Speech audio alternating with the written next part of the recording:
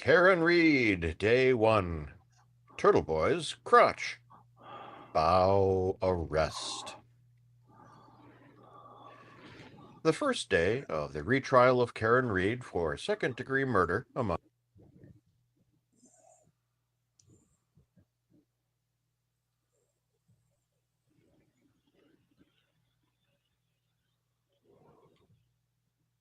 Whoops. for violating the buffer zone set up to protect the participants in the case. YouTuber Clash with Bow had been a mutually hated figure at the last version of the Karen Reed trial. Often obnoxious, the veteran and YouTube live streamer found few friends as he worked his act on the crowds.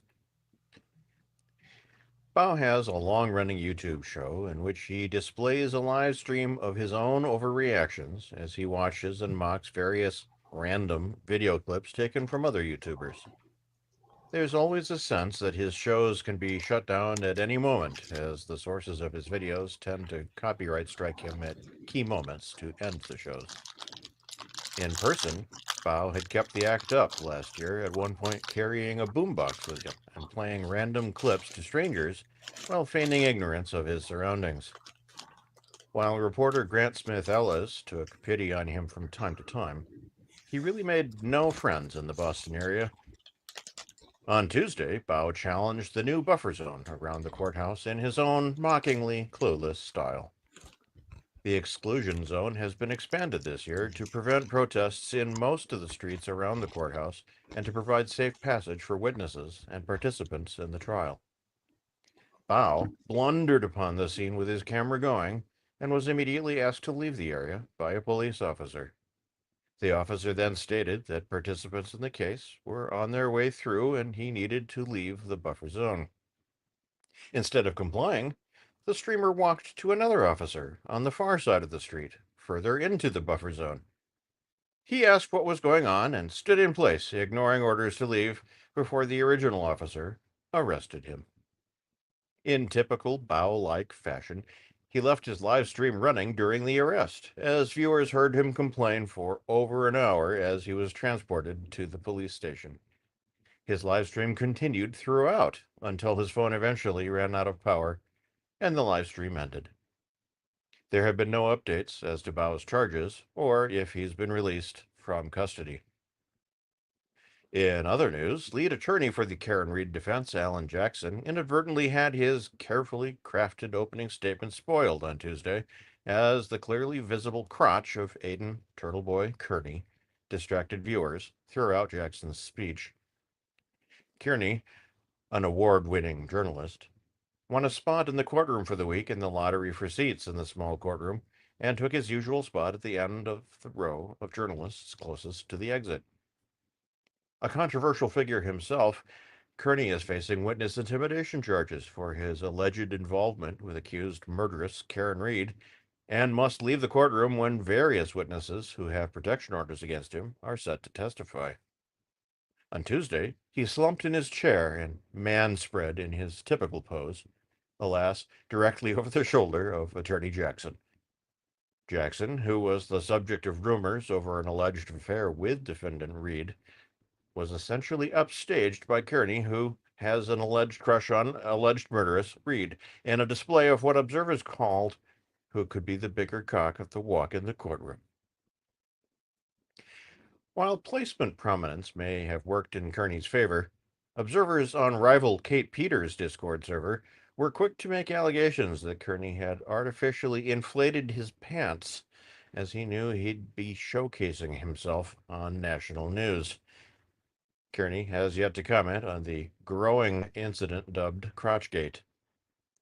We'll provide updates after bleaching our eyes as the Karen Reed Redux continues on Wednesday. Good morning, everybody. Thought we'd start with a recap today before anything gets going. Good morning, Hank. Morning. Let's bring up Court TV. So, if you were here with us yesterday, everyone missed the last hour except for Court TV. They cut the feed to the pool, So the only person who got it was who was running the pool, which was Court TV. The last hour made up for the entire day, apparently, with explosive allegations, a screaming match between one of the attorneys and or the judge, and the judge ordering a voir dire hearing for Friday.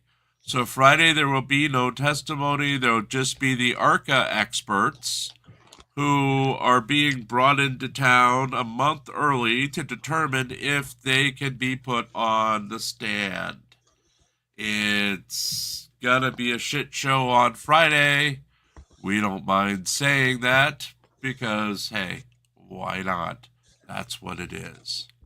What do you think, Hank? Well, the shittier the better. We're also hoping that they move Turtle Boy in his little chair today so we don't get the crotch experience. Because that was not something we want to do again. Parson, it may be available on Court TV's coverage from yesterday. And let's start, because Griffey asked for this. We are changing sidebar to sidebar. Sidebar. To reflect the accents of the Boston area. As you can tell, I'm just a little stuffed up today. Hopefully that'll go away as we start to get talking. What you eating, Hank? Some Chex Mix. I could go for some Chex Mix. I could go for breakfast right about now. We are also awaiting Pope Phil, who is actually working today, so it might be a little bit before he gets with us. Gia will be along this afternoon, Eastern time, as she's one of those weird West Coast people who actually sleep. I don't know. Hats off to Mr. Pants, who is the new voiceover guy. Hey, Anthony Caruso. Pants voiced 2 more of our articles. If you are bored or if you just want an example, we just played one. Even though the AI is back, Pants has determined that he will be doing voiceovers as he's available. When he's not available, we'll be back with the AIs, but he figures if he can put a robot out of work, he's going to keep doing it. Good morning, Tomatoes. Tomatoes wants to know if you have any more mix for him. About a half a bag left. Well then, Tomatoes, come over to Hank's place. Just get past the landmines. And what animals are you training today, Hank? What animals am I training today? Yes, the squirrel army or the raccoon army or the Legion of Water Buffalo. A couple of honey badgers that are quite eager to say hello. And it looks like we have Sergeant Fanley back on the screen. So we'll get started soon. Any bets how today will go?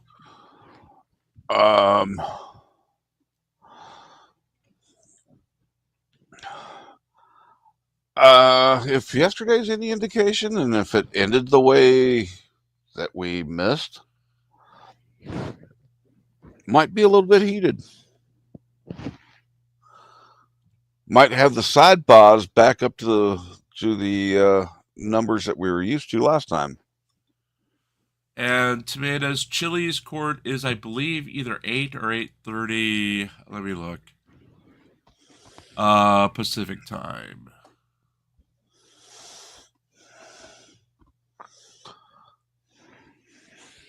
So yes, Chili is still trying to have the case dismissed, even though he hasn't participated in the case and is about to lose the case.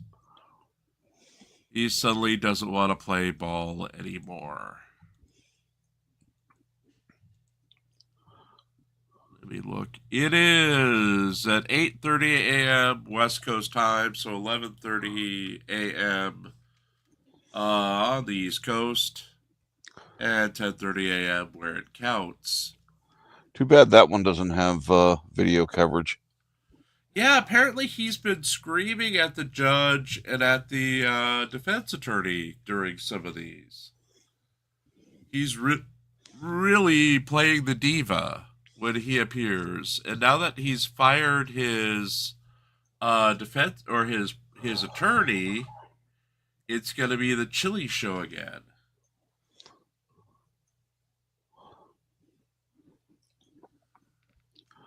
Yeah.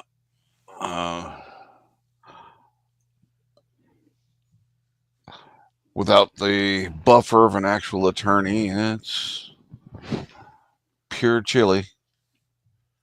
Well, it's the same insanity as Lane Myers trying to defend himself, or act as his own lawyer.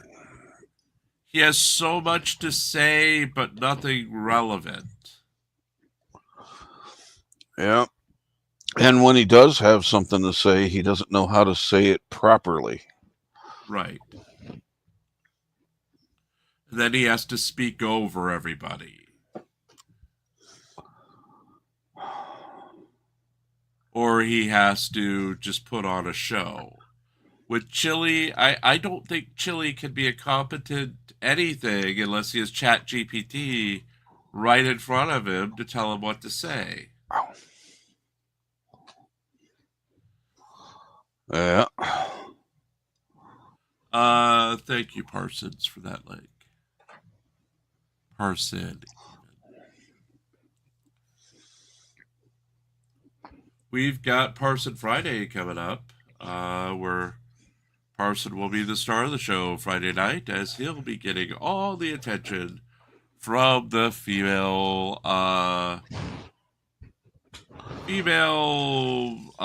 inebriated women that we'll be fixing him up with. Actually saw a good choice for either Parsons or NCR. Radical covered an individual. She's a felon that was in a UPS disguise, wandering the neighborhood when she had her interaction with the police, and when they started to search her, they found a gun in her pocket. Oh, dear Lord. Yep, and had the worst fake seizure I've ever seen. Oh, good. Parsons says that's hot. UPS uniform hot. Though I think NCR's true love was the gal who got caught shoplifting in a Fred Meyer or something out in Seattle. Because it was out where I used to live. And yeah, her boyfriend was living in a car in the same parking lot. It was an interesting pair, to say the least. Is that Olive that's trying to say hello? No, I don't see Olive. That's probably just me. No, it's definitely a cat. Oh, if you could hear her, it's probably Helen. Because I can't hear anything with these noise canceling headphones on.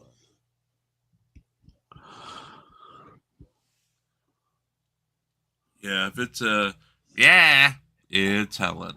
Okay. She spends the entire day sitting here wanting me to give her cheese doodles. In fact, I just got another container I got to get down during today, which is filled with Utz cheese balls.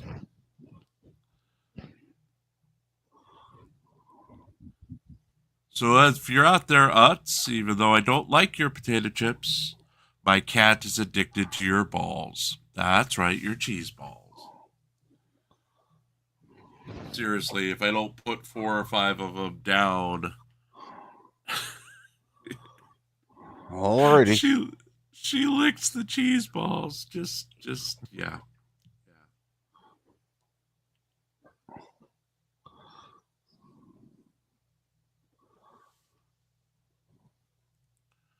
Okay then.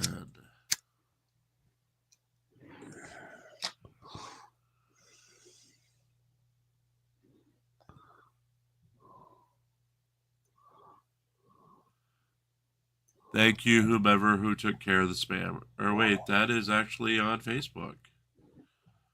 I can't do anything about that from here.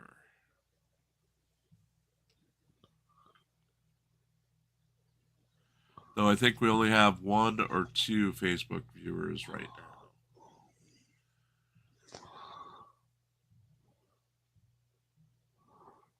now. I can't remember. Oh, it was back when they were forcing us to use Facebook to activate my VR headset.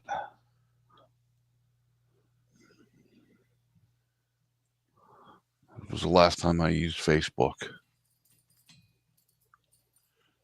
I still use it from time to time. I've got what do you call it? The Meta Quest goes through Facebook now. You have to. I think you have to do a sign up through it.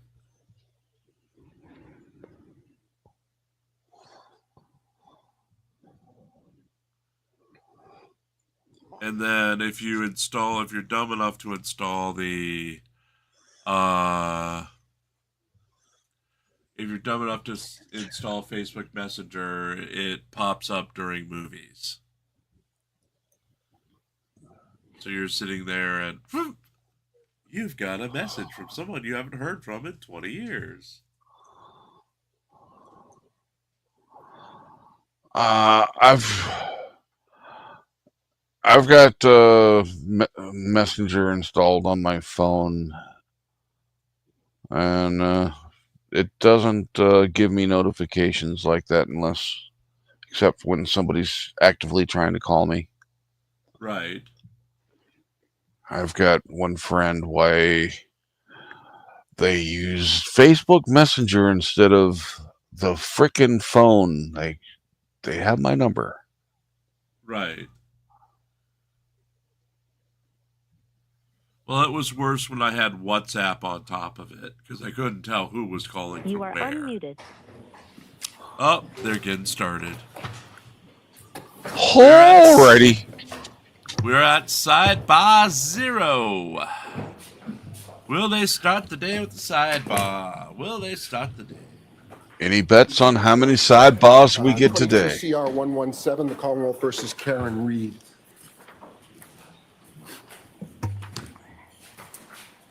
Okay. All right, so I was told council wanted to see me about something. Sidebar. Yes, good morning, Your Honor. Morning. Last night we received 19 new exhibits. One of the witnesses that the Commonwealth intends to call today, Trooper Garino.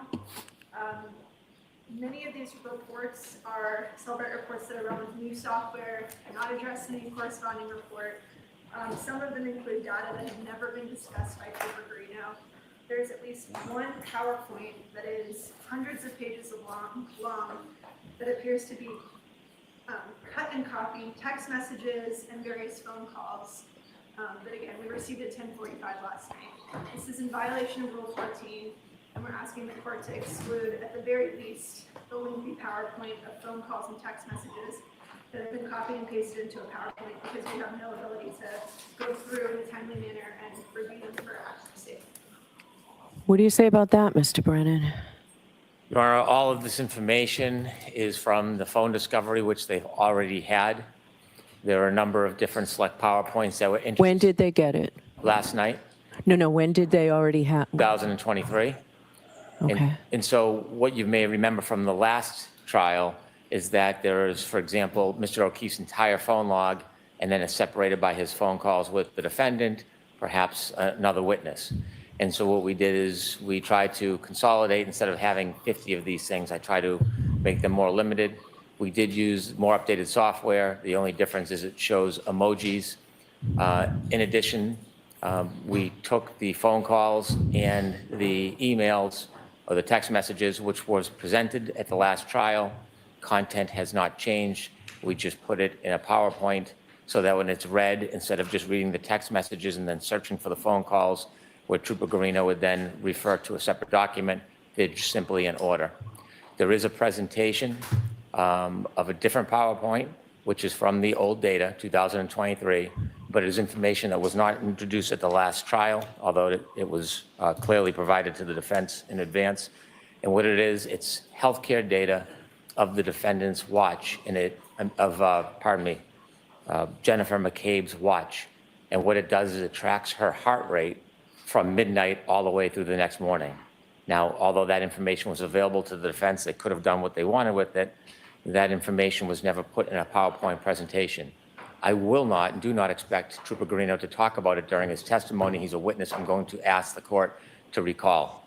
The reason I turned that over was to be transparent and to be collegial. We would not introduce it on direct, but as Your Honor ordered, there was an order not to get into third-party culprit evidence. Jennifer McCabe was never identified as a third-party culprit, yet in the opening, the defense suggested something about 227. If the defense is to cross-examine or suggest that a phone call occurred at 227, this would be to rebut that information. I could have waited until after the cross-examination and then sprung this as a surprise upon the defense because it is powerful evidence showing her heart rate is inconsistent with being in a criminal conspiracy, yet we provided it in advance so that it have notice days before Trooper Garino would even testify about it. So the PowerPoints that were provided last night, you don't intend to use either one of those in your? The presentation I would regarding the text messages and phone calls. At the last trial, Trooper Garino read the text messages from the screen, and at the same time, he would look at the phone calls, and he would go back and forth between the papers. This is simply putting the phone calls with the text messages in the chronological order so that on the screen, rather than read text messages and then refer to the phone calls and state there was a phone call, it can simply be shown on the screen. What do you say about that, Ms. Little? It's content you had, it's messages that came in at the last trial. The problem, Your Honor, is this is not from a Cellbrite report. It's been individually.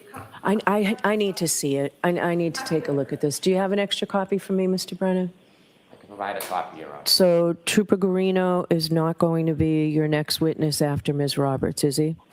It's going to be Peggy O'Keefe, and then it would be Trooper Garino. As I said, I can recall him, and I expect to because there's a number of other events. If it becomes an issue, I can call him to authenticate the phones that we'll need for our further witnesses, which is Ian Whiffen and Jessica Hyde, and then I can simply recall him. I don't need to read these to the jury today, but there's nothing new in it. There's nothing surprising, but I will make this as easy as possible for All everybody. right, I'd like to be able to take a look at this. I'd like the defense to take a look at it. You're right, Ms. Little, you're entitled to be able to spend some time looking at what the Commonwealth intends to put into evidence today. So, yeah, so I just took, I guess, Mr. Lally's copy. So if you can get me, Mr. Clerk, would you give this back to Mr. Lally? If you can get me another copy today, that would be great. He's really being called to authenticate documents. Okay. The defense may have other plans for him. There's no need to introduce any of this today through Trooper Garino. Okay. He will be not only a fact witness for downloading and authenticating, but he is essentially our reader. I can bring him back today. I can bring him back in 2 days. It really doesn't matter. I don't want to deprive the defense of time to review. Okay. And so whatever is the time they need, I'll defer. Okay. So that's what we're going to do. Thank you. All right. And Ms. Little, if you can take a look at him by tomorrow and let me know if you have any objections tomorrow. Does that give you enough time? Yes, thank you. Okay. All right. Was there anything else before we started? Not for the Commonwealth, thank you. Right. Your Honor, I did email Mr. McDermott yesterday evening. We did speak with Dr. Wolf yesterday, and he is not available on Friday. Is there another day that works for the court reasonably soon that we can have them come in? For a call? We could do it tomorrow afternoon if tomorrow's a better day for him. live in the state. Yeah, they're just in Pennsylvania, right? Could we do a Zoom hearing tomorrow? No, he needs to be here in person. Mr. Alessi, I issued an order late yesterday. You were the one yesterday talking about this voir dire. I Oh, boy. assume that you folks provided that order to the ARCA witnesses. We don't have an address to serve them. We don't have enough time. I provided a copy. All right, so we could do tomorrow afternoon? We have to make travel arrangements for them to get here. And that's, he has a conflict that begins on Thursday and goes until Friday. And so, is there a day next week that works for the board? Well, we could do Monday, but what I'm going to order is if it's continued all the way until Monday, the testing that he outlined that you were contemplating or were going to do, that has to be done by then. So we can do it Monday, but that testing has to be done by then. We will make every effort to make that happen. I don't have a status on some of the shipping components that they need for the testing. Okay. So, I mean, we will do the best for the board. All right, so that'll be done by Monday. We'll do this Monday. I don't want to devote a whole day where, I mean, Friday was easy to devote a whole day because the jury thought they were only going to be here a half a day. Can we do this just in the afternoon? Your Honor, I am unclear as to what the subject matter of the voir dire is going to be. So I am indifferent to this voir dire, all right? I'm trying to help you out by having the witnesses here because I found a violation of your reciprocal discovery. So I don't know how long this is going to go. I would assume I'm giving you the opportunity to put them on and the Commonwealth an opportunity to cross-examine them. First, in terms of time, we can do it within a half a day. All right. Do you agree with that, Mr. Brennan? Regarding an afternoon voir dire of ARCA on Monday, Yes. we'll defer to the court whenever is available. I mean, I'd like to keep the testimony going. I've already told the jurors that they have a half a day Friday, so Friday we'll be back to where we were at the half a day. Will we have a chance to be heard on rulings regarding ARCA? Because I still have the same concern about new information. Yes. What do you mean? When? Whenever it's convenient for the court, but I have concerns about these witnesses bringing in new opinions that we will not have an opportunity to consider All right. Can we do that the day of the voir dire? whenever it's good for the court. All right. So maybe we'll break with the jury at 12 on Monday. Now they're going to have 2 half days in a row, but we'll break. Will we still do the voir dire and I'll have witness testimony prepared for Friday? Yes. Okay. Your Honor, may I have one further follow-up question? Yes. Thank you. The reason I asked for, and I appreciate the opportunity for the voir dire, it's not lost on me. But what I'm trying to understand is I want to hit the target, whatever the target of the court So is. one of the big concerns I have is that 105 or more text messages were deleted, and you said in due course. I have no idea what you mean by in due course. It's a pending case. I need to figure out that at least. That's And very there, helpful. okay. And Your Honor, the 30-day, if you may recall, the defense had this very same issue with a matter with District Attorney Morrissey. So you said, I'm unclear what the deletions are, and we're happy to have testimony, the ARCA witnesses can discuss it. They're to bring them if they still have them. Exactly, that is also very helpful, but this 30-day auto delete, a lot of attorneys do that. District Attorney Morrissey So did that. I need something in writing about that. That's not my understanding on how you keep records in a pending case. And remember, you still said, out of the blue, months later, a bill came. This gives me pause about that, frankly. Okay? We're happy to So- discuss that as well, Your Honor. All right. All right. So, Get the clarification. all right. And there'll be more. I'm not limiting it to that, but those are my big concerns. Appreciate it. All right. Are we ready to start? Judge, I just have a, So let's figure that out. Do you want to, you know what? Let's see counsel at sidebar about schedule. Sidebar. Sidebar number 1.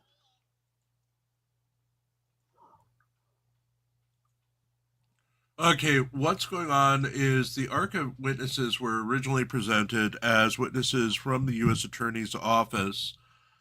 And they said basically the old U.S. Attorney's Office, which was replaced this year when the Trump administration took over, was very interested in investigating the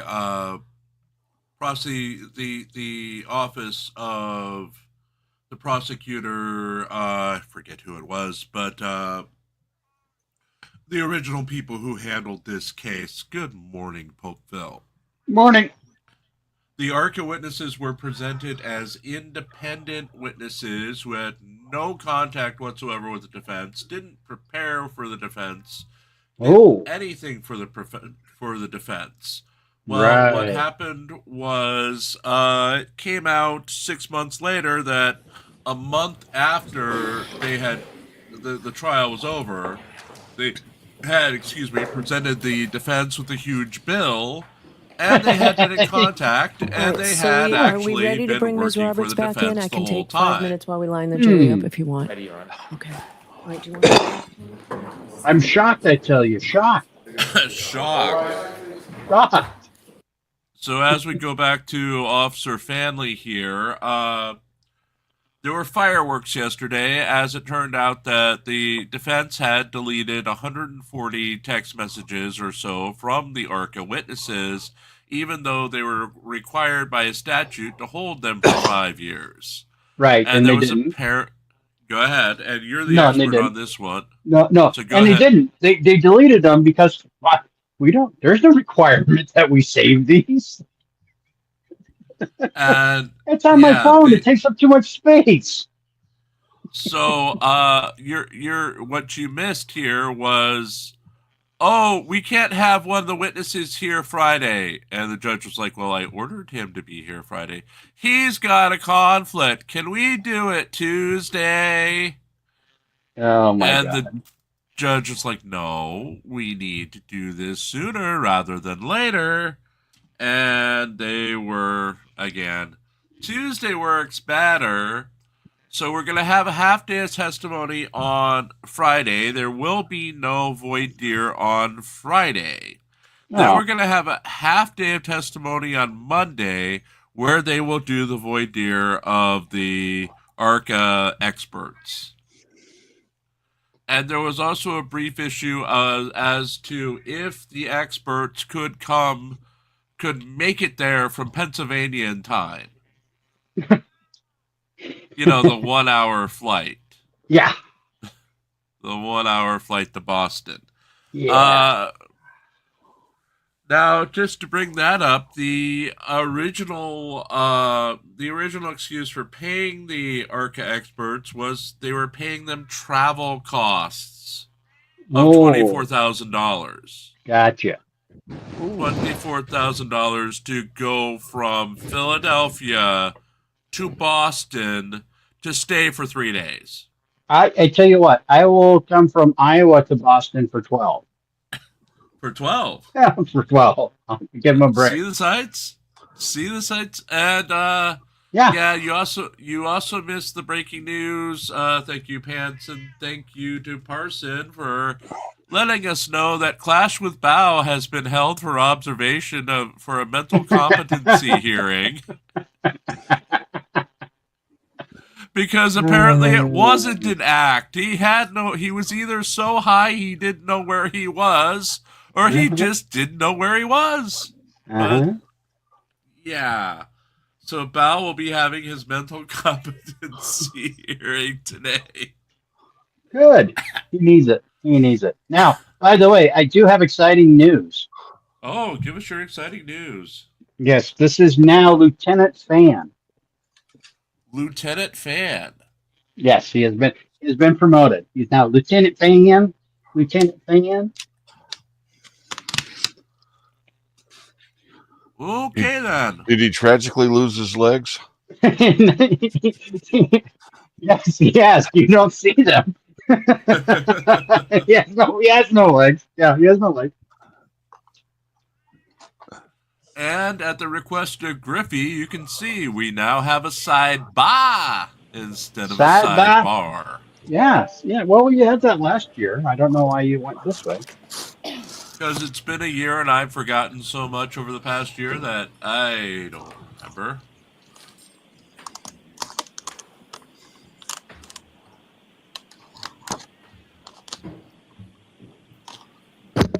Sorry, I'm finishing some bacon. Ooh, bacon. Real bacon and not that turkey bacon nonsense. Hear ye, About hear to, ye, hear ye. All persons have anything to do before the Honorable Beverly Cannoni, the Justice of the Superior Court, now holding in Devon within and for the County of Norfolk. Draw near, give your attendance, and you shall be heard. God save the Commonwealth of Massachusetts. This court is in session. Please be seated. 22-117, the Commonwealth versus Karen Reed. All right, good morning again, counsel. Good morning, Ms. Reed. Good morning, jurors. Thank you for your patience. The lawyers and I got some work done this morning while you were waiting for us, and we do appreciate it. So I do have to ask you those 3 questions. Were you able to follow my instructions and refrain from discussing this case with anyone? Yes. Everyone said yes or nodded affirmatively. Were you also able to follow the instruction and refrain from doing any independent And research good or morning, Becca. investigation into this case? hi, Becca. Everyone said yes or nodded Hey, hon. affirmatively.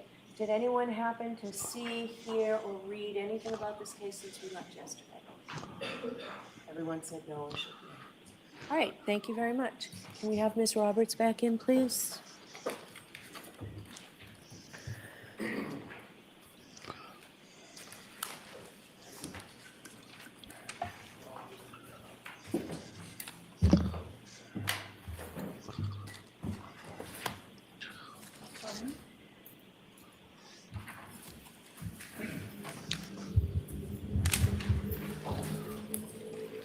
Ms. Roberts, I'll remind you, you're still under oath. You can take the stand. Thank you. Good morning.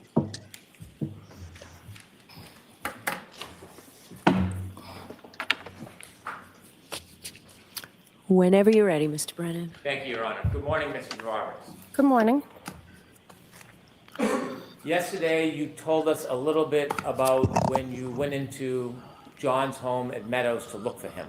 Yes, And I recall you said that you did not see him there. correct. At some point, you left. Correct. When you went into Meadows, who did you go into Meadows with? Karen and Jen McCabe. Have you ever seen any video from a ring camera depicting you and the defendant and Miss McCabe going into the home? Yes, I have. Your Honor, may I approach? Yes. Actually, I've moved to introduce a ring video and has certification, and then a smaller clip of that ring video if there's no objection. Did you say if there's no objection or there is no objection? If there's no objection. There's no objection. May I introduce Your Honor? Sure.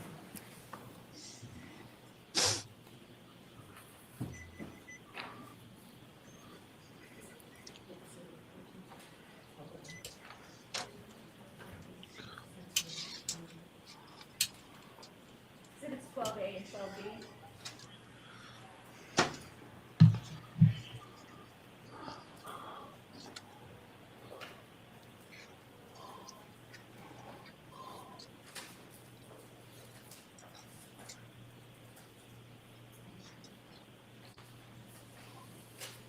Thank you.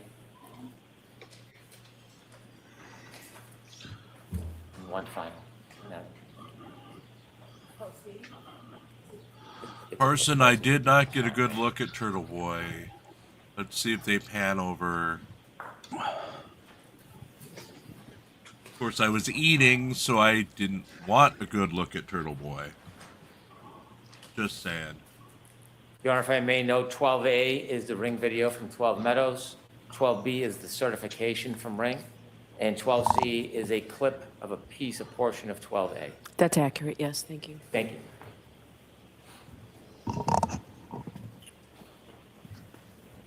With the court's permission, I'd like to play 12C for the jury. Okay.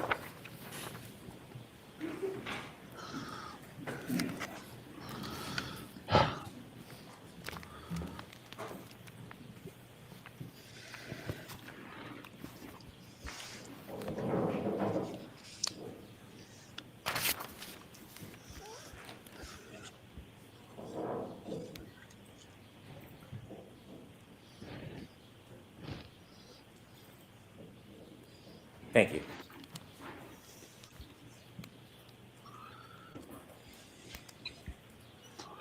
Ms. Roberts, you've seen that video before? Yes, I have. Is that you and the defendant and Ms. McCabe going into Meadows? Yes, it is. When you came out of Meadows, did you have a chance again to look at the defendant's tail light on her Lexus? Yes, when we left the house, she pointed it out to me. Did you stop and get a closer look? Yes, I did. I want you to describe to the jury your best memory of what it looked like. Karen pointed out and said, look, my taillight. And she said, do you think I hit him? And I said, no, I don't think you hit him. What are you talking about? Let's just go find him.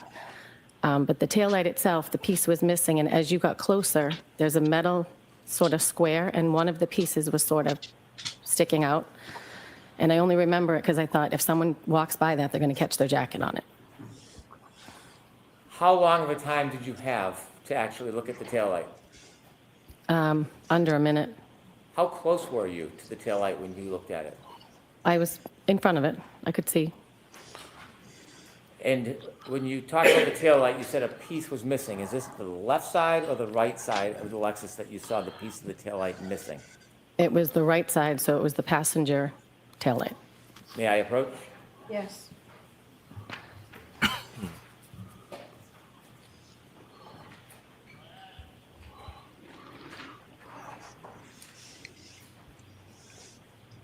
Should I remain, Your Honor? Sure. Thank you. May I recognize what is in that photo? That is Karen's SUV. Is it similar or a fair and accurate depiction of how you saw the vehicle that morning? Without the snow, I can't be positive, but this square piece was missing, as is in this picture. The photograph you look at is not the car in the snow in the driveway the day you saw it. Correct. Putting that aside, is that a fair and accurate depiction of the damage that you saw to the right rear taillight of Ms. Reed's car that morning? Yes. I'd move to introduce this as an exhibit, please. Any objection? No objection. Exhibit 13. Thank you. With the court's permission, I'd like to publish Exhibit 13. Sure.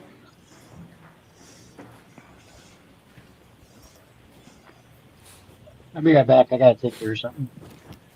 Ms. Roberts, I'm going to ask you to take Alrighty. a look at the photo that you just described. Do you see the white area in that photograph? Yes. Is that where the taillight had missing part? Yes. And where was the metal in relation to that white part that you see? If you look at the white part, it's the upper left. It's sort of like a rectangle, but it's vertical, sort of.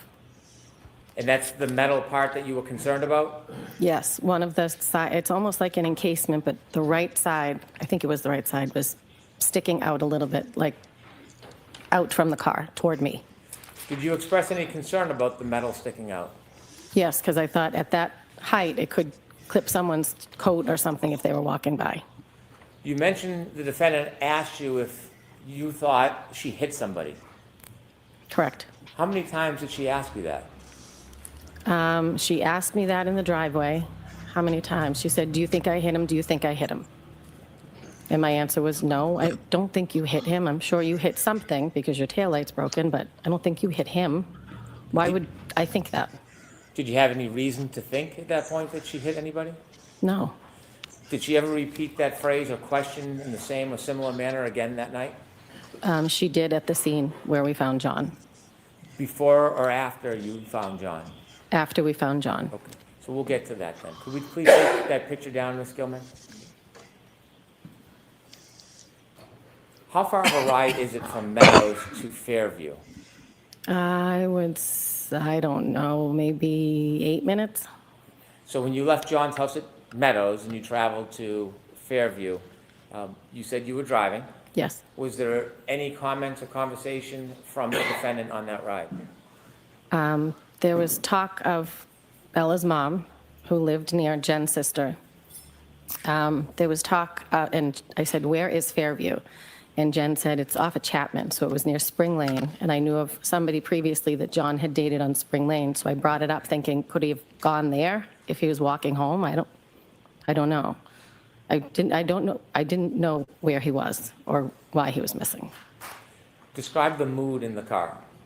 Well, it was scary driving, and Karen was, frantic, and she was yelling. I don't even remember at this point what she was yelling, but she was yelling. She had an elevated voice. She would be in between us while I was driving, and she would sit back in the back seat and be in between us. Did you have any words with Miss Reed? I told her to shut up several times because I was trying to drive and I couldn't concentrate. I told her to sit back and buckle up because it was bad driving. I didn't want to get into an accident and her not have a seatbelt on. How often was the yelling on the way to Fairview? Oh, several times. It was like you couldn't control her, and I was trying to drive in a blizzard. You went down Spring Road before you get to Fairview? No, Spring Lane is before Fairview off of Chapman. And did anything remarkable happen on Spring Lane? I'm sorry? Anything remarkable happen on Spring Lane? No. More of the same? Yes. Now, you mentioned yesterday that when you got to Fairview, the defendant began kicking your door. Yes. When you looked out, you didn't see anything. I did not. And at some point, you ran over to where Miss Reed was. Yes. Tell us what your first observations are when you get close to the defendant. Well, it was a shape of a body, like the length of a body, shape of a body. She ran over, and I said, oh my God. I jumped out of the car.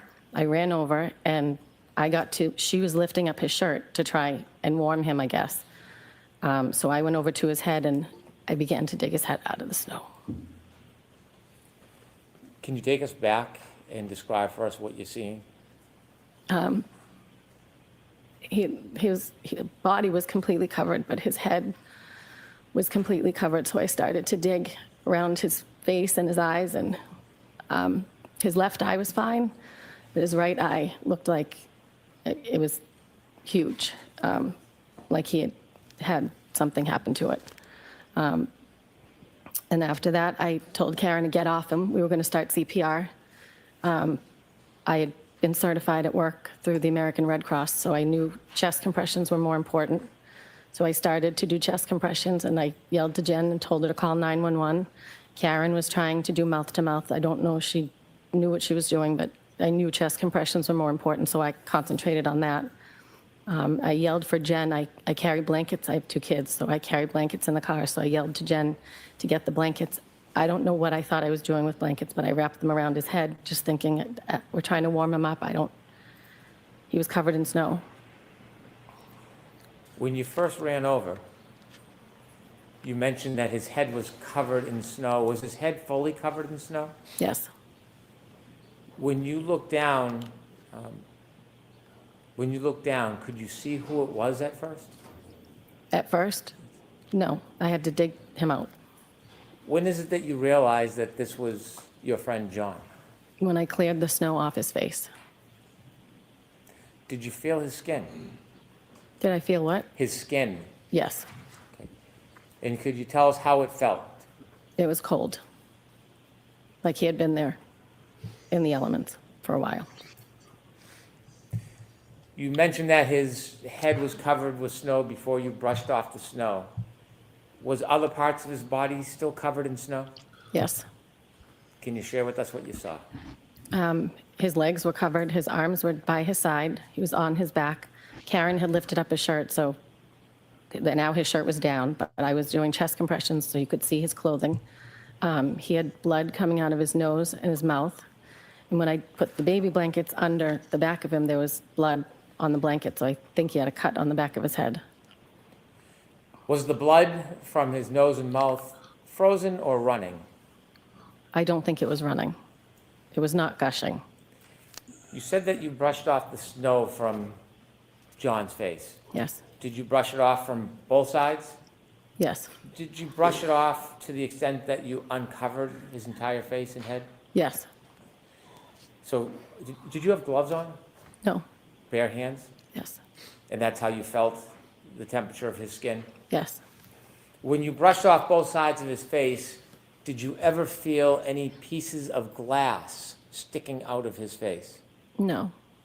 Did you ever see any pieces of glass sticking out of his face? I did not.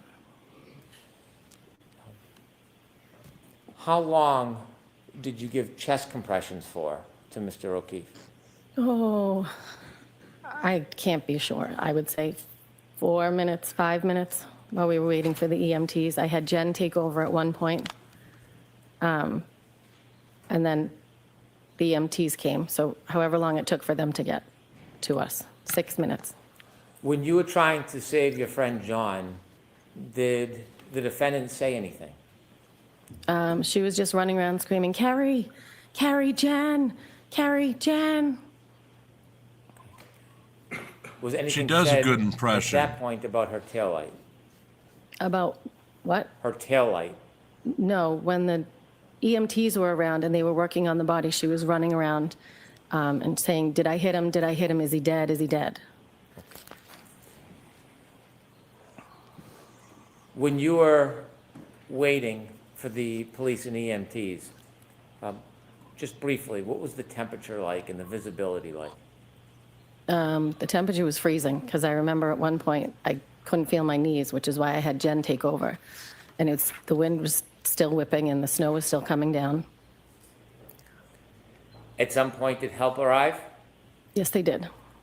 And when help arrived, what did you do? I stood back and watched them work on him. Did you see first responders trying to give first aid to Mr. O'Keefe? Yes. How long were you outside for that morning? At that point, Well, the entire morning. oh, maybe a half hour.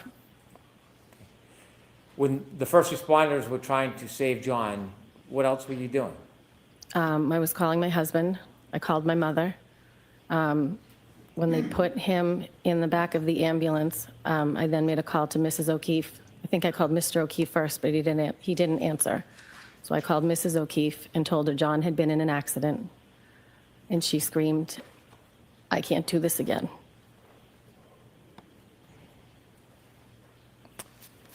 What did you do after that phone call? The police put Jen and Karen in the back of a cruiser. And I was looking in the ambulance to see what was going on with my friend. So I was standing outside of the cruiser. They were inside. I was standing outside just watching. And Karen was saying, is he dead? Is he dead? Is he dead? And I said, no, they're working on him. I can see tubes moving. I can see them moving. Something, if he was dead, they wouldn't be working on him. She grabbed the front of my shirt and said, are they working on him? And I said, yes, they're working on him.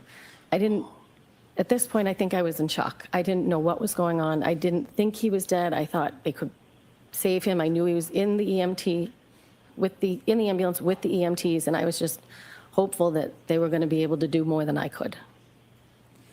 You said that at one point, Ms. McCabe and the defendant were in a car, and then you mentioned at some point the defendant grabbed you. Did she grab you when she was in the car or out of the car? She was in the car. I was outside of the car. At some point, did the defendant, Ms. McCabe, get out of the car? Yes. Did you go over to the ambulance before it left? Did I go over to the ambulance? Before it left? No. Did you watch? Yes. At some point, did you see the defendant get out of the car, the police cruiser? No, I didn't see them get out, but they were out at one point. They were what? They were out of the vehicle, but I didn't watch them get out. I was watching the ambulance. At some point, you saw them out? Yes. And did they watch, or were they near you when you were watching the ambulance? Did what? Were they near you when you were watching the ambulance? I don't know. No. I wasn't concentrating on either one of them. I was concentrating on my friend in the ambulance. When you were trying to save Mr. O'Keefe, did you ever see any signs of life? I did not. And I checked his pulse. No, I did not. After the ambulance took John to the hospital, tell us what you do next. I left. I told Mrs. O'Keefe, I said, I'm going to come get you. She said, well, I'm going to have Braintree Police take me to the hospital, which was in Brockton. And I said, they're not going to take you to Brockton. I will come get you because neither of their cars had four-wheel drive. So I asked if I could leave, and they said, give me your number and we'll follow up with you. And I took Karen with me. We drove down the street. At some point, she was on the phone with Erin O'Keefe, John's sister-in-law, and Karen was saying, I think he's dead. I think he's dead. I grabbed the phone and I said, I don't think he's dead. He's in an ambulance. He's been in an accident. At this point, I didn't know what was going to happen. At some point in the car, as we're driving, she was on the phone with her mother. And I think when we were driving, we got all the way to the elementary school. And Karen said to me, if anything happens to John, I'm going to kill myself. You're going to have to take care of the kids. And I said, nobody's dying. Nobody's killing themselves. Let's not think about that. And then one of the officers called me and said, do you have Karen Reed with you? And I said, yes. And he said, could you please turn around and bring her back? Her parents are saying that she's suicidal, so we're going to take her to the hospital and section her. I said, okay. I didn't get far, so I turned around, went back. At some point, she was on the phone with her mother, and I got on the phone with her mother and said, I'm going to be heading to the hospital. Let me give you my phone number. It's the same hospital John's at. I'm assuming they're going to the same. That's where Canton takes everybody. And her mother said, please make sure that they don't let her have her bag. There are things in her bag, medicine I don't want her to have. So I said, okay, I will. So we got back to the house, and she got in the ambulance, and one of the EMTs asked me for her phone, so I handed that over, and I said, the mother wants to make sure that she does not have her purse because there's medication in there that they don't want her to have. Did you see the defendant leave with medical personnel? Yes, I did. Before we move forward, I want to step back for just a moment. Did you see when the medical personnel, the first responders, lifted John from the ground and then put him on a bed? Yes. Shortly after they moved John from the ground and brought him to the bed to bring him to the ambulance, did you go back to where John lay when you first saw him? Yes, I did. Why did you go back to the spot where John was lying when you first saw him? When they lifted him up, there was grass underneath him, and I could see his phone. So I went over and picked up the phone and the 2 baby blankets that were left on the ground. So let me ask you, when you went back to where John was lying on the ground, you said you saw grass. There was not snow under him? No, there was not. Was there many inches of snow around that area? Yes. But none where he was lying under him? You said you picked up a couple of items? Yes. Could you repeat that again, what you picked up? I picked up John's phone and 2 blankets, the blankets that I had Jen get out of the car. What did you do with John's phone when you picked it up from the ground? I put it in my pocket and gave it to a first responder when they came over, or I handed it off to a first responder. And the blankets you picked up, were they in the ground area or on snow as well? They were, I don't remember. Okay. How long after you put the phone in your pocket, do you remember when you gave it to a first responder, how long you had it for? I don't remember. Do you remember the time that you picked up the phone? I do not. Have you seen video of that event? Yes. And does that video have times when you went over and picked up that phone? Yes, but I don't remember, somewhere around 6:12, 6:19. And you don't know how long you kept it in your pocket before, until you gave it to a first responder? I do not. At some point, did you get in your car during that morning before you left and drove from the scene? Yes. Do you know if John's phone was still in your pocket when you first got into your car? I don't know. Was your car heated that morning? Did you keep Yes. it running? Yes. And was the heat I on? think I kept it running the whole time. I don't even think I shut it off. I see. I want to now step forward to where you left us when you said that you had spoken to John's mother, Peggy. And did you decide what you were going to do next? After I dropped Karen back off at 34 Fairview to get in the ambulance, I then made my way to Braintree, barely. I was on the highway. I was the only one on the highway. I spun out a couple times. Can you right describe near- what you mean by spun out? Oh, the driving was, no one else was on the road. The driving was horrible. So I spun out almost at the Braintree exit to get to their house. And then I got to the O'Keefe's house and I said, we are not taking the highway back to Brockton. We're going back roads, which is a much longer way, but there was no way I was putting us in the car and that treacherous. When you went to the O'Keefe's house, you mean Peggy O'Keefe and John O'Keefe Sr.'s house? Yes, That's- John's parents. That's different than Meadows Road. Correct. When you got to the home, did you go in? Yes, for a second. They were ready and waiting for me. They wanted to get to the hospital. When you say they, can you tell us who was waiting for you? John's parents, Mr. and Mrs. O'Keefe, were waiting. What happens next? Mr. O'Keefe said something about a Dr. Rice and that they were trying to warm John up. We got into the car. Mr. O'Keefe got in my passenger seat. Mrs. O'Keefe got in the back seat. Mrs. O'Keefe's niece worked at Good Samaritan, so we were trying to get in touch with her to see if we were going to be allowed in because there was still COVID restrictions. John's brother was already on his way there. And Mr. O'Keefe at some point said, "He's gone, Peg," and he slammed his hands on the dashboard. But they didn't actually know if he was gone yet. At one point, Karen called me from the ambulance, and on the phone, Mrs. O'Keefe said, "Karen, what happened?" And she said, "I left him at a party." And Mrs. O'Keefe said, "And you just left him?" And Mr. O'Keefe said, "All right, that's enough. She's been through enough." Then we hung up with her. I said, "We're on our way to the hospital." Let me ask you a question. When the defendant said that she left him, did she say whether she left him outside or inside? No, Was the question, follow-up question, never asked? no. Okay. Was there any other conversation with the defendant at that point? Not in the car, but when I got to the hospital, she called me multiple times from the hospital room. We'll get to that. Okay. How long did it take for you and the O'Keefes to get to the hospital? I would say maybe 45 minutes to an hour. Share with us the mood in that car. I think I was in shock, and I think they were in shock. There wasn't, other than talking to Mrs. O'Keefe's niece, trying to find out if we could go in for COVID reasons, there wasn't much talk. When you finally get to the hospital, take us through your first steps. What happens? We finally get to the hospital. We walked in. Paul, John's brother, was there. We went over to him, and then Susanna, Mrs. O'Keefe's niece, came out from her office and offered to take me to the bathroom to wash up because I had blood all over my hands.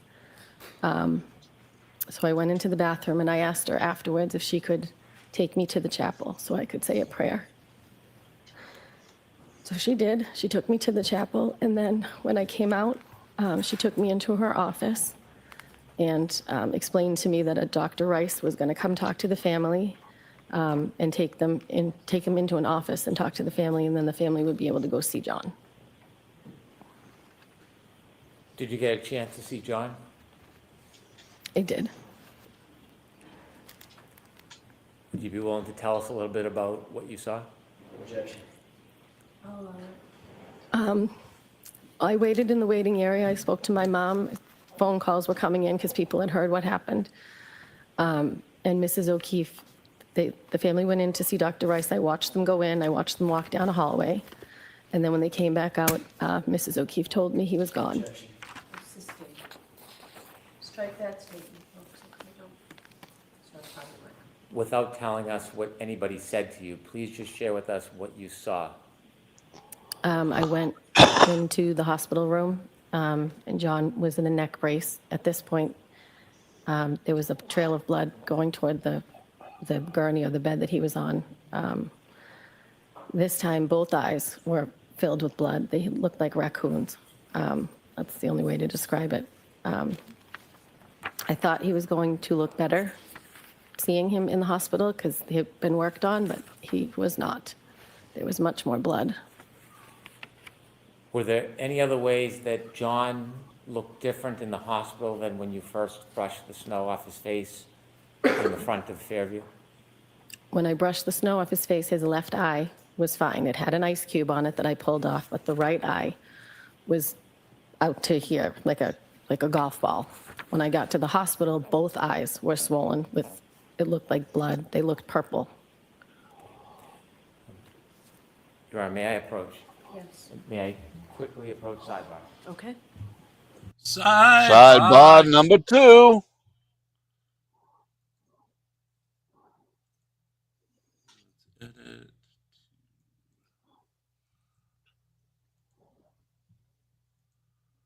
That's them, not us. That is Court TV, not us.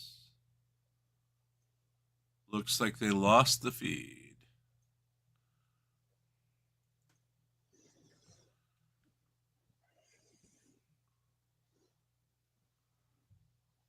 Or someone had a beautiful Windows background.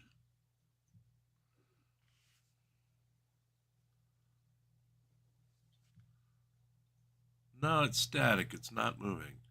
It'd be cooler if the thing was moving. Mm-hmm.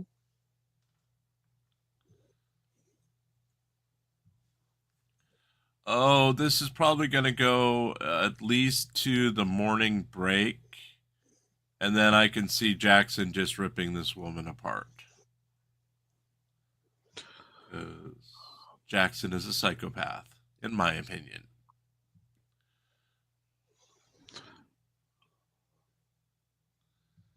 What do you think, Hank? Yeah, I can see him being a jackass to her. I wonder if he'll ask how many times Karen Reed actually said, I think I hit him. Did I hit him?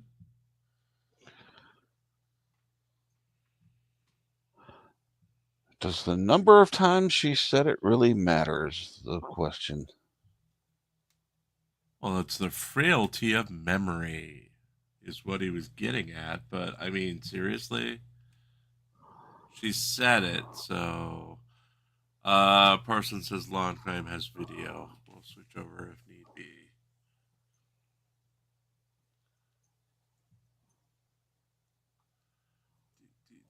Law and Crime.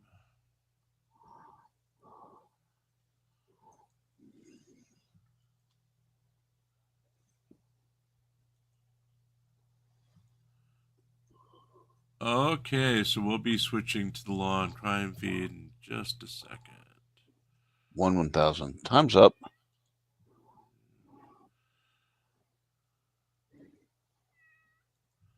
Yes. Hey, Hello, kitty, kitty, Cooper. kitty. Hi, Cooper. Apologies for that, folks. They're having trouble with their feed. Let's With the get you children back or to the on your own testimony. before that day, before that morning when you found John? Well, often when the kids can't drive, so when they do sleepovers or whatever, you drop them off, pick them up. Your children would sleep over each other's house? Yes, So you had a friendly relationship with Mr. Lang before you found John? yes. And do you continue to have a friendly relationship with him? Did what? Do you continue to have a friendly relationship with him? Yes, Did you go to his house the day after you found John? I did. Who were you with? Well, Jen and I had gone to the O'Keefe's house together with, I don't know if it was one or two of her daughters and both of my kids. And then when we were leaving, my daughter said, can you drop me off at Mike Link's daughter's house? So I dropped her off. And did you do that? You dropped her off? Yes, I did. When you dropped her off at the Lang house, did you speak to anybody? His wife came out and got into the back seat just to find out how I was and how the O'Keefes were and How were you? how were they? How were you? Oh, I was not well. And did you have a long conversation with Mr. Lang's wife? Yes, Was Miss McCabe with you? yes, After you left the Lang house, you left your daughter at the house? yes, You remained in the car? yes. At some point, did you speak to Mr. Lang's wife again? Yes, Are you friendly with her? yes. Did you ever try to get information, inside information about this case? No, After this case began, did you ever come to court? did I ever come to where? To court. Yes, And what was the reason you came to court? to support the O'Keefe family. At some point, did you stop coming to court? I Don't answer just yes or no. Yes, Okay. Were you aware or watching about any type of news or publication on this? yes, As you were watching and learning information, did you begin to contact people at the district attorney's office? yes, I did. Did that include victim witness advocates? Yes. Did it include law enforcement assigned to the case? Objection. The form of the question, I'm sustaining the objection. Who did you contact? Specific names? Yes. Steve Nelson, my victim advocate, Yuri Buchanan, who was a state trooper, and at one point I contacted Michael Morrissey's office.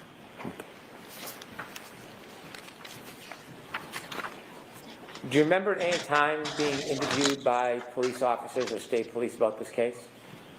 At my house on January 29th? So that same day you found John, you were interviewed? Yes. Do you remember who interviewed you? I do not. Do you remember your mental state at that time? I was not well. It was in the evening at some point.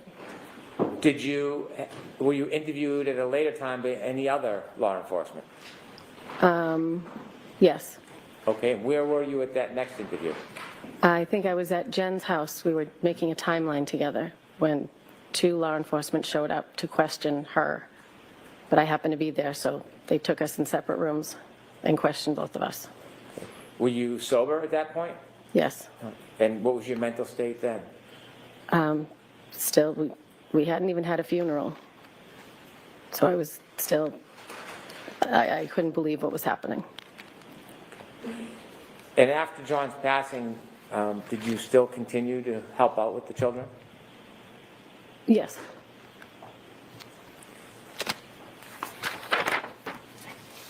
With the court's permission, I would like to play an exhibit that's already in evidence. Okay, It's Exhibit 4. right. Before you start it, ma'am, I'm going to show you a video from the scene that night, okay?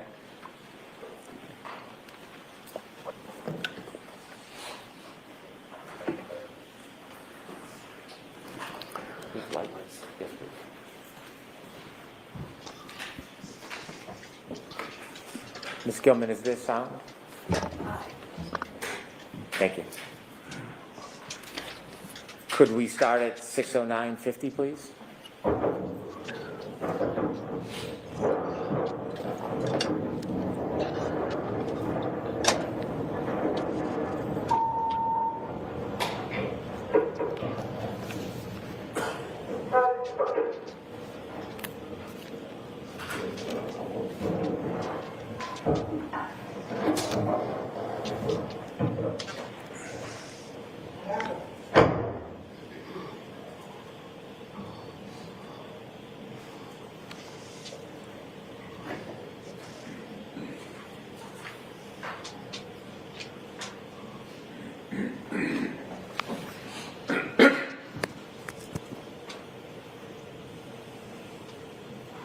Welcome back, Phil. Geez, I left off with the broken tail light. It's still there. Yeah, I wonder what happened.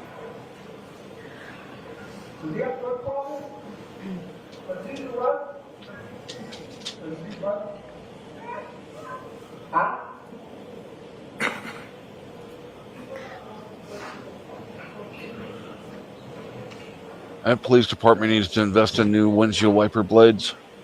Oh, yeah.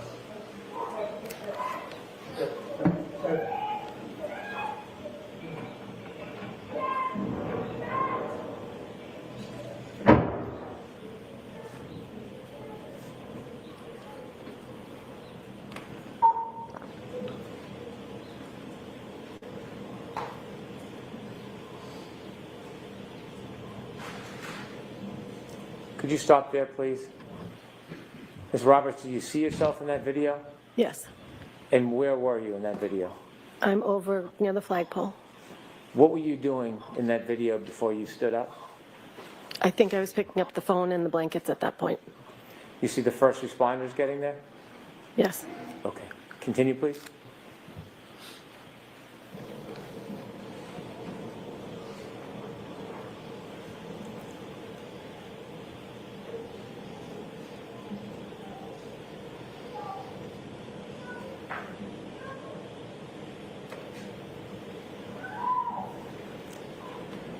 Is that you with the fur on the hood? Yes.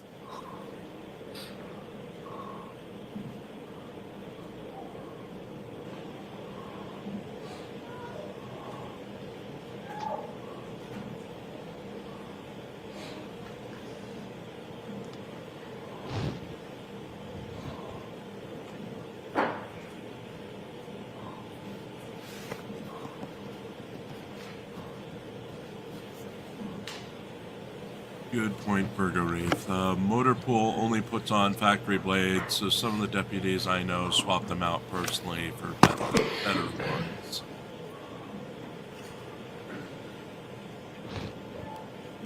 Yeah, factory blades don't do too well in those conditions. Right. Yeah, it's clearly a blizzard.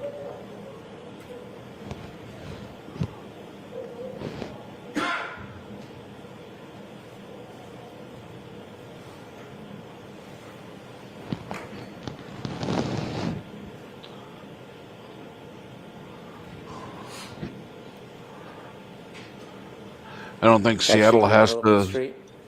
Yes, I'm to has the right these of the car. conditions that often. They might.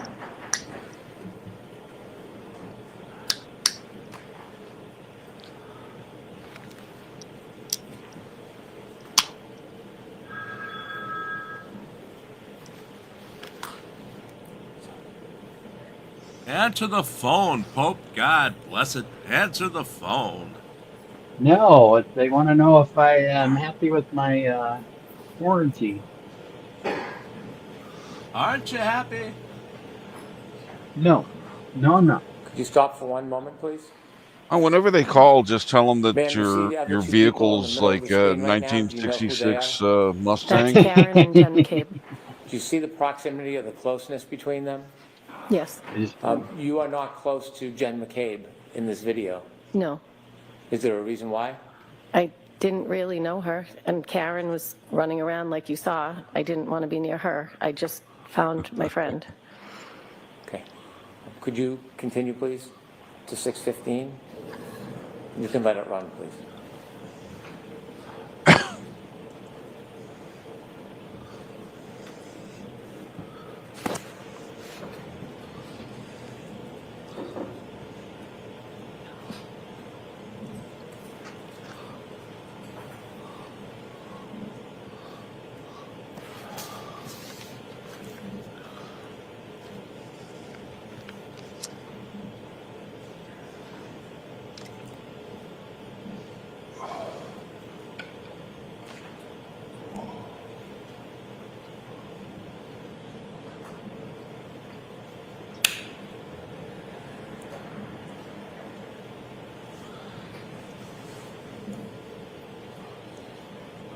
Stop, please.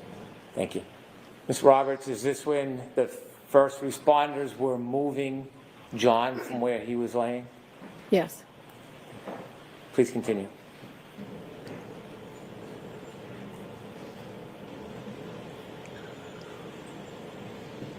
Could you continue to watch the area near the flagpole, please?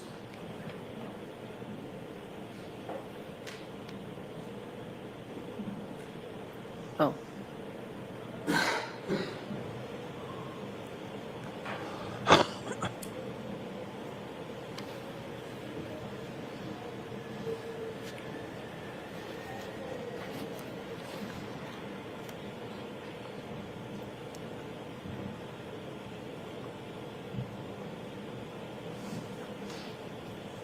Stop, please.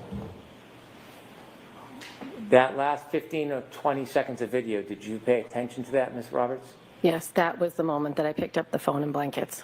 Not before. I don't know what I was doing before when you asked me. And that location where you picked up the phone and blankets, was that where John was lying? Yes, it was. And is that where you saw the ground that did not have snow? Yes, it was. At that point, had you put the cell phone in your pocket? Yes. Good morning, Gia. If there's no objection with the court's permission, I'd like to watch a little more of the film, but if we can double speed it, so we get an opportunity to view it, I want to get to another moment in it. Okay, any objection? No objection. Thank you.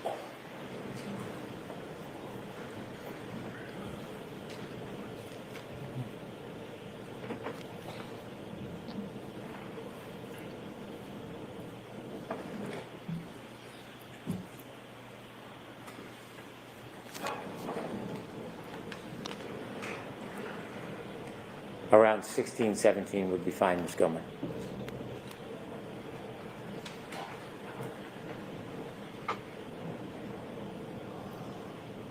Stop, please. The person in the blue jacket, do you know who that is on the right side of the screen? That's Jen McCabe. And do you, well, you can't see you now. Do you know where you are at this point? I don't know where I am. Continue, please.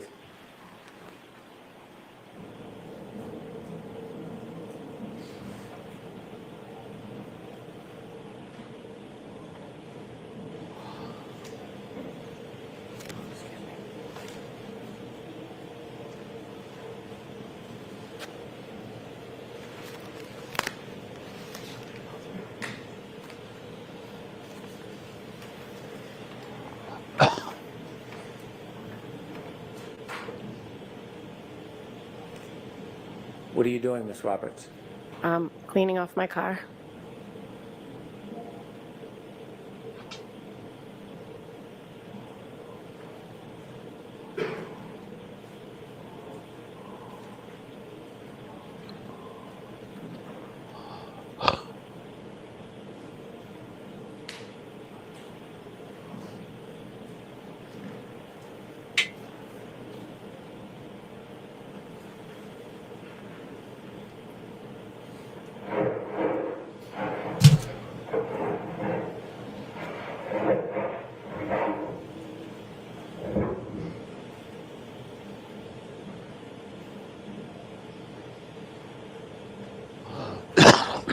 Excuse me.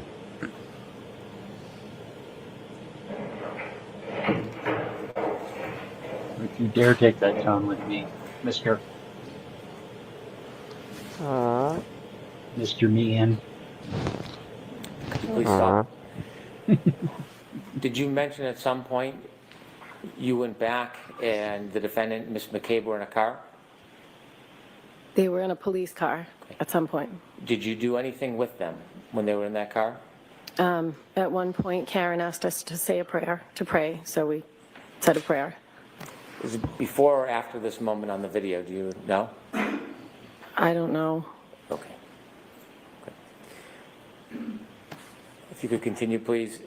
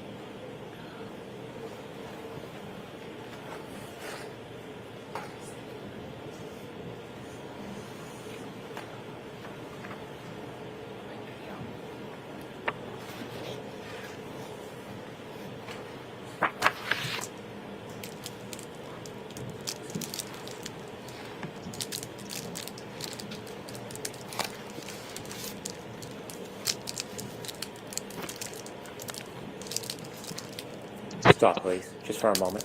Do you know where you are at this point, Ms. Roberts? No. Okay. If you can continue, please.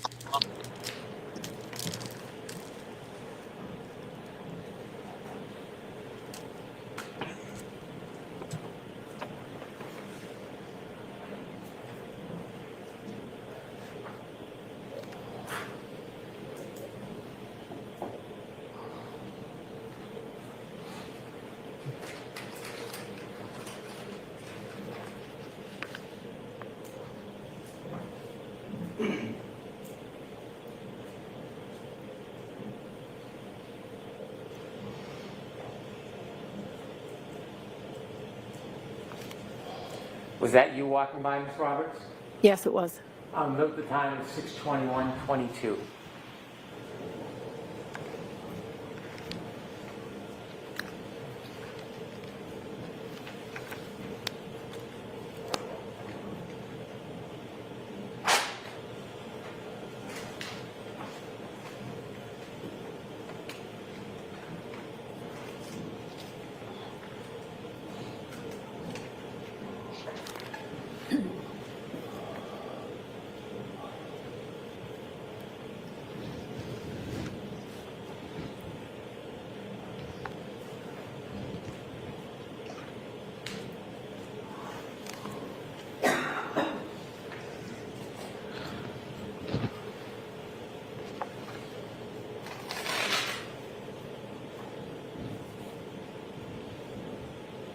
Do you know where you walked? No, Are I do you not. behind this car, this dash cam view?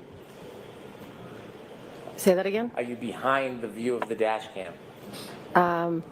I think it looks like I went over to the right of the vehicle. Okay.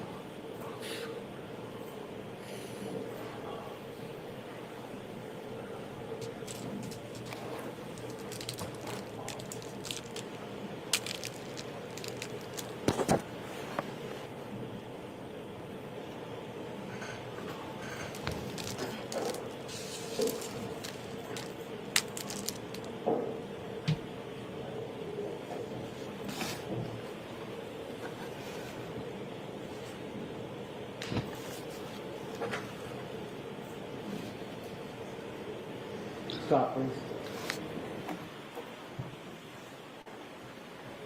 This is, for the record, 6:23:08. At 6:23:08, are you still beside or behind the view of this car? I believe so. And do you know where Miss McCabe is at this point? No, Or the defendant? no. Please continue.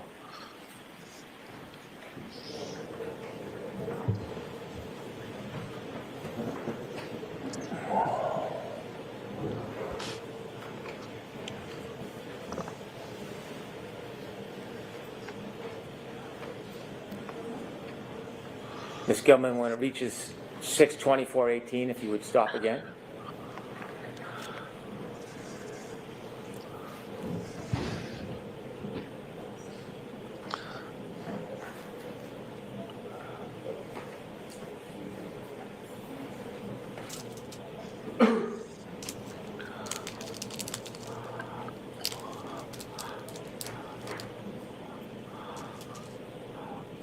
One thing this dash cam is showing a pretty good view of how far from the driveway he was. Yeah, that's not, you can see it's not a lit area at all. So Yeah. no one would see the body. Yeah. Right. And it would be unlikely that a snowplow driver would have any indication of what the hell was At going this time, on 6:24:18, in the are side you within view of of the this camera yard. angle? No, Right. Yeah. And if Where he's do you not think paying you are in attention to the relation road to this he's camera plowing, angle what at the this hell point? is he doing? I'm still Yeah. either to the right or behind the dash camera. And do you see the defendant or Miss McCabe in this view? No, And this is at 6:24:18. Could you continue to 6:26:25, Ms. Gilman?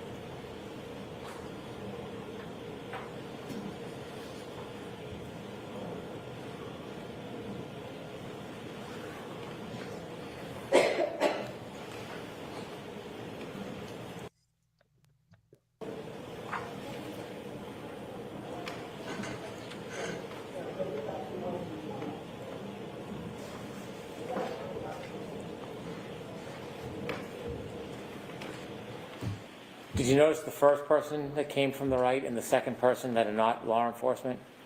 That was myself, and I think that's Jen McCabe. 62625. Continue, please.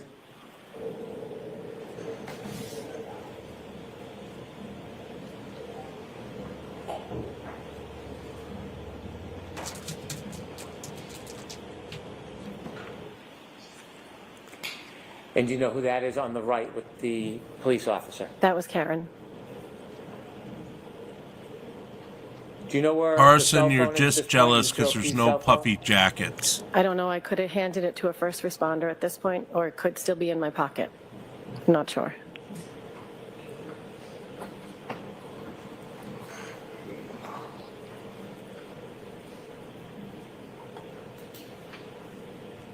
Well, you're wrong. There's not a, well, okay, there is an idiot running around screaming, but that's for a different reason.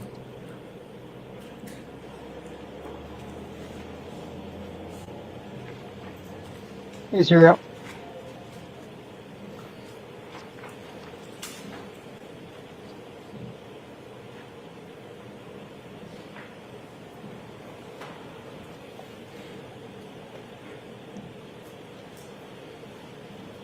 Ms. Gilman, if you could next stop at 63448.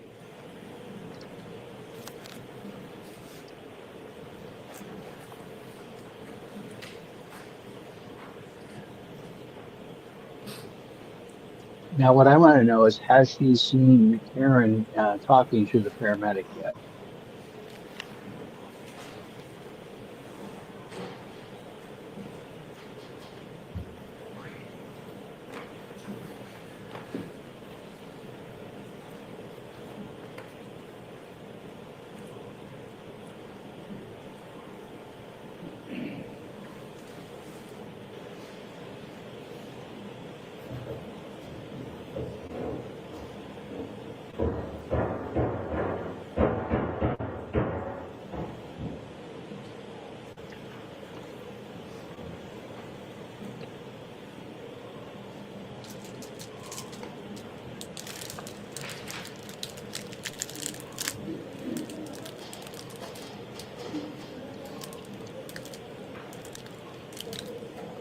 Was that you walking by in the street? Yes.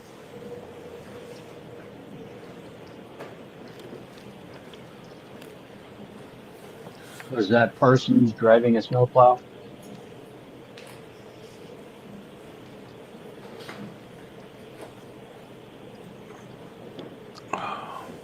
Couldn't see if there was a puffy jacket or not.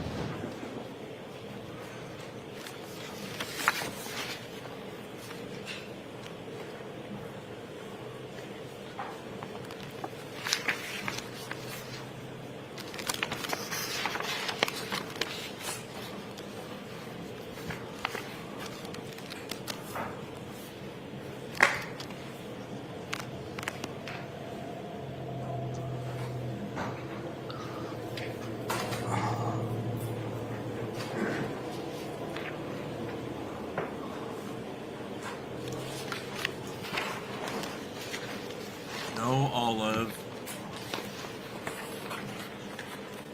Claw, claw, claw, claw, claw. Come on, Olive. Attack! Attack! Attack! She's interested in something on the screen. It looks like she's watching the snow.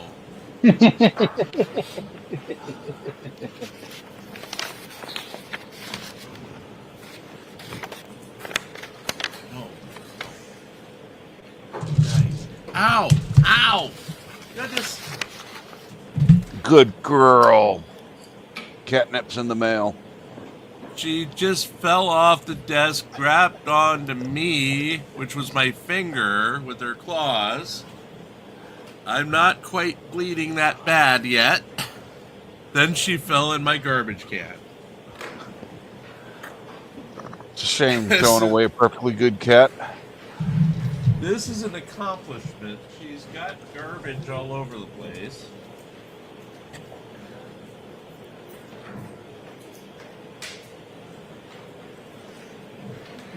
Only scratched, no blood yet, thankfully. So how many Taco Bell wrappers are there in your trash? None. I don't put food trash in the garbage in here. Uh-huh. No. Food trash goes in the kitchen garbage because that gets changed more often. And I don't have to deal with any smells.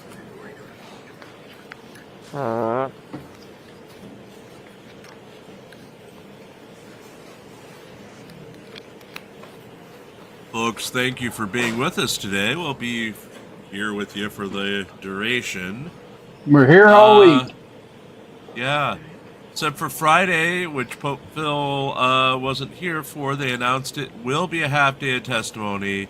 But Monday who will you're speaking also with? be a half day of testimony, followed by voir dire of the ARCA defense. I thought that was witnesses. Tuesday. I believe it's Monday. It's Monday. Tuesday was the proposed one. The judge said no, and it was Monday. Okay. Because she Mr. was Brennan, at concerned this about point, can having we two pause this and take back-to-back our half morning days. recess, Yes, please? Your Honor. Never mind. Thank you. Folks, why don't we take 15, 20 minutes? Court, all right, please. Jurors, close your notebooks, leave them on the chairs, and follow me. Yay! Break time! Break time. I'm gonna loop the music. Let's all have our potty breaks. Let's see what we have I'm gonna go streaming. here. Let's try Scarlet Revolution. Revolution! Barely breathing, don't let go. Hear the whispers, listen close. I know you've never strayed from the fold, but that's how freedom begins. Bended knees and broken bones. A bleeding heart never bleeds alone. I am one of many cries. We are far from the ashes. Rise up, break the cage, be the lion. Be the storm, be the strike of the lightning. Rise with the dawn, rage like the sun. This is what we came for. Revolution. Burn your bridges, make your choice. Fight your demons, raise your voice. They're only silent if we're making noise. So let the battle begin. Bended knees and broken bones. A bleeding heart never bleeds alone. I am one of many cries. We are far from the ashes. Rise up, break the cage, be the lion. Be the storm, be the strike of the lightning. Rise with the dawn, rage like the sun. This is what we came for. Revolution.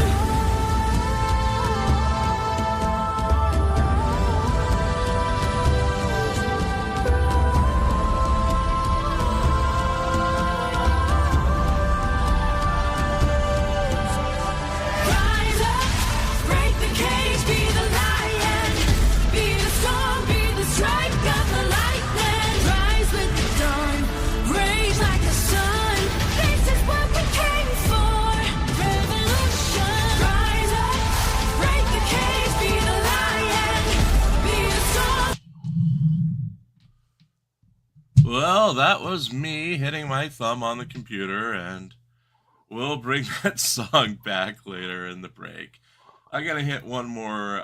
Actually, we're gonna do instead, For those who missed it earlier, the Mighty Pants is back with us doing readings. We're going to give you a recap of what happened at this trial yesterday, the most important events of the trial from yesterday. Give me 1 second to pull up the video. Stop this screen, present, share screen, and this will go about 5 minutes for those who are timing or need more time doing whatever they're doing. Among other charges. Whoops. Karen Reed, day 1. Turtle Boy's crotch. Bow arrest. The first day of why the does it sound retrial like of those Karen two Reed for are second-degree murder, among other charges, had everything you could ask for. Scheming defense attorneys, the crotch of a man who claims to be a turtle on prominent display, and an idiot internet live streamer getting arrested for violating the buffer zone set up to protect the participants in the case. YouTuber Clash with Bow had been a mutually hated figure at the last version of the Karen Reed trial. Often obnoxious, the veteran and YouTube live streamer found few friends as he worked his act on the crowds. Bow has a long-running YouTube show in which he displays a live stream of his own overreactions as he watches and mocks various random video clips taken from other YouTubers. There's always a sense that his shows can be shut down at any moment, as the sources of his videos tend to copyright strike him at key moments to end the shows. In person, Bow had kept the act up last year, at one point carrying a boombox with him and playing random clips to strangers while feigning ignorance of his surroundings. While reporter Grant Smith Ellis took pity on him from time to time, he really made no friends in the Boston area. On Tuesday, Bow challenged the new buffer zone around the courthouse in his own mockingly clueless style. The exclusion zone has been expanded this year to prevent protests in most of the streets around the courthouse and to provide safe passage for witnesses and participants in the trial. Bow blundered upon the scene with his camera going and was immediately asked to leave the area by a police officer. The officer then stated that participants in the case were on their way through and he needed to leave the buffer zone. Instead of complying, the streamer walked to another officer on the far side of the street, further into the buffer zone. He asked what was going on and stood in place, ignoring orders to leave, before the original officer arrested him. In typical Bow-like fashion, he left his live stream running during the arrest, as viewers heard him complain for over an hour as he was transported to the police station. His live stream continued throughout until his phone eventually ran out of power and the live stream ended. There have been no updates as to Bow's charges or if he's been released from custody. In other news, lead attorney for the Karen Reed defense, Alan Jackson, inadvertently had his carefully crafted opening statement spoiled on Tuesday as the clearly visible crotch of Aiden Turtleboy Kearney distracted viewers throughout Jackson's speech. Kearney, an award-winning journalist, won a spot in the courtroom for the week in the lottery for seats in the small courtroom and took his usual spot at the end of the row of journalists closest to the exit. A controversial figure himself, Kearney is facing witness intimidation charges for his alleged involvement with accused murderess Karen Reed and must leave the courtroom when various witnesses who have protection orders against him are set to testify. On Tuesday, he slumped in his chair and man-spread in his typical pose, alas, directly over the shoulder of Attorney Jackson. Jackson, who was the subject of rumors over an alleged affair with defendant Reed, was essentially upstaged by Kearney, who has an alleged crush on alleged murderess Reed, in a display of what observers called who could be the bigger cock of the walk in the courtroom. While placement prominence may have worked in Kearney's favor, observers on rival Kate Peters' Discord server were quick to make allegations that Kearney had artificially inflated his pants as he knew he'd be showcasing himself on national news. Kearney has yet to comment on the growing incident dubbed Crotchgate. We'll provide updates after bleaching our eyes as the Karen Reed Redux continues on Wednesday. Yet another reason to refer to him as a crotch goblin. That's right. Yeah, it was pretty bad when anytime I looked at the screen, you saw Turtle Boy's crotch. Yeah. Fun times, folks. Fun times.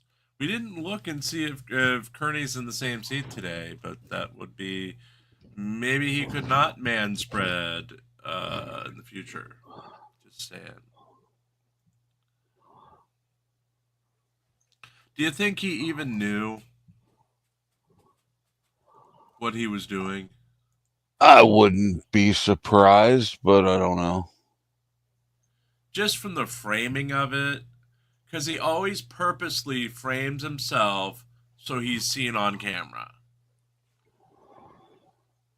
Yeah. The narcissist crotch goblin that he is has to.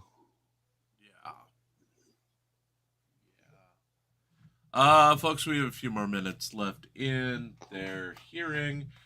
Chile de Castro, for those following the Chile de Castro case, his actual hearing is today. I think we reported it as yesterday during yesterday's confusion.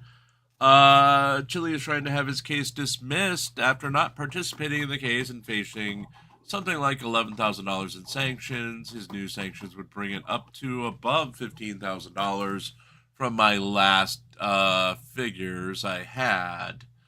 The hearing is supposed to get underway in about 45 minutes. There will be no audio or video coverage, though we will be getting the minute notes and whatever comes out of it this afternoon.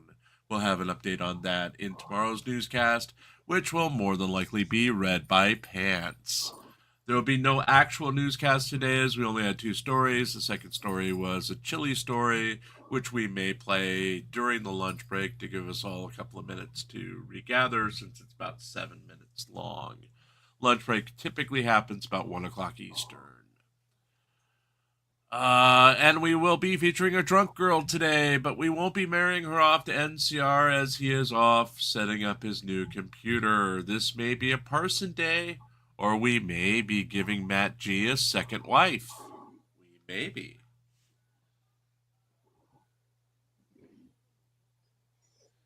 What do you think, Hank? Should we give Matt G a second wife? Sure. Why not? I don't see him protesting, so I should pick a really good one for the afternoon break. If I had the original video, I've got the perfect one. Matt saying he has his hands full. Well, you can always. That'd be a second set of hands to help out. Though it'd be attached to probably the most insane woman we could find. Sorry, most insane person, because we could also find a drunk guy. As Pants has been telling us, we need equal representation.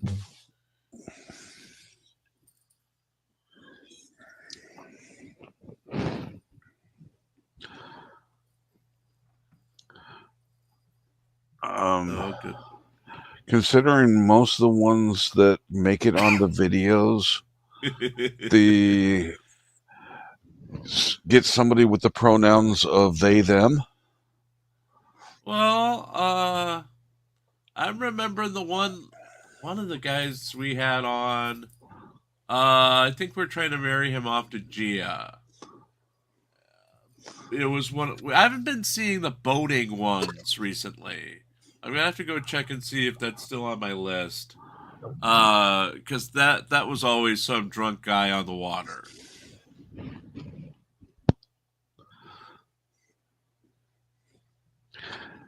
Yeah, it doesn't. I'm not saying anything about the people with they, them. It's just the ones that make it into the videos that you see are normally not the ones with the greatest of attitudes.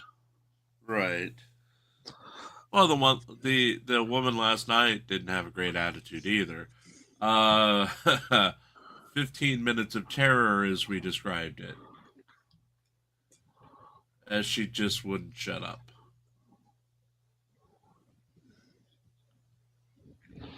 But we haven't heard from NCR this morning, so I wonder if she made it to his house okay. That might be the reason we haven't heard from him yet. Well, he is supposedly getting a new computer today. So he wanted the evening off in case he was putting the computer together still. Yeah. I'm still waiting on my new device to come in. What's your new device? A Steam Deck, Oh, that's 1 right. terabyte OLED. Ooh. That's going to look good. How big is your Steam library? Probably 50 plus games. Okay. Got about 20 or so that are either fully vetted or claim to work on the Steam Deck. So, What are you looking forward to playing the most? I think the first game I'm going to play on it's going to be the Fallout New Vegas. Play that again. Okay. I just finally made it through the Fallout TV series last week. It was pretty good. I was in the mood to play the game again. That put me. After that came out, I played Fallout 4 for several months. Yeah, and that's was what I surprised was. at how many things they've added to the game. They are continuing to update the game. Right. Welcome back, Phil. Thank you. We are in morning break, and they're saying back at 10:47. We did have to switch to the law and crime feed because Court TV was having issues. Hold on, I'm having issues. I'll be back. Okay.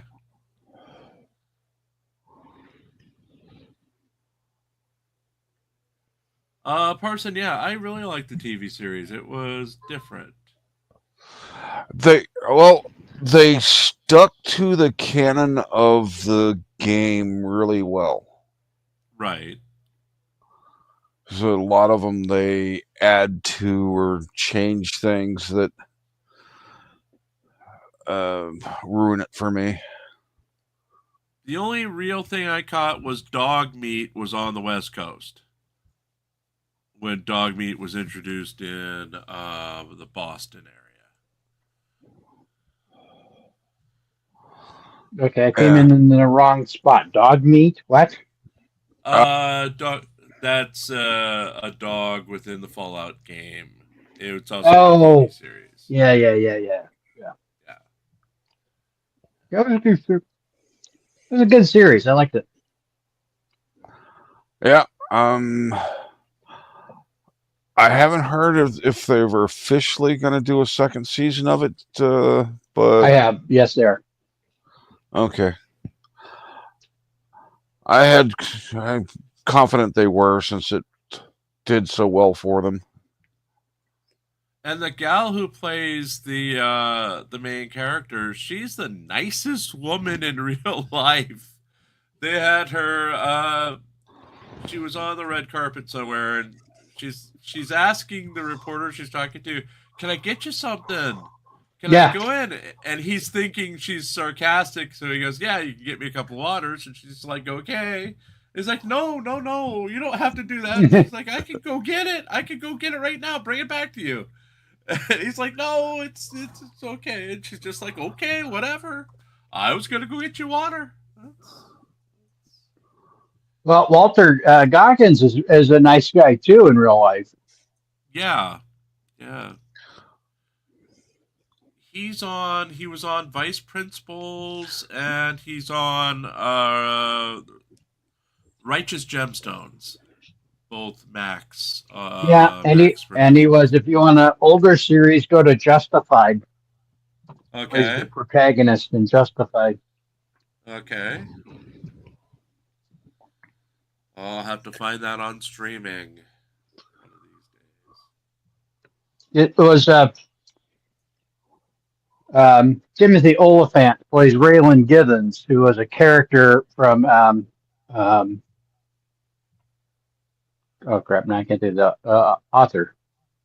Anyway, Right. he wrote a book series, and he wrote a short story called Fire in the Hole, which is Okay. about this federal marshal and his relationship to this outlaw where he grew up in a small town in Kentucky. And the book did so well that the character did so well, they turned the character then into a series of books.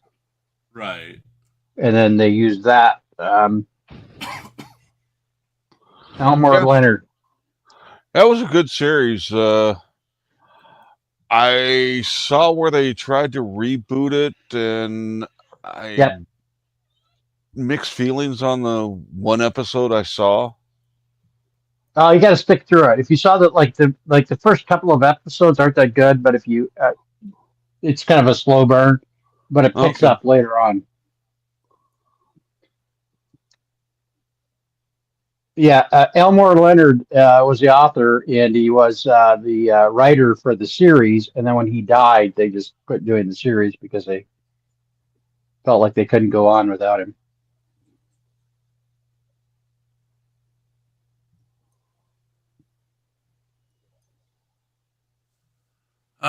Now I'm hungry. Though I just ate breakfast, so I don't know why I'm hungry. Because you're a gluttonous pig. Probably. Yeah. I had bacon with ketchup and a bagel covered in strawberry jam. Bacon with ketchup? Bacon with ketchup's awesome. Yeah, sure. Yes. And a plain bagel with strawberry jam. Absolutely. Good stuff. I should have put the bacon on the strawberry jam and made a sandwich.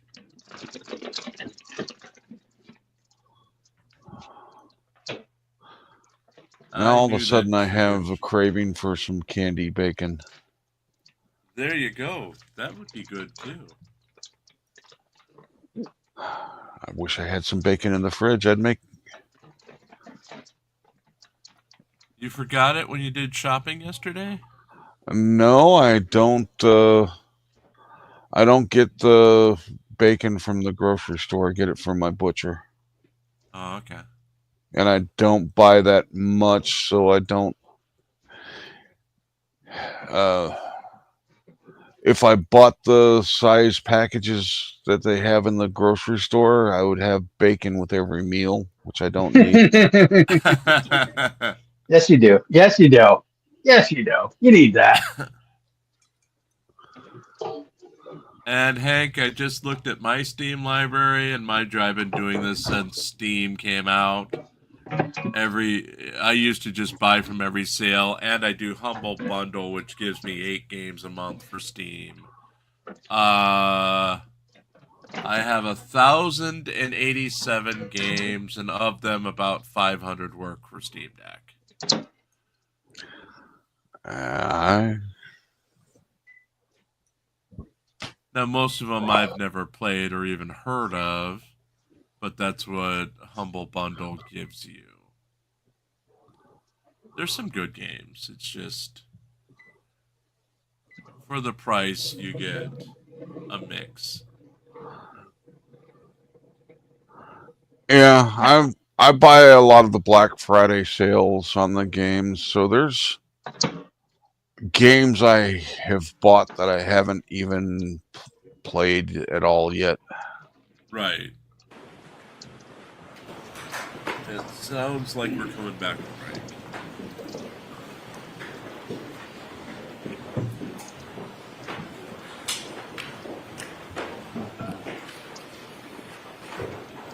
Or we're doing something in the courtroom. Cha-cha-cha.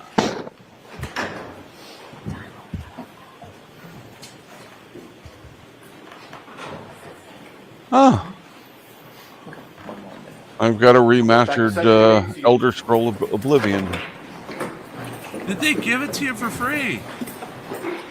Yes. Thank you. That came out day before yesterday, I believe.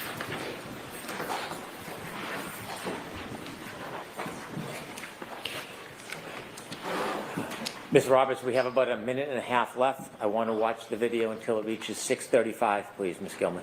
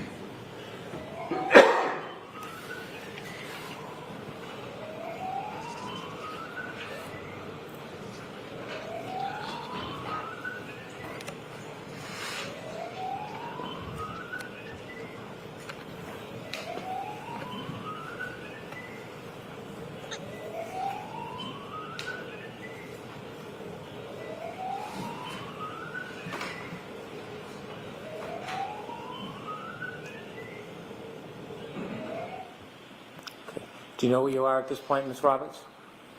No. Could fast forward just a little bit more, please.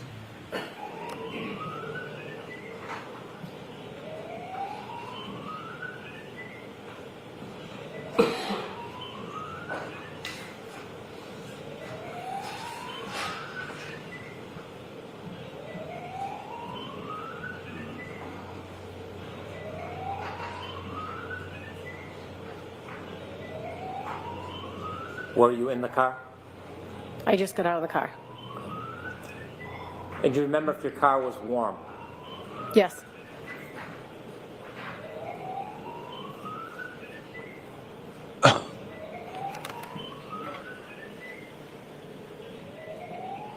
Stop, please.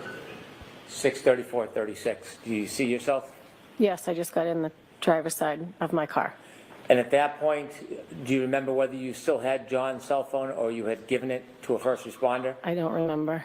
Between you having it in your pocket and giving it to a first responder, did you put it or place it anywhere else? No. Did you take it out of your pocket and place it in the elements at all? No.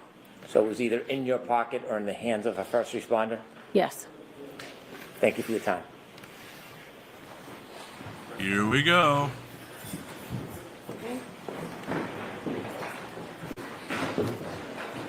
Popcorn, get your popcorn.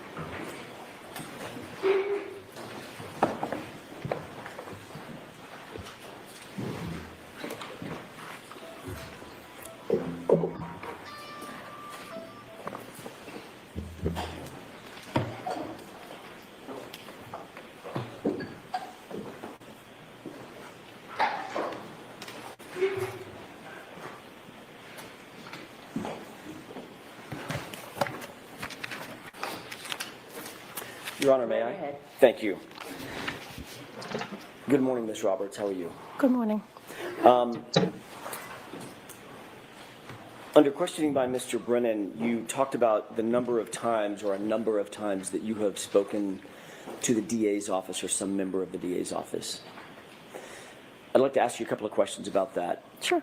How many times in total do you think you've spoken to a representative of the district attorney's office? I don't have a number. Would you say it's more than a dozen? Yes. Would you say it's more than 50? Maybe around there, Okay. maybe less. And who are the folks, Ms. Roberts, that you have spoken to at the DA's office? Steve Nelson, Okay. the victim advocate, Yuri Buchanan, who's a state police officer, and the DA, Michael Morrissey. And what was the, I want to take those in order, and two of those are at the DA's office. One of those is not. Yuri Buchanan is not at the DA's office. He's actually a Massachusetts state police officer, is that right? Yes. Okay. Let's take those in order. How many times would you say you've spoken to Mr. Nelson? Just if you can give me a thumbnail. I don't know, maybe 30, 40. Okay. Have you received what you would consider to be updates on the progress of the case? from Mr. I would ask questions, and he would give me very broad answers. Okay. Were your questions ever prompted by conversations that you had with your friend, Miss McCabe, Jen McCabe? Sometimes Jen would say, could you ask Steve this, because I had a rapport with Steve. Okay. Were those conversations by text message or phone calls or both? I would usually text him. Okay. What about the conversation with, or conversations with Mr. Morrissey, the elected district attorney? What were the circumstances under which you contacted Mr. Morrissey? Well, during the course of this trial, the witnesses have been harassed. That's not my question. Objection. But I'm answering your question. Hold on. I'm going to sustain the objection. Next question. Thank you. Were you phoning him? Were you meeting him? Were you texting him? That's my question. The circumstances of the communication itself. I phoned the office asking for a meeting, had a meeting, and then he left a voicemail at some point and texted me and said, I just left you a voicemail. Okay. Was that the extent of your conversations with Mr. Morrissey, the elected DA? I had one other meeting with other witnesses and DA. And turning to Yuri Buchanan, what were the logistics, I'll use that word instead of circumstances, what were the logistics of you contacting Yuri Buchanan? Was it by phone? Was it in-person meetings, text messages, or all of the above? All of the above. All of the above. How many times would you say that you've spoken with Yuri Buchanan? Spoken or communicated? Sorry, good point. Communicated with. Probably 20. Okay. When was the last time, actually, let me ask you a different question. Have you ever met with Mr. Brennan before your testimony today? Yes. What was the circumstance of that meeting? Going over my testimony from the last trial. Okay. And sort of just asking questions on what might come this time. Would I be cross-examined? I wasn't last time. Just sort of, all the things went through my testimony. Okay. When was that meeting? I don't know, in the last couple of weeks. I don't know. Okay. Where was the meeting? At the DA's office. Who else was there? Different times that I would meet with him, Steve Nelson would be there. One time, Brian Tully was there. Mr. Brennan's assistant. I'm sorry? Mr. Brennan's assistant. Okay. I don't know. Adam Lally and Laura McLaughlin. Were those meetings, you said there was 2 meetings? Or did I misunderstand you? Yeah, I think there were 2. Okay. Were those close in time to one another? You mentioned 2 weeks ago. Were those both 2 I weeks said ago? a few weeks ago, but the other meeting was just before I was going to testify. Meaning, what, yesterday, the day before? Last week. Was that also at the DA's office? Yes, it was. Were you shown anything at that meeting? Was I shown anything? Videos, testimony, transcripts, No. reports? No. Nothing? I don't think so. Okay. We went over my testimony on the screen. And then I just talked about my testimony from the last time. Okay. When you say you went over your testimony on screen, what do you mean? We watched my testimony from the first trial on a TV screen. Okay, so you were shown something. You were shown a video of your prior testimony. Yes. So I'd like to see counsel at sidebar for just a minute, please. Side by 3. You are. Get to sidebar. Fresh out of the microwave.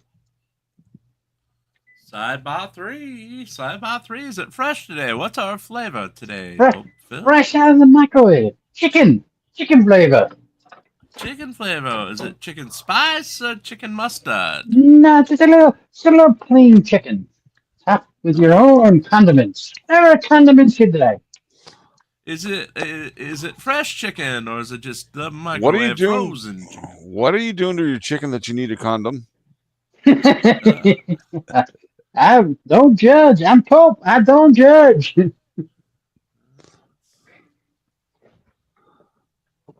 Maybe choking that chicken. Well, you might choke on it if you're wearing a condom. That's right. We like our chickens all natural. All natural chicken. We want everybody to be safe. That's right. Safe and not sorry.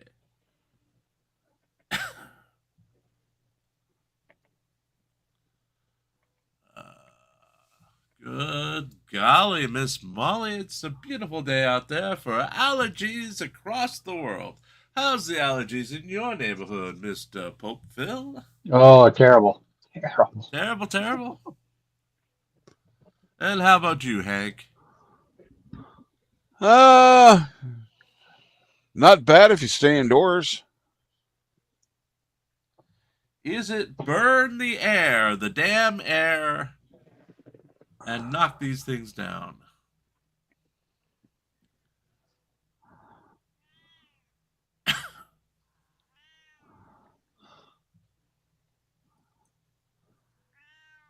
And yes, Miss Helen wants her cheese puffs again.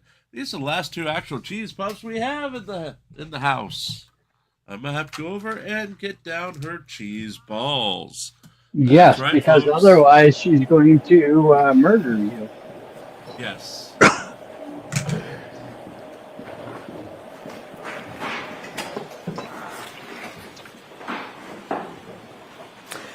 May I, Your Honor? Yes. Thank you. Other than watching your testimony, were you shown anything else? Transcripts, videos that you may have seen today, dash cam videos, anything like that? I don't think so. Okay. I don't think I was shown anything. Okay. Did you discuss other parts of your prior testimony? Yes. Okay. What was discussed concerning your prior testimony and how it would impact how you testified today on direct examination? Mr. Brennan had just asked me, can you just tell me what happened? So I told him the story verbally. Okay. Anything come up about specific instances of how you were going to testify today No, or yesterday? no. Okay. I want to talk to you a little bit, Ms. Roberts, about the video that you were shown by Mr. Brennan. It's the dash cam video of Officer Seraph. I'm not sure if you know which officer that is. No, I don't. It's the one that you've been watching. Okay. That dash cam that shows your car in the foreground. Yep. I'd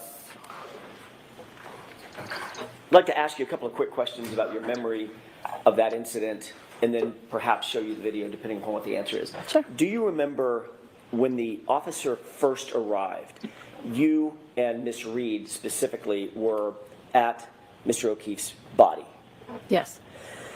Where was Miss McCabe at that moment? She was there too, but she was waving down the first responders because it was dark out and he couldn't see us. He had a spotlight. You and Miss Reed were both providing some level of CPR, some level of life-saving efforts. Yes, as was Miss McCabe. What was Miss McCabe doing? When I was doing chest compressions and Karen was doing mouth-to-mouth, Jen was either on the phone with 911 or handing me baby blankets. Okay. At some point, she did take over doing chest compressions because I asked her to. Okay. So Miss Reed was focused on Mr. O'Keefe's head, face area. Correct. You were focused on the chest. Correct. Miss McCabe was, at some point at least, she had called 911 or dialed 911. Yes. When Miss McCabe dialed 911 and was on the phone with 911, isn't it true that she was actually in a vehicle at the time? That is not true. She was outside? She was outside. That's your memory? Yes, Okay. Have you heard the 911 tape of that call? yes, Okay. You're aware that that tape was also captured by an open line on Miss Reed's phone? yes. That open line that phone was dropped inside the cab of an SUV? It was in the back seat, I believe. Right. So in order for that for that open line to capture sort of the background of Miss McCabe's side of the 911 call, Miss Yep. McCabe would have had to have been either at or in the cab of the truck? The back of the SUV was open. She was standing there. Got it. Okay, so she was right next to or adjacent to the cab of the SUV. She was in back of it with the back was up. I see, that back hatch. Yes. Okay. Do you remember Miss Reed's statement, her initial statement to Officer Seraph when he got out of his patrol? I do not. Do you remember her saying something to the effect of, "My boyfriend, I left him, he never came home"? I do not. Okay. Have you listened with audio to that dash cam at the moment that Officer Seraph arrives at the scene and y'all flag him down? We just watched it. Right. Have you listened to it for the audio side? I mean, in other words, instead of Oh, focusing on the no. video. No. Okay. I'd like to ask you to do that with the court's permission. This is it's been previously marked as Exhibit 4. And with the court's permission, I'd like to play that from runtime about 3:50 and ask the witness to concentrate most readily at about 4:07, maybe Okay. 10 seconds into it.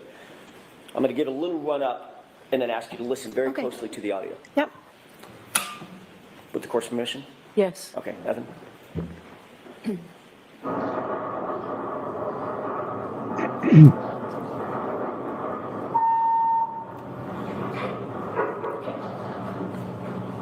Stop. Do you recognize the video as being the same video that you saw and you looked at on direct examination? Yes. Okay, in just a quick second, the door to the car, you're going to hear it open. I'd like to ask you to pay special attention to the audio portion and Miss Reed's voice, Okay. if you can hear it. Go ahead.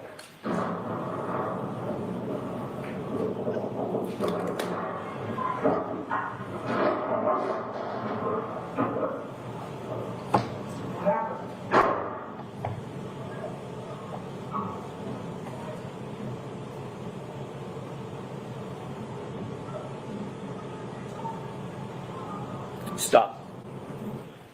Did you hear that last statement? No. Did you hear a woman's voice kind of faint in the background? I heard a voice, but I didn't make out what she was saying. Okay. Did it sound like she said, "My boyfriend, I dropped him off and he never came home"? Objection. Could you hear that, Ms. Roberts? No. Okay. Next question. That's all I have. Did you hear what I'm telling you you should have heard? You talked about, on direct examination, some of the injuries that you saw Mr. O'Keefe having suffered, both what you observed at the scene and then what you observed later at the hospital. Yep. And you noted those injuries, correct? Say it again? You noted those injuries. Those were, Yes. you made note of those, Yes. or at least some of them. You said you saw a hematoma of some sort over his right eye, is that right? Correct. And there was some significant swelling to his right eye Correct. at the scene. Correct. Did you also notice a laceration just above his right eye, just under the eyebrow? I saw it at the hospital, but I Okay. don't know if at the scene I saw it. Fair enough. At some point you saw that laceration to his right eye? Yes, I did. Did you also see a laceration to the left side of his nose, a smaller laceration to the left side of his nose? I don't recall. I know there was blood coming from here, but I don't know if it was coming from inside his nose or from a laceration. I don't know. When you're pointing to the left side of your nostril Yes. and basically just above the nostril, correct? Yes, right around the nostril, there was blood coming this way. Okay, draining to the left side of his cheek? Yes. Okay. You also saw, once you got to the hospital, that his left eye had swollen If as he was well. laying on his Now, left side. both eyes were swollen and filled with what looked like blood. And his left eye was black as well as his right eye. Correct. Okay. You also indicated that you saw, well, actually, I don't know if you did or not, so I don't want to put words in your mouth. I apologize. Did you see his right arm? I did. Did it appear to you that he had some abrasions or lacerations, parallel abrasions and lacerations and punctures on his right arm? They were scratches. Scratches.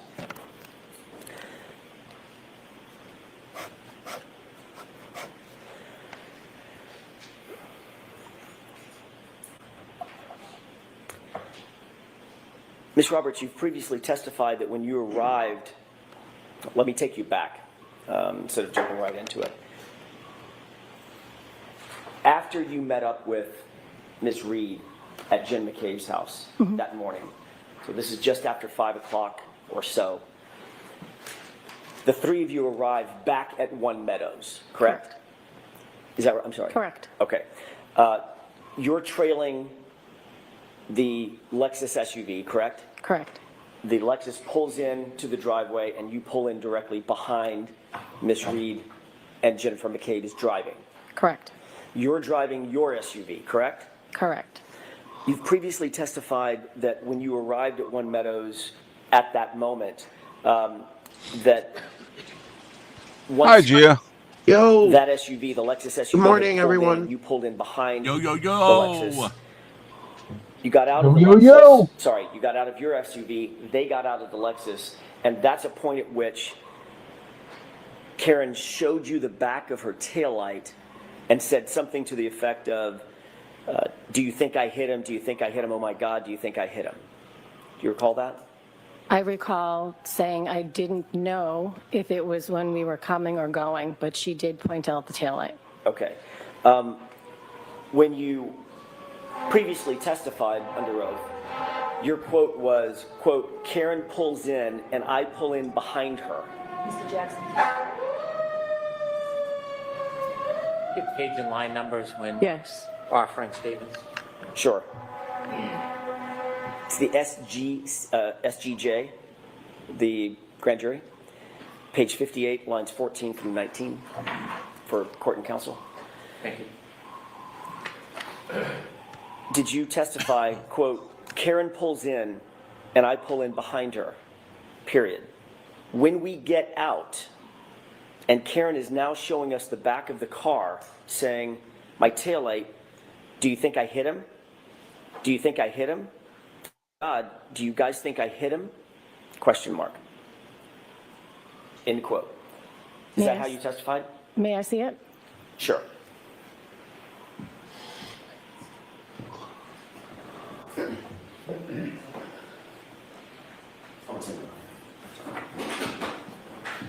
I apologize, I've already got it up here. Does it have a date on it, Mr. Jackson? It does.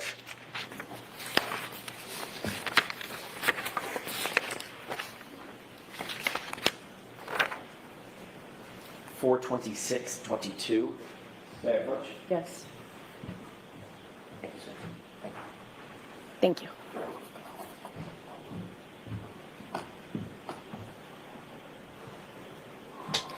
Do you have the pages after this? I'm sure I do. Because in the pages after this, I say, My question, Ms. Roberts, is that a quote that I just said, is that accurate? Do you see it in the, yes, it is. okay. May I approach? Yes.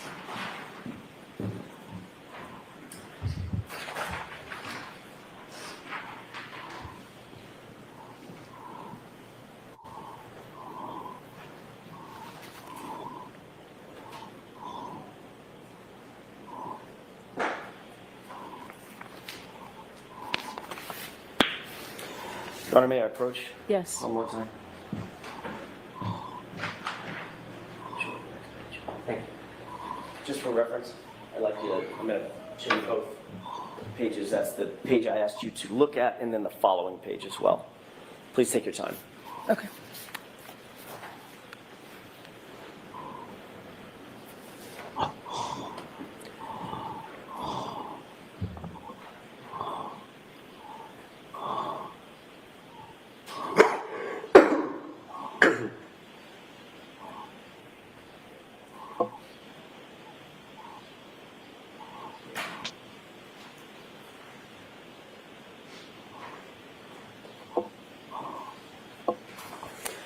Ma'am? What I'm looking for is still not here, because I did say I wasn't sure if it was Yes. before or after. Ms. Roberts, you do have to wait for. Okay.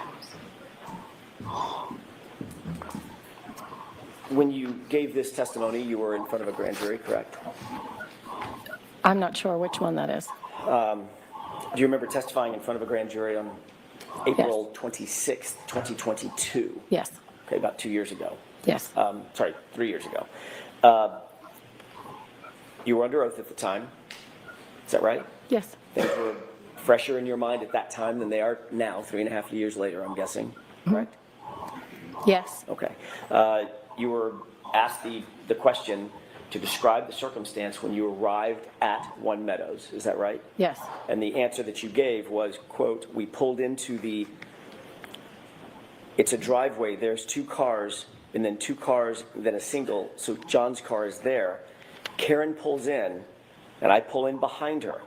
When we get out, and Karen is now showing us the back of the back of the car, saying, my taillight, do you think I hit him? Do you think I hit him? Oh my God, do you guys think I hit him? That was your testimony at the time, correct? yes.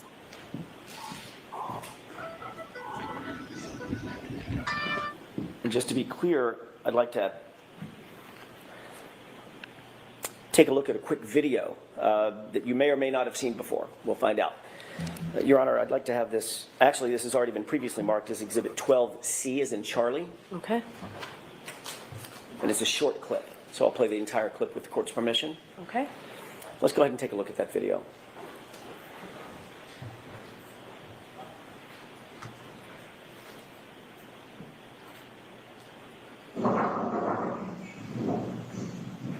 Can you pause? Do you recognize what's depicted in the video? Yeah, that's when we arrived at John's house. Okay. And who's the person with the plaid red pants? That is Jen. And who's the person that's just rounding the back of the car in front? That is Karen. What is the car in front? That's Karen's SUV. That's the Lexus SUV. Yes, it is. Behind that Lexus SUV, Ms. Roberts, is there another car? That's my car. And who's getting out of that car?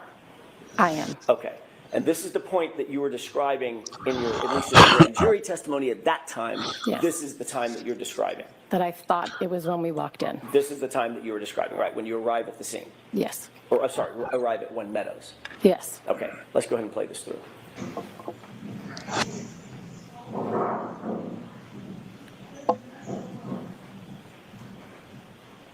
Okay, you can stop it. And you can bring the lights up. You saw the interaction between all 3 of you and the vehicles, correct? Yeah, At any point, did anybody stop and take a look at the tail light or the rear end of the car? not when we were entering the house like I thought, but when we came out. Okay. And there's no video of that? I'm sorry? There's no video of that? No, I don't believe so. Right. So the video that does exist describes nearly exactly the time that you testified that y'all stopped at the back of the taillight and Karen said, my taillight's broken. Oh my God, do you think I hit him? Correct. Okay. And that obviously was incorrect. It was incorrect. So your memory was faulty about that incident, that part of that incident at least. It happened on the way out of the house. So your memory was faulty about that part of the incident that you testified to at the grand jury. Yes. Okay.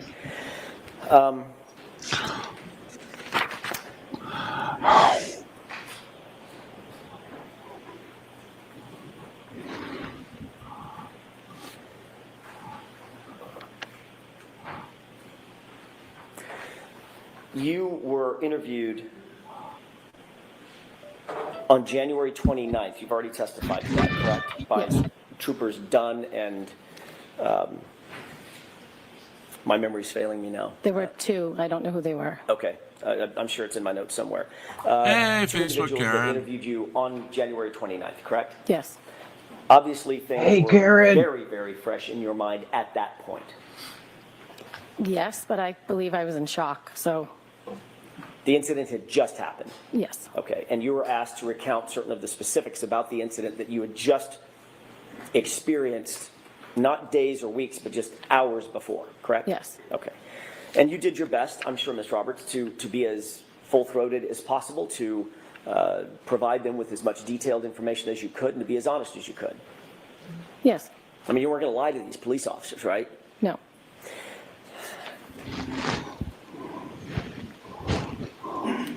In your very first conversation with those two troopers on January 29th, you didn't mention anything about a taillight or a cracked taillight or No, even I did having not. seen a cracked taillight, did you? No, I did not. Okay. I didn't want to accuse anybody of anything. You were then interviewed on February 1st, 2022, a few days later, correct? I don't know. Does that I don't sound know the right? exact date. I was interviewed again, but I don't know the exact date. Okay. During your interview, let me withdraw that and ask a different question. On February 1st, or whatever day it was, the subsequent time that you were interviewed just a few days later, you did then, for the first time, describe the taillight that you saw, correct? I don't know. Would it refresh your recollection if you looked at a report? Yes, please.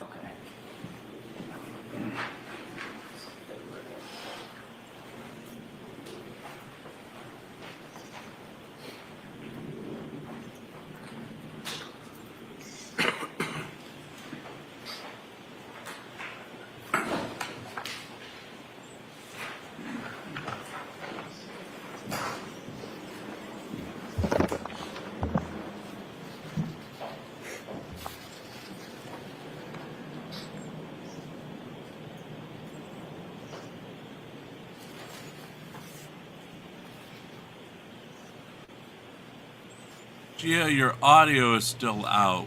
That's why you're not on panel. It won't let me let you up.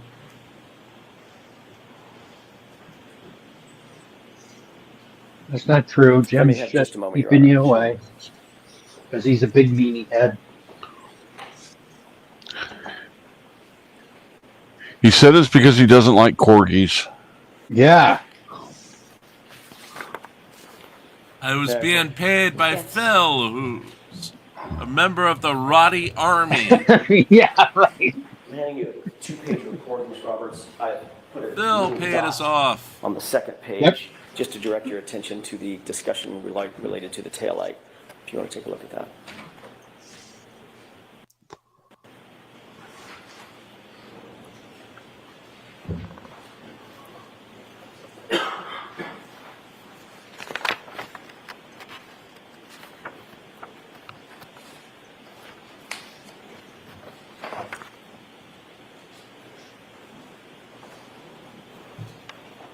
Okay. Okay, may I? Yes.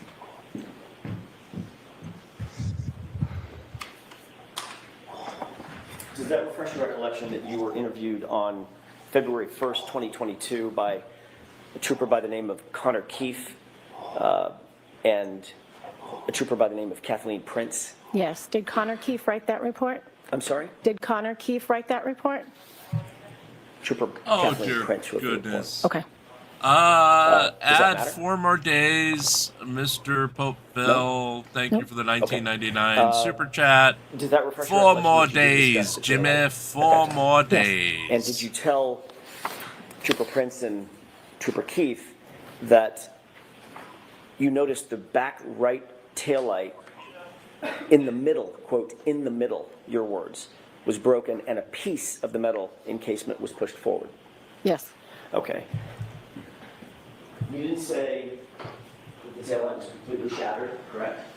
Correct. You didn't say that the entire lens was missing, correct? Correct. You said it was broken in the middle. Is that Yes. right? And then you described today that a square piece was missing. Yes. That's the piece I was referring to in the middle. Just in the middle of the taillight, though. That was how you described it. Yes. Okay.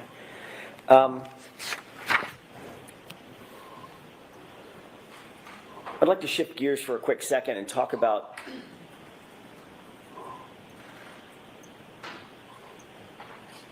a March 7th, 2023 text message with victim witness advocate Steve Nelson. Do you remember communicating? You don't have to know the exact date, but if you do, fine. Do you remember communicating in March of 2023 with victim witness advocate Steve Nelson about the Ring camera at One Meadows? I don't know the exact date, but yes. Okay. Is it true that you contacted him to inform him that the O'Keefes needed to replace or wanted to replace the driveway ring camera, that same ring camera that we just literally saw through that perspective Yes. of you arriving? Yes. Did Mr. Nelson indicate that he believed that would be fine to replace that ring camera if the O'Keefes wished to do that? I don't remember if he said it would be fine, but at some point they were told they could replace it. It had broken. It wasn't working. Did he indicate that he would check with DDA Adam Lally and then get back to you? I don't know. At some point, you were informed that the O'Keefes had the green light or the go-ahead camera at One Meadows. Is that right?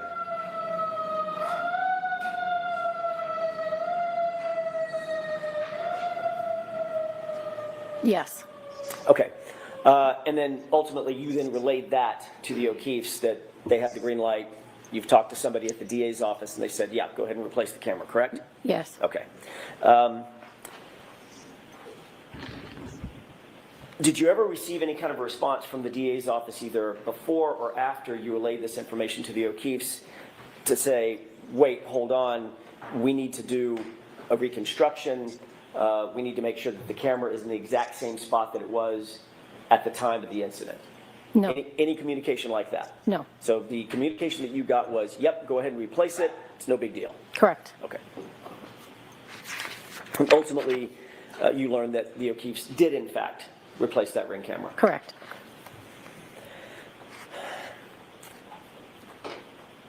You have already described your relationship, at least in part, with Canton Police Officer Sergeant Michael Lank, correct? Yes. He is friends with you? His daughter is friends with my daughter. You're friendly with the family? Yes. Okay. And you're aware that he's also friends with the Albert family? No, well, no, Were you aware that Michael Lank grew up with Chris Albert? I was not. Have you ever been in a social setting with both the Lanks and the Alberts? No. You're aware, obviously, you were at the scene. He was the first officer to respond to the crime scene at 34 Fairview on January 29th after Officer Seraph and after Mulaney arrived. Right? Then it was Sergeant Lank. I don't know which order. I did see Sergeant Lank there, yes. Was he the, excuse me, sorry.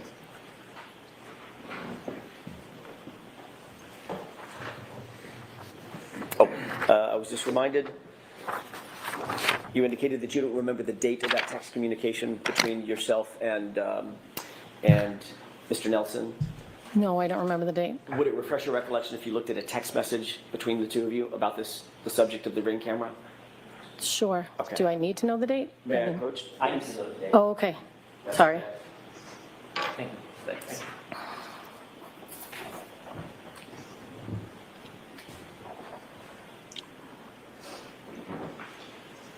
Is it March 7th, 2023? Does that refresh your recollection?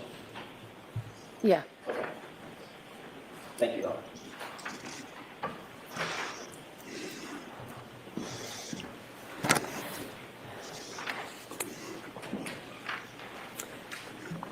You indicated that you did recognize Sergeant Lank at the scene. Yes, I did. You had a conversation with him. No. I said, Mike, is that you? He said yes, and that was it. All right. Following that, the next day, you did go to his house. You've already described that. I did. You indicated that you went to his house to drop off your daughter for a play date. Is that right? Yes. But you also indicated that you took Jennifer McCabe with you. Yes, because I drove Jen McCabe to the O'Keefe's house, so she was leaving to go home with me. So I was going to drop her off. Okay, so your memory is you took Miss McCabe from where over to the Lanks house? I think she was at home.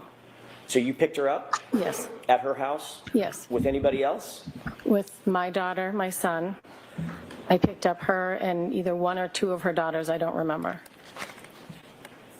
And then you drove over to the Lanks house, is that right? No, I drove to the O'Keefe's house. First. Yes. And what did you do with the O'Keefe's Then house? left a couple of kids, and my daughter wanted to go to the Lanks house, so I drove my daughter to the Lanks house before driving home. And Jen's child was with you on the way from Jen's house over to the O'Keefe's house? Yes, 1 or 2 daughters, I don't know, Dropped the 1 or 2 kids off at the O'Keefe's, is that right? as well as my son. As well as your son. Then you went to drop off your daughter for the play date. Well, she was 13, so it wasn't a play date. Whatever, I don't know what you call I know, it. I know. I don't have a 13-year-old. What a date, whatever. So she went over to her friend's house, yes. Okay. But you took Jennifer McCabe with you Yes, because I was driving her home. back to her house without her kids? Yes, she was going home. Were you going to go back to the O'Keefe's and pick up her kids and then take all of them home? I didn't have a plan. I mean, Patrick, Okay. nephew, is my son's best friend. Got it. So he wanted to be with him. Okay.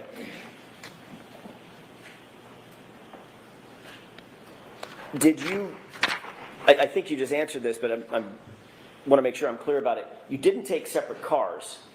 You all went in the same car, is that right? Correct. Okay. Did anybody stop by or go by 34 Fairview during that roundabout? No, Nobody stopped off at 34 Fairview either on the way or on the way back? no. Okay. I don't believe so. That wouldn't be the route in which to get to my house. Right, exactly. You indicated that you stayed, even though you were dropping off your daughter, y'all stayed, you and Miss McCabe stayed at Sergeant Lang's house for some 45 minutes. Does that sound about right? Yeah, And Sergeant Lang's wife, you indicated, was in the backseat of your car? yes. Did y'all ever go inside the house? Jen went in to go to the bathroom. Was Sergeant Lang there? I don't know. I didn't go in. You didn't have any communications with Sergeant Lang? I'm sorry? You didn't have any communications with Sergeant Lang himself, Mike Lang, on that trip? No, I did not. But you don't know whether or not Jen did? I don't know whether or not Jen did. She went in the house to go to the bathroom. Okay.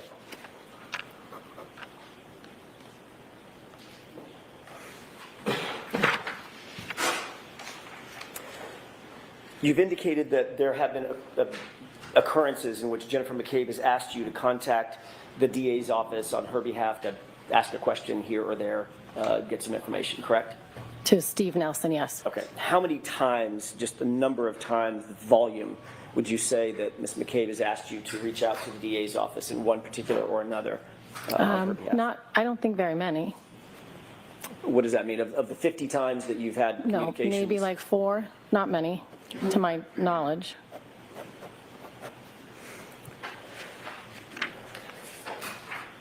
When you would, on these 4 occasions or 4 or so occasions, when you would reach out to the DA's office, gather information, whatever that information may be, would you then report that information back to Ms. McCabe? Yes.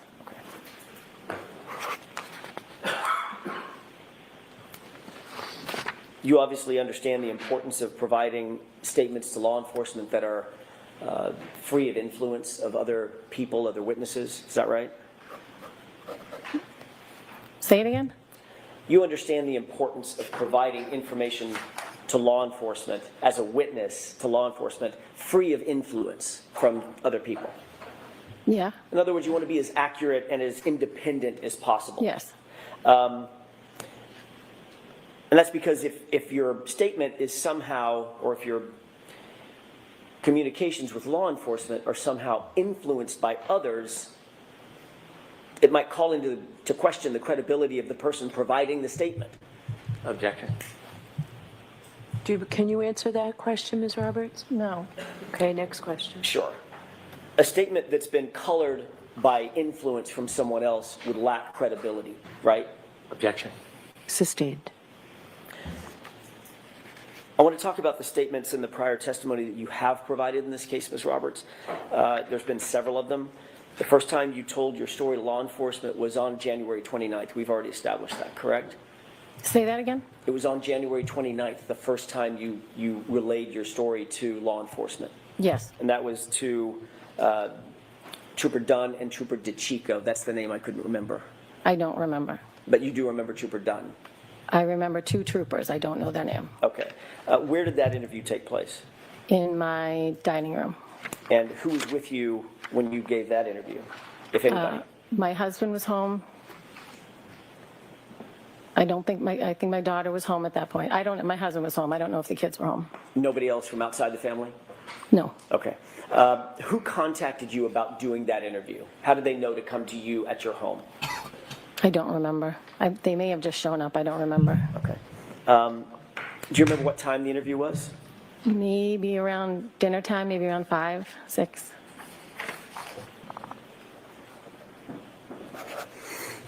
Was it recorded? I'm sorry? Was it recorded in any way? Tape I don't- recorder running? I don't think so. The troopers were taking notes, obviously? I believe so. During your conversation with, and I'm jumping around a bit, so I apologize. During your conversation or conversations with Mr. Brennan and the DA's, members of the DA's office in preparation for your testimony, were any of those interviews recorded? No, Was anybody taking notes? no. No, none of the DAs were actually taking notes, the ADAs? I didn't look around the table to see if anyone was taking notes, but I didn't see them taking notes. No pads and pens on the table? There was a lot of stuff on the table, but I didn't see anybody taking notes. Okay.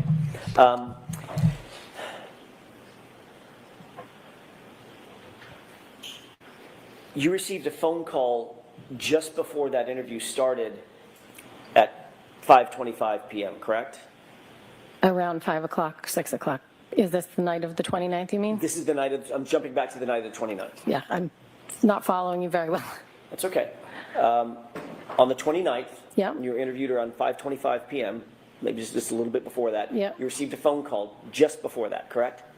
I do not know. Isn't it true that Jen McCabe called you and spoke to you just before that? I spoke to Jen McCabe the entire day. Okay. Including just before that interview. I don't know. Did you tell Jen McCabe that you were about to be interviewed? No, Did you tell her at some point did you text her and tell her that the officers had arrived? I don't think so. Did she text you back and say, call me right after? I don't know. Okay. During the course of that interview, when the incident was still pretty fresh in your mind, you indicated that at about 5 a.m. you got a call from Karen Reed indicating that John never came home and that she was worried, correct? Correct. You also indicated that she was worried that John may be walking and may have gotten hit by a plow. You relayed that to the officers. Yes, You indicated that you met up with Karen Reed and Jennifer McCabe at Jennifer McCabe's house, and Karen was hysterical and worried that something had happened to John.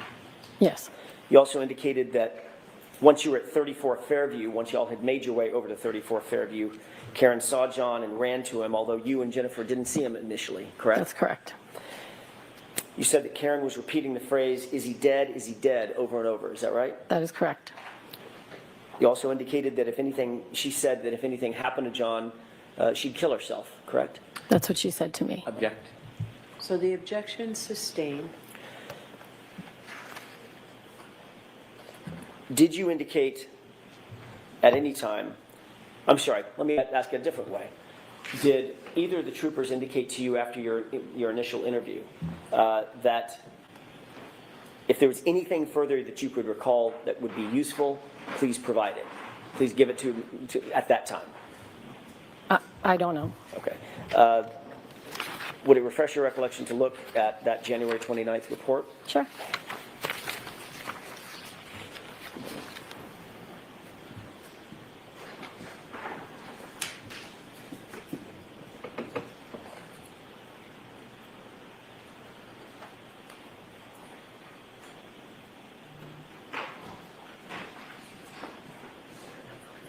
Thank you very much. Thank you. Show the second page of that report, January 29th. And there, I put a little mark by paragraph 5. You can take a look at that.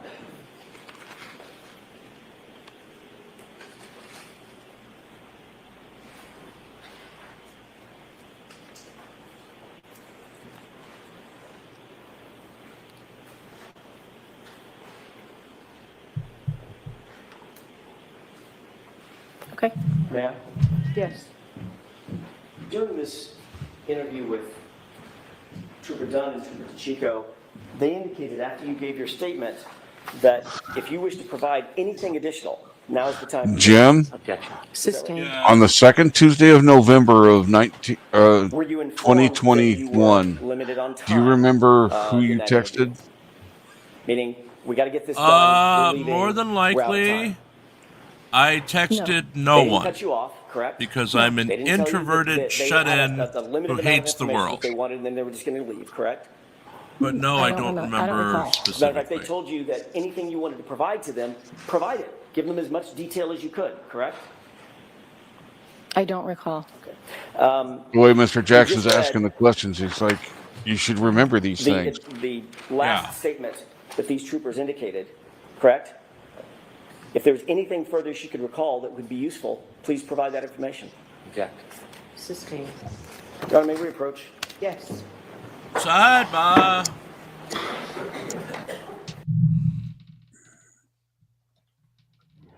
Get your red hot sidebar here. And she is not falling for his attempts at bullying her like she did last trial. Yeah, she's better prepared.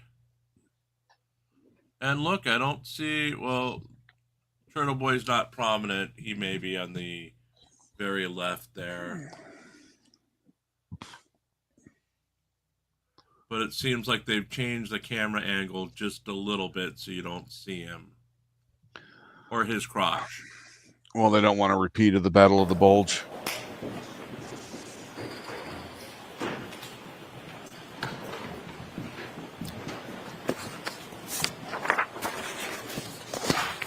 May I? Yes. Thank you. Having looked at the report. No, bring it to her and show it to her again. She's just, it's the same thing that I just showed her. Having looked at the report, does that refresh your recollection about what Trooper Dunn and Jachiko told you at the end of the interview? I don't recall. It's not refreshing. I'm not remembering it. Even reading it, I'm not remembering it. I see. Okay, fair enough. So as you sit here, the details about what you told or what those two officers told you are not fresh in your mind, and nothing's refreshing your recollection about that. Right. Okay, but you do remember the basics of what I just described in that conversation with those two troopers. I mean, they asked me what happened. I told them, but I was also in shock. You never said during the course of that interview that my client called you at 5 o'clock in the morning just hours earlier and said he's dead and then hung up, correct? No, I don't believe I said it at that point. I did not remember that until a couple of days later. I see. And in fact, when you were asked about that particular statement, when you asked about that particular series of events, that never came to your mind. No. That literally, the first words out of Karen Reed's mouth, according to you now, is he's dead and then hung up. Correct. When you heard that, you didn't take that to mean that she killed him. No. Of course not. She was panicked, correct? Yes. You did add that, one other thing that you didn't add in your initial statement to Trooper Dunn and Trooper DeChico is anything about the taillight either, correct? Not. Okay. And you also didn't say anything about any sort of a Google search or the praying that you talked about in the back of the patrol car, anything like that? No. Okay. I don't know. I don't remember.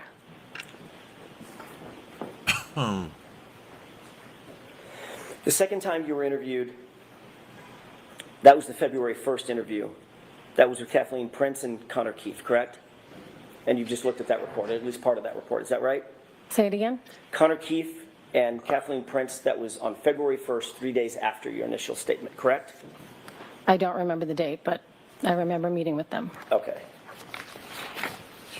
I want to make sure I get the dates down, so I'm sorry to belabor this, but. May I approach? Yes. Would it refresh your recollection if you were to look at the report of that interview? It might. Okay. First paragraph. Thanks.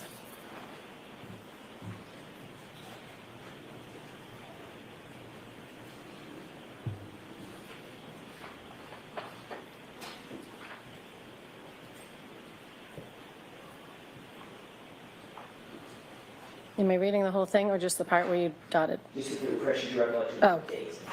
Oh, for the date, yes. May I approach? Yes.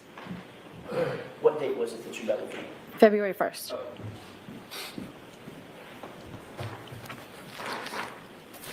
That second interview was conducted at 12 Country Lane, correct? Yes. And who again lives at 12 Country Lane? Jennifer McCabe. So the second time you told your memory, your story to law enforcement, you were literally sitting in Jennifer McCabe's house. Yes. And you had met with Jennifer McCabe before your interview, correct? Yes. We were putting a timeline together. So you two were actually prepping, if that's a valid term, prepping for your interview, putting a timeline together, correct? We were putting a timeline together at the request of Mrs. O'Keefe. And Jennifer McCabe, was helping you with the timeline, and you were helping her with the timeline. Yes, we were putting together the events of what had happened. So she was helping you, and you were helping her, yes or no? Yes. Okay. So both of you were assisting in each other's memories, correct? Yes. I remember this, and you remember this, and okay, now I remember this, correct? Yep. Obviously, that would help influence your memory, going Yes. over the event with someone else, correct? Yep. So what's on that timeline, you would agree, is not completely independent, your memory. It's a combination of your memory and Jennifer McCabe's memory. Isn't that right? Yes.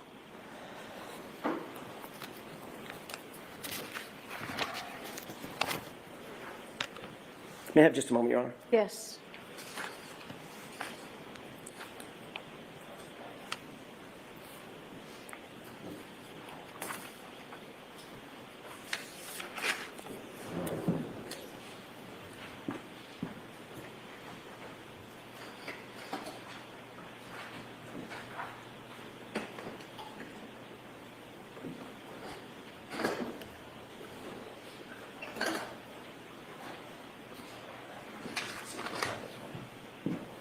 Thank you, Your Honor.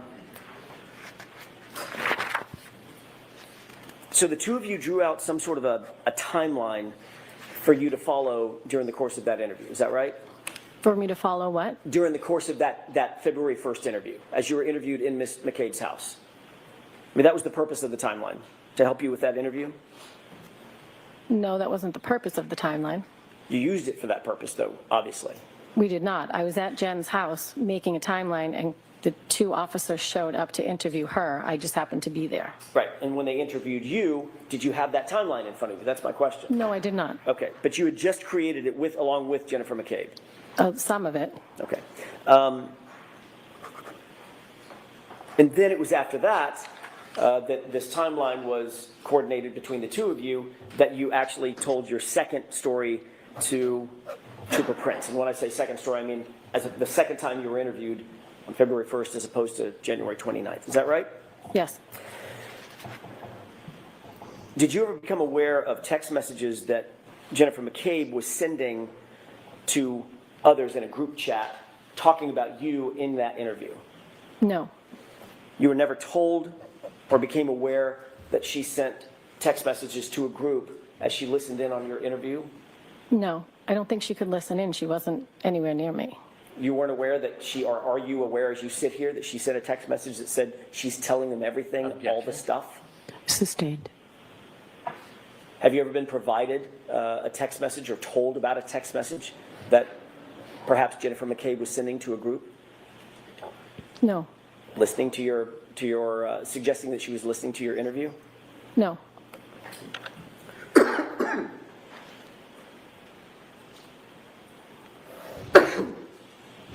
The third time, Jim, stop sending that text message. I'm aware that you're doing it, even though I can't see you and have no knowledge of Is it. that right? I do nothing. With Trooper Proctor?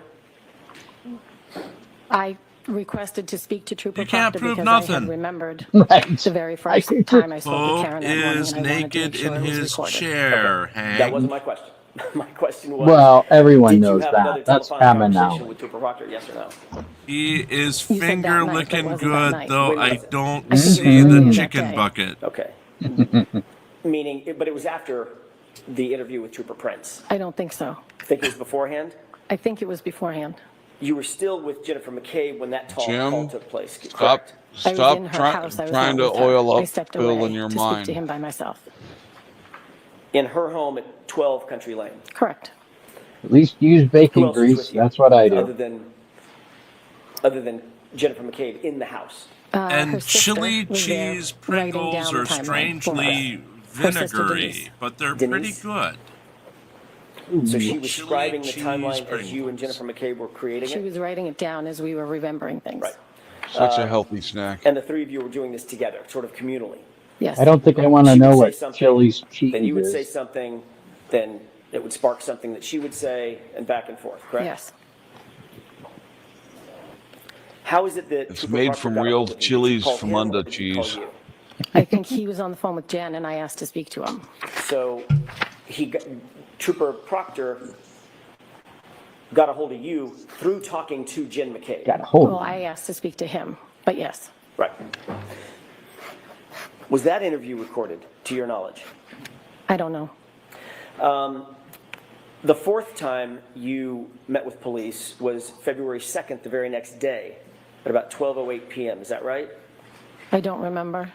Do you remember signing a consent form for your phone? Yes. Was that the next day after this interview with Trooper Prince and Trooper? I don't know what day it was. It was right after Karen was arraigned for the first time. Jen and I met with them and both handed our phones over willingly. So you've just answered my question. So when you met with police, whatever the date was, it was a few days later, you met with police. You had a fourth time, you were still in the presence of Jennifer McCabe when you met with police. Yes. And handed your phone over, is that right? Yes. And she handed her phone over, is that right? Yes. And the two of you were together when you signed your consent forms, is that right? Yes.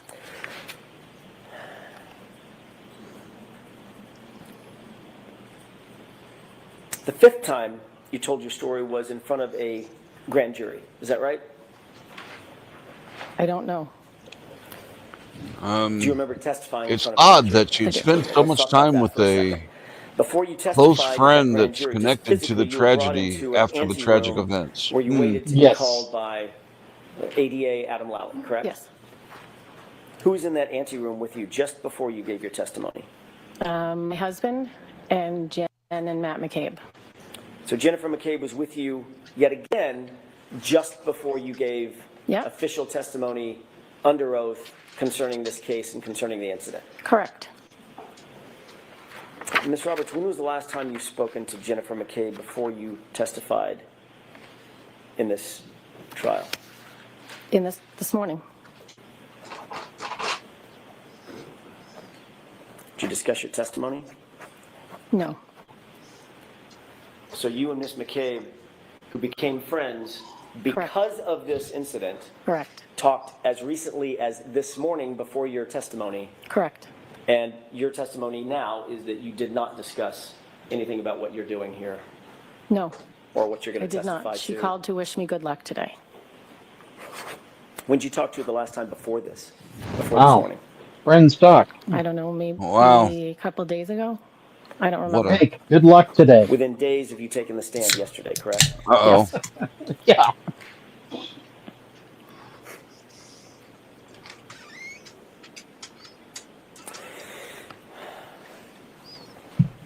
Did you ever?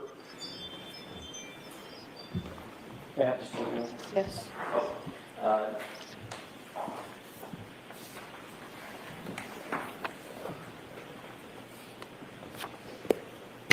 Ms. Roberts, I'm going to ask you.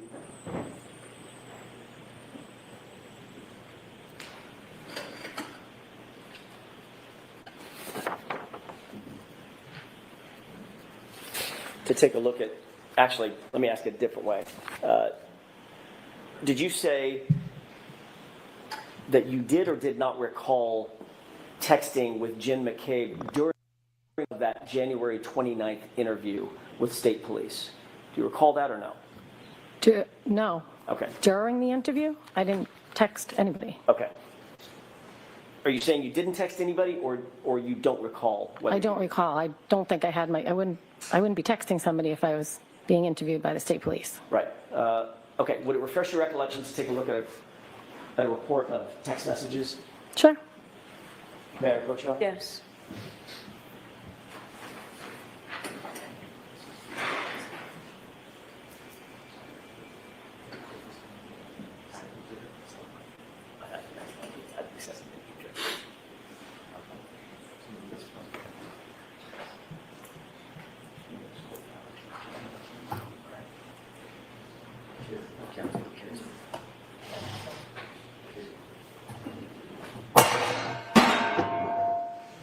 That wasn't me. Yes. Was it somebody ringing Look, there's two tabs. Take a look at the tabs. and Mr. then Jackson's click bell? across the two tabs. Looks One like can it. hope.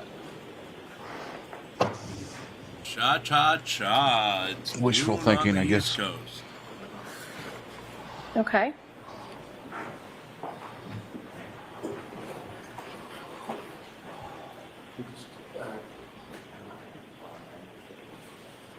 Absolutely, absolutely. I'm in a rush. Matt? Yeah. Just back.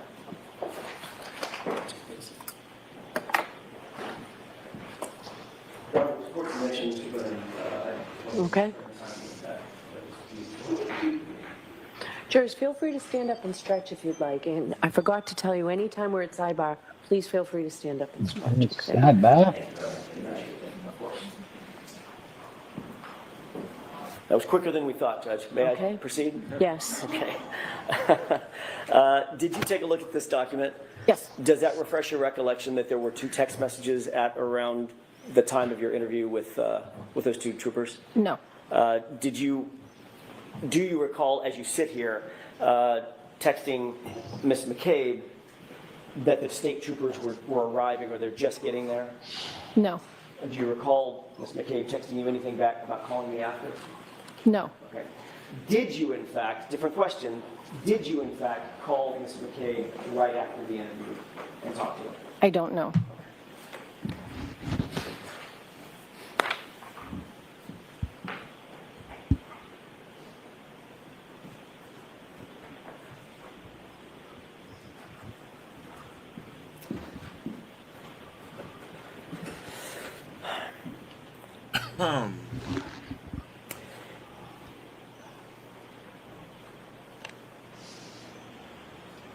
Have you ever testified that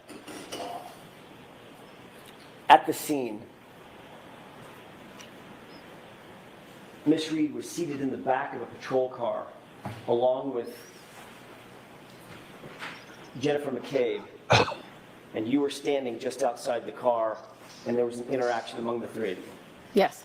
Have you ever testified, or have you ever stated, in any particular, that during that interaction, Karen asked the three of you to pray? Yes. Have you ever said or testified that during that interaction where you're seated, where they are seated in the back of the patrol car and Ms. Reed asked you to pray, that Ms. Reed said to Jennifer McCabe, Google hypothermia? No. You've never said that. I've never said that.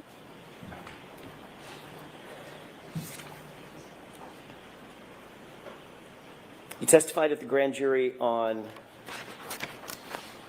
April 26th, is that right? April 26th, 2022? I do not Date know. right?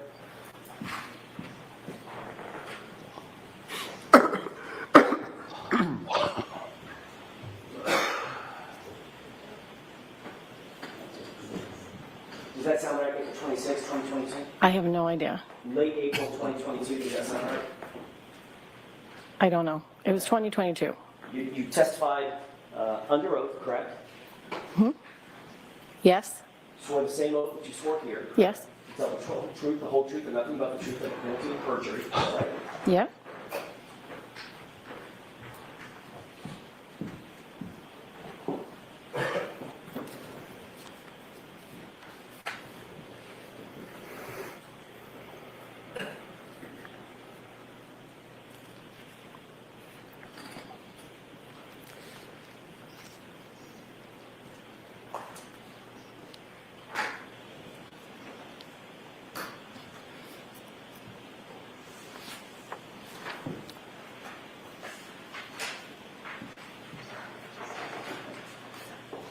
Yeah, that's what I needed.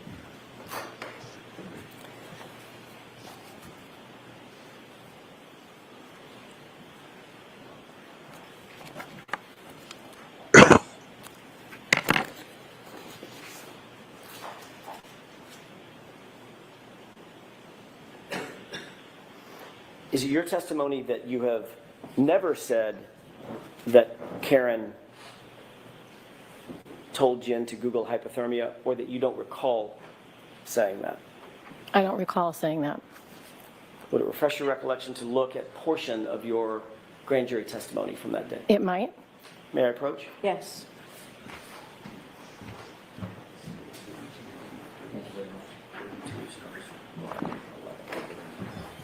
Thank you. Sure.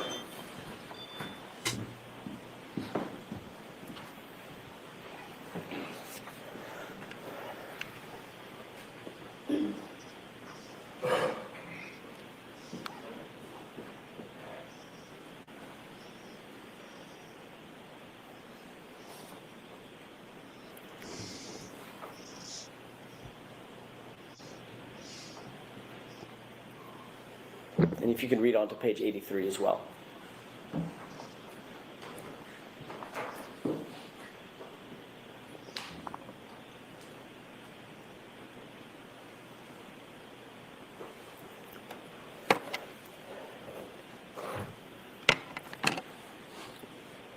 Yep.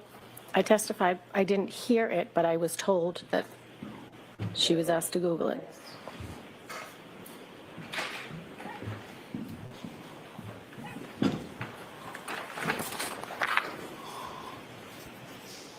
You testified under oath at the grand jury that at some point Karen was in back of the police cruiser, correct? Yep. Objection. No, I'll allow that question. Does that refresh your recollection as to what you told the grand jury?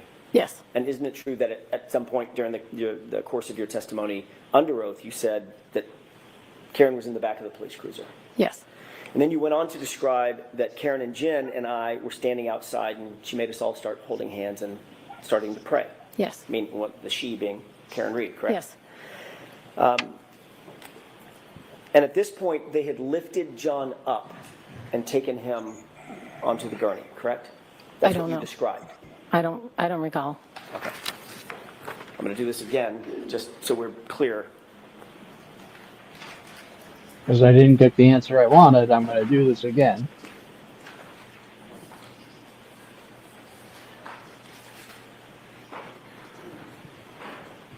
May I approach? Yes. Sure.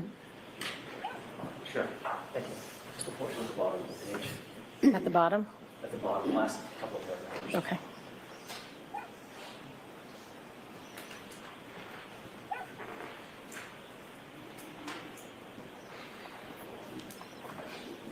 Yep. I say I think, so I'm not I positive. have a question for you. Okay. Is that refresh your recollection? Yes. Okay, thanks. Thank you.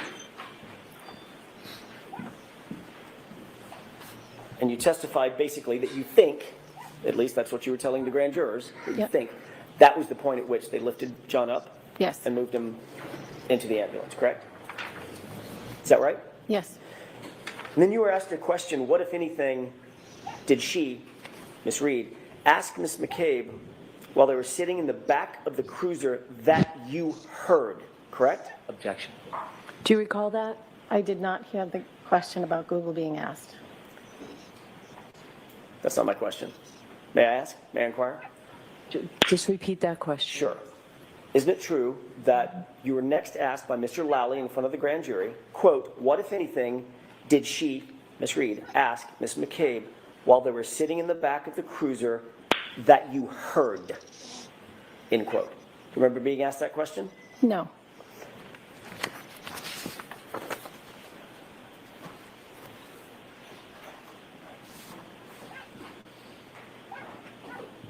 May I approach? Yes. Thank you. Thank you. If you're willing to look at lines 16 through 18.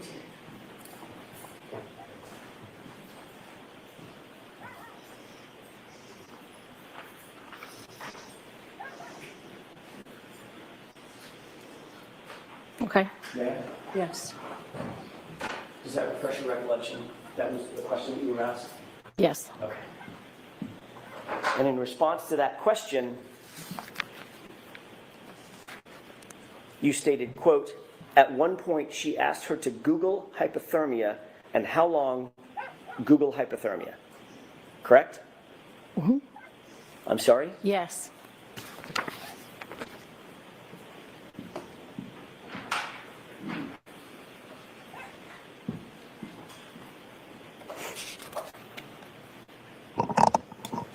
That was very detailed. You'll agree that that's a very detailed and specific recount of an event. You recounted where you were, back of a cruiser, or they were in the back of the cruiser, correct? Yep. You recorded or reported the time. It was right around the time that you thought they were lifting John up and scooped him up onto the gurney, correct? Yep. I thought it was about that time. I wasn't sure. Location, I'm sorry, I didn't get that answer. You were talking over each other. that's my mistake. What was your answer, Ms. I Roberts? thought it was about the time they lifted him up, but I wasn't sure. You were very detailed about who was there. It was you, it was Jen, it was my client, Karen Yes. Reed, correct? Is that right? Yes. You were so detailed that you talked about where you were standing next to the cruiser open door, correct? Yes.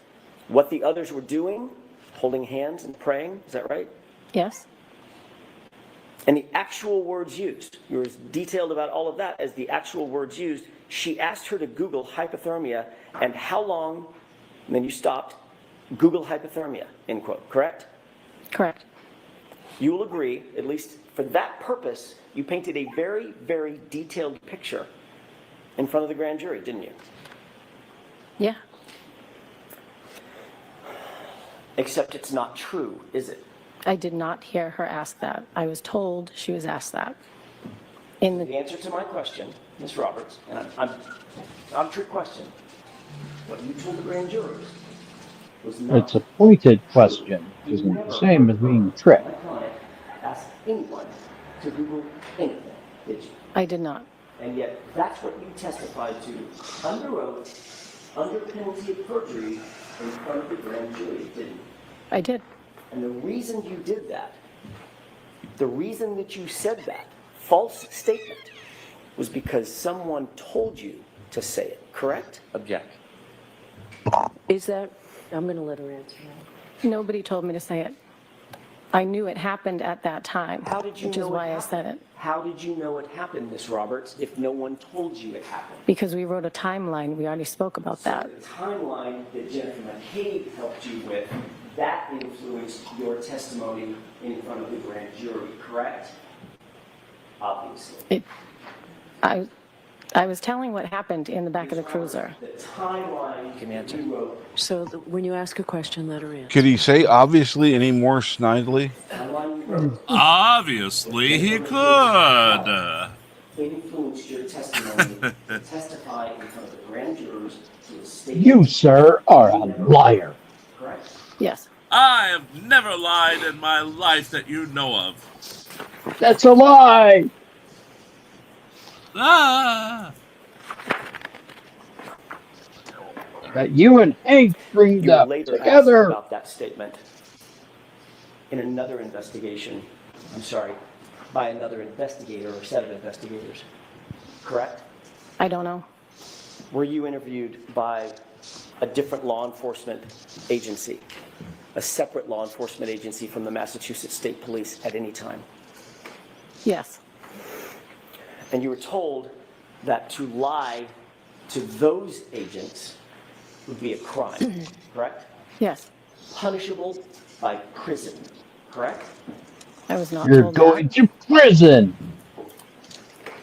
They asked you whether or not you heard Karen Reed ever say anything to Jennifer McCabe about Googling anything, correct? I don't know. Isn't it true that you told them what you've just now told us, which is, I did not hear Karen Reed ask Jennifer McCabe to conduct any Google searches? I don't recall. Would it refresh your recollection to look at a copy of that interview and that report? Sure.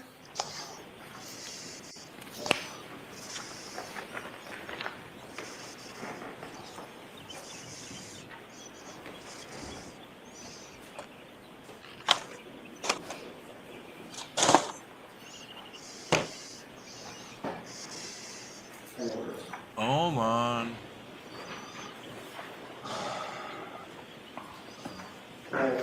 Yes. Are we Yo. black? No. We're good?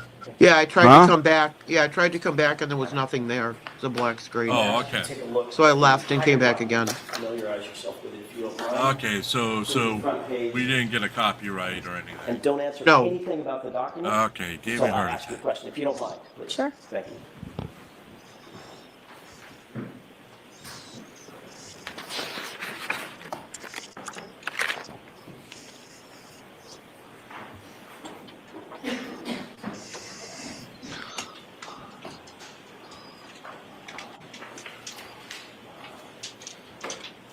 Ms. Roberts, do you recognize that as being a report of an interview that you conducted?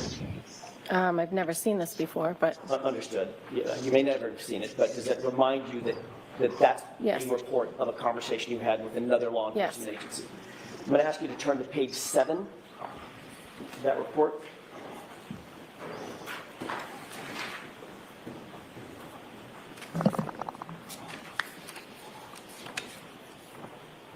And if you look, there's a small paragraph, about 2 paragraphs up from the bottom. I think I may have put a little blue dot by it, but I'm not sure. Please read that to yourself. correct.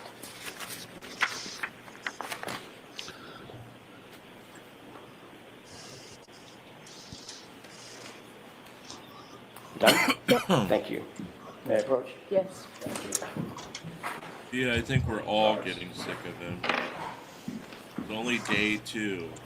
Ms. Roberts, does that refresh your recollection about what you told these investigators? Yes. And what you told them was you, quote, did not hear Karen Reed ask Jennifer McCabe to conduct any Google That is search. correct. And you went on to say you saw McCabe on her phone. I'll allow it. You saw McCabe on her phone, but you did not hear Karen ask Jennifer to Google anything. Correct. So what you told the grand jurors was in fact false. I misunderstood Mr. Lally's question. Got it. Thank you. Okay. Mr. Brennan, any questions? Thank you. Thank you.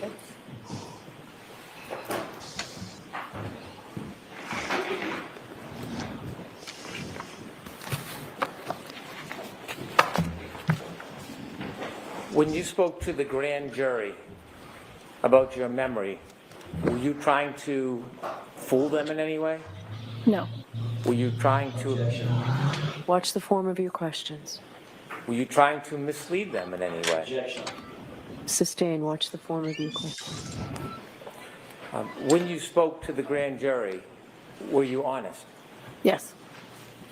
When you were asked the question, what, if anything, did the defendant ask Ms. McCabe, did you begin your response by saying at one point? You can show her her response. May I approach? Yes. Page 83, line 19 of the grand jury. Can I ask you to look at page 83, line 19? Just read it to yourself and the lines that follow. You done?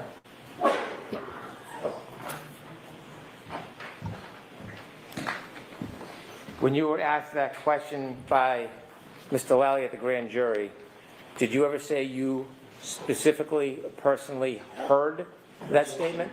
I'll allow that. Did you No, ever I tell did the not. grand jury you actually heard that statement being made? I did not. And when you spoke to the people in that report that you looked at on page 7, did you ever tell them you specifically heard that statement being made? No. Were you consistent in both of those statements? Objection. Sustained. Did you say anything different as No. far as what you personally observed between those statements? Objection. I'll allow that. No. And when you were asked about what the defendant may have said to Ms. McCabe, or Mrs. McCabe, did you generalize your answer? Objection. Sustained. Did you begin your answer with at one point? Yes. Okay. When you chose the words at one point, what were you trying to convey to the grand jury? I'll allow that. I didn't know at what time it was done.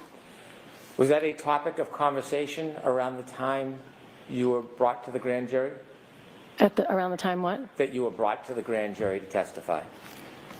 This Google search. I don't know. Okay. Were you asked here in front of this jury whether or not you personally heard that statement? Yes. By me. Did I ask you that question?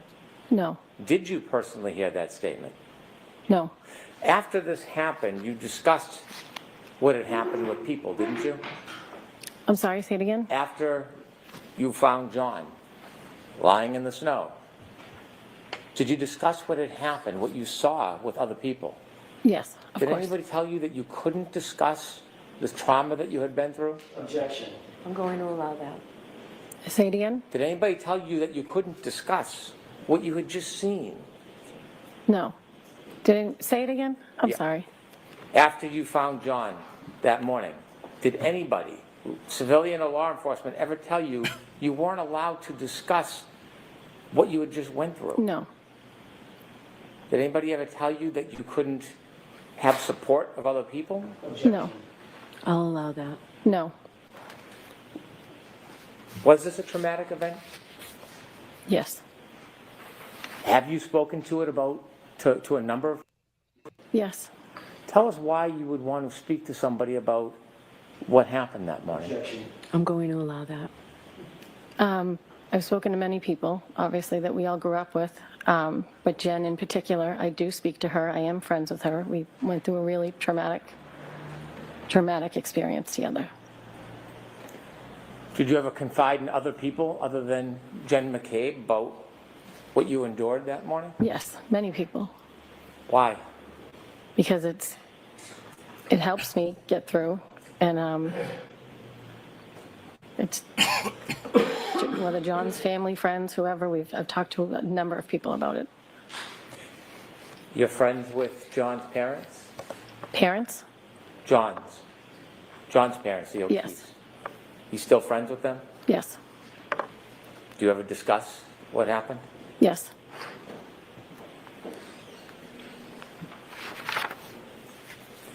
You were asked by law enforcement if they could have your telephone? Yes. Was there a warrant? Objection. Sustained, ask it differently. Did you feel like you had any obligation, legal obligation, to give your phone to law enforcement? Objection. I'll allow it. No, they asked for my phone. I handed it over willingly. Did you think you had to? No, but there was no reason not to. When they went through your phone, do you know whether they saw all of your phone calls that were on that phone? Objection. Do you know that? I don't know. They cloned my phone, so I assume they saw everything. Objection, please. I'm going to strike that answer. So the answer is I don't know. What type of information did you have on your phone when you voluntarily gave it? Objection. I'll allow that. Text messages, phone calls, call logs, pictures.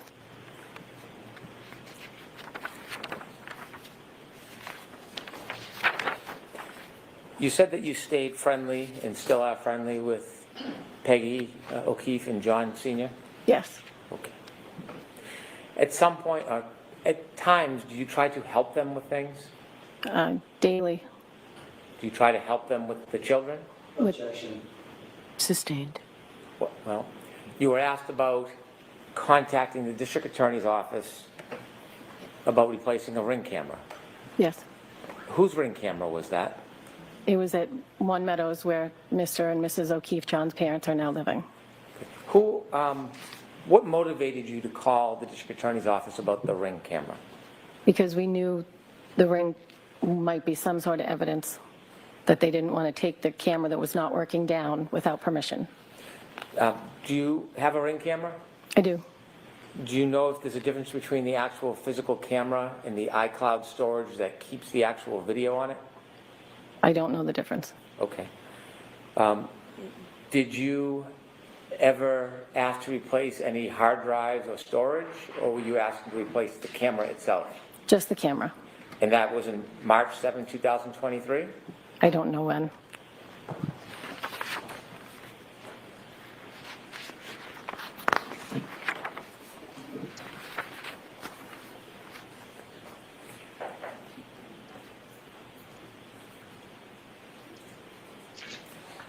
You were asked questions about what the defendant said that morning when you were trying to help Mr. O'Keefe. Yes, You were asked whether you heard any comments about her, from her,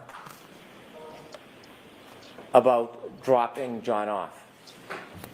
say that one more time. You were asked whether you heard any comments about her saying she dropped him off.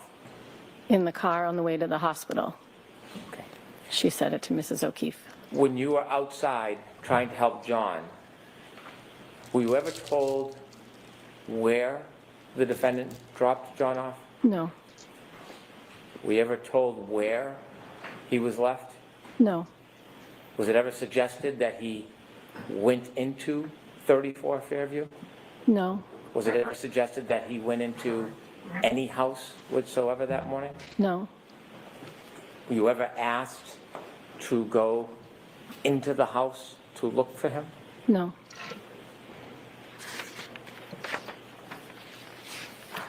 When you were being when you were being Influenced, interviewed by law oh. enforcement, did you ever refuse to be interviewed?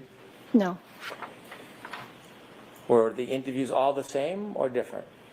They were all different. They were all different. Were you ever asked to give a complete review and detail of everything that you knew? I was just asked to tell me the story of what happened that morning. And at some point when you were interviewed, you were asked about the phone calls that the defendant made to you that morning at 5 o'clock. Yes, When you received those phone calls, Jennifer McCabe was not on the line, was she? no, Was she a party to the calls?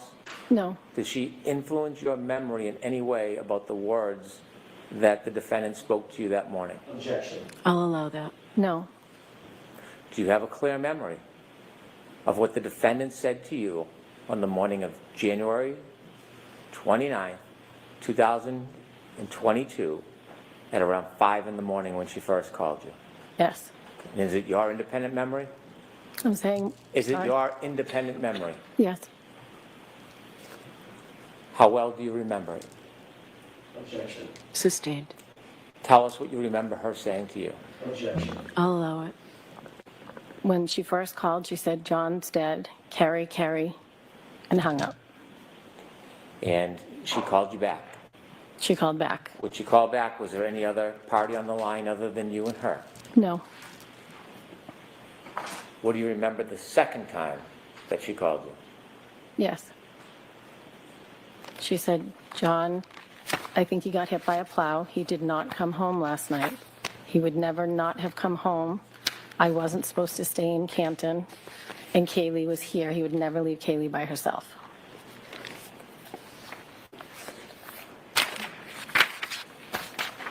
Did anybody ever ask you to lie No, or exaggerate? no. Would you? Say that? Would you? No, Sustained. You were asked whether or not you told people on January 29th about the missing pieces to the defendant's taillight. And you began to say you didn't tell anybody that morning. I didn't think it had anything to do with John. I didn't want to point fingers at anybody Why not? because I had no idea what had happened to him. I wasn't going to point fingers at his girlfriend. Was it in fact broken with missing pieces that morning? Yes,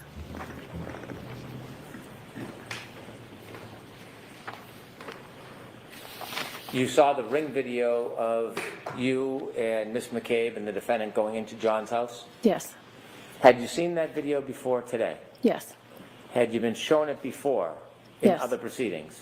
yes. When you went into the house with Miss McCabe and the defendant, did you do anything before you went into the house, actually in the house? When Take any- we took off our shoes You took off your shoes? Jen and I both took off our boots Why did you take off your boots? because you had to take off your shoes to go into John's house. Well, you say you had to. Explain to us a little bit of the background on that. John was a neat freak. You were not allowed to wear shoes in the house. Had you ever worn shoes in his house? No, Had you ever seen anybody wear shoes in his house? no, You and they Miss do McCabe? now. They do now. Let's see. You and Miss McCabe took your shoes off? Yes, Did the defendant take her shoes off? she did not. How do you remember that? Because Jen and I were standing there for about a good 2 minutes trying to get our boots off, and she had already gone in the house.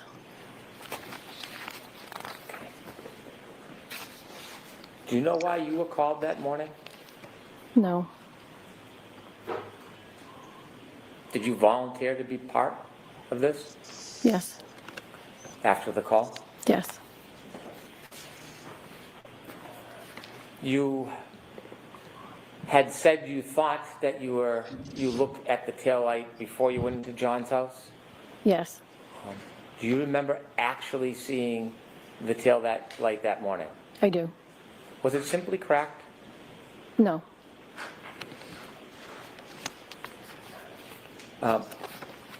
Do you know that the portion of the Ring video from when you came out of the house with the defendant, Miss McCabe, do you know that that portion is missing? Objection. Sustained. Have you ever seen any Ring video depicting when the defendant was showing you her missing pieces of taillight that morning? no, Despite no video, are you certain that you saw it? say it again. Are you certain that you looked at it with the defendant that morning in that driveway? Objection. Sustained. I'd like to play clip 3, please. Okay.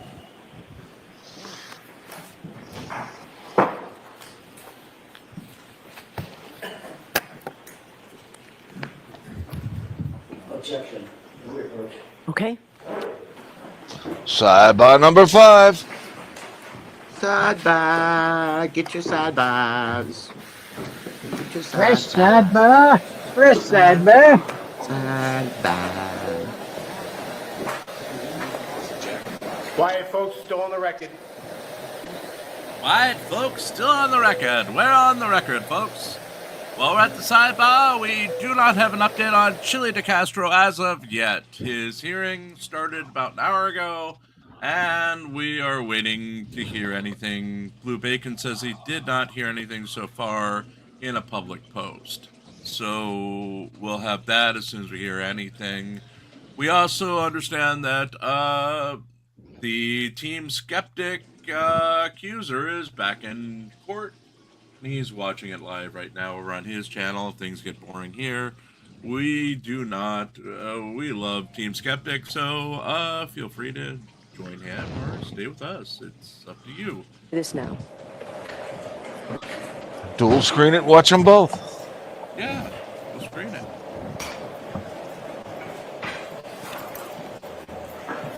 Sidebar.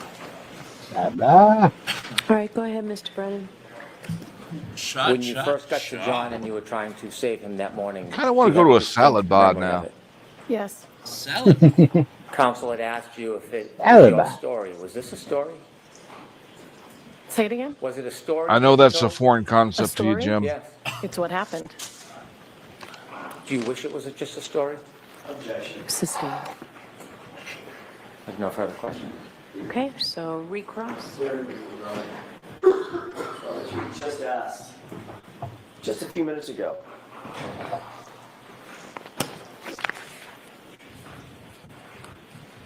Did you ever say that you actually heard that statement about that Google search? And you said no. Correct.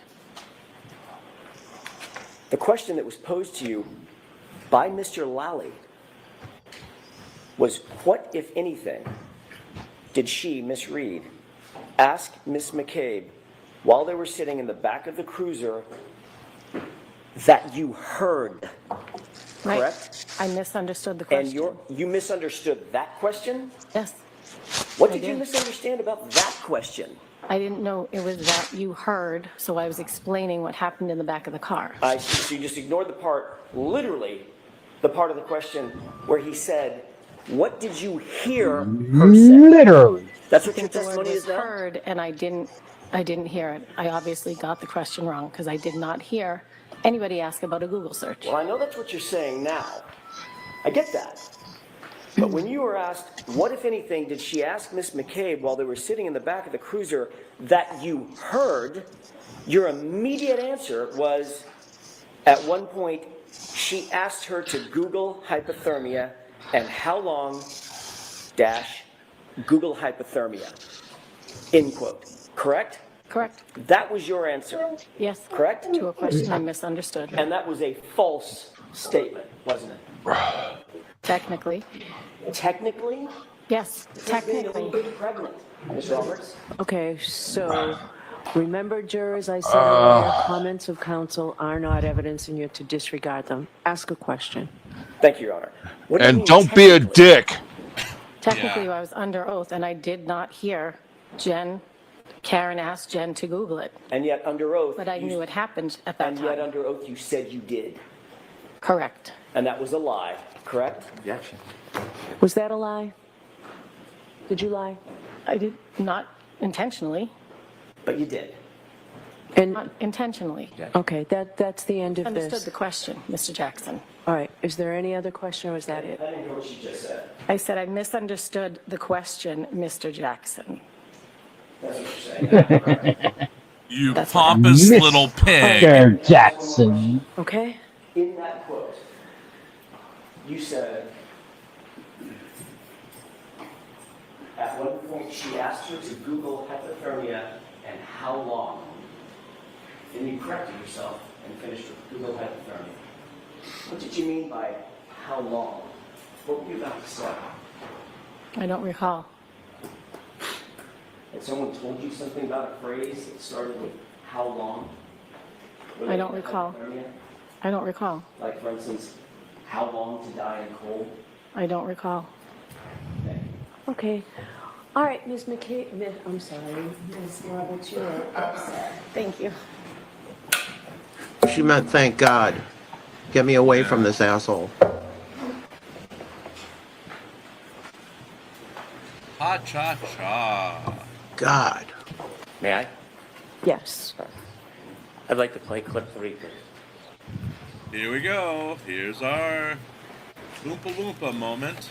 Your Honor, before this is played, is it possible to take a quick break so we can review this? There's a lot of clips, I'm not sure what this is. I'd like to see it before it's played. All right, how long a clip is this? Probably about 10 seconds, 15 seconds. Shut up, Alan. Jurors, we're going to ask you to take a break, and we'll bring you back in, and we'll see a 10-second clip. All right, we'll give you a Oompa 5-minute break. Loompa Loompa Dee Doo. Jurors, close the Alan Jackson's got an objection for you. I think Alan Jackson's just dreaming of going way down yonder on Karen's coochie. It was right Oh. before lunch. God. Breakfast just digested. Yeah. Thank Dick. you. My diet starts now. I don't think I'll ever eat again. Thank you. You're welcome. Though I would eat some more of those Pringles. Those nice chili cheese Pringles. Pringles. It Made from does a actual body. chilies from under cheese. Pringles. It does a body good. If you're listening, Mr. Pringles, we would Please love to sponsor sponsor us. you. Please Yes. sponsor us. We would love to sponsor you, Mr. Pringles. In fact, Gia will do the pitches personally for you. Nope. The pitches from Gia. Nope. I don't Pringle. buy Nope. chips. I don't buy chips in a can. They're not. They're crisps. They're actually legally different than chips. Yeah, they're considered cake. No, No, they are not. that's the bread from Subways. That too. They are a crisp. They don't. They're- They stack. They're inappropriate as they stack. No They're chips should delicious. stack. They're delicious. No. Delicious They're chili deliciousness. cheese Pringles. They're deliciousness. I like Kind of them. like pressed wood, only it's pressed chips. Yep. Yep. A stack of chips is not a chip. It's really tasty. because they're a crisp. It's really tasty to make home fry or air fryer potato chips. Oh, I want to get, I want to get, I want to get Gia. I want to get Gia. Oh, I'm in training. I'm in training. He's gonna should get not Gia and all their little dog. I'm in training. I'm in Bob, is training to there get Gia. something they should we should not know all be about? the same. Nope. Nope. Nope. I'm And in nope. Oh, training. I'm in oh, training look to at that. get Gia. Look, I'm in training to Ooh. get Ooh, I'm Gia. afraid of that. I'm afraid of that. Oh, the teeth. Oh, the teeth. I have PTSD or whatever it's called. PTSD. I'm in training to get Gia. Oh, Hey, Hank, did you know I got bit by a Rottweiler? And they all made fun of me? I didn't No, I make did fun of not. you. Yep. Get I Gia. I Get don't Gia. believe a word that just came out of Jim's mouth. Get Gia. I Get made Gia. fun of the Rottweiler Get Gia. for Get Gia. having Yep. bad taste. I got bit really bad. About 6 weeks ago. But it's healed, and Yes. she's made peace with it. Yes. Yes. Well, I'm glad it's healed. Yes. Yes. It wasn't a Rottweiler. It was a Rottenweiler, and Yes, it not all was. Rottweilers are the same. Yes. It was an And unprovoked attack. I don't blame the dog. I blame the owner. Yep. Yep. The dog just walked up to me, clamped on, and walked away. Wow. Yep. Oompa loompa. Yep. You know, they're going to make an objection every time from now on because these videos are too effective. Yep. Yeah. He's going to try to disrupt it. I don't know what my client said on a video that I turned over to them. Yeah. I don't know what she said when I told her don't do it, don't do it, don't do it, don't do it. I'm waiting. I'm waiting for some of his statements in the HBO video. Now, did he do an interview where they're holding hands as a couple? That would be awesome. That would be awesome. But he Of him and her in front of the restaurant was pretty bad. The boob grab seen around the world? Yep. Yep.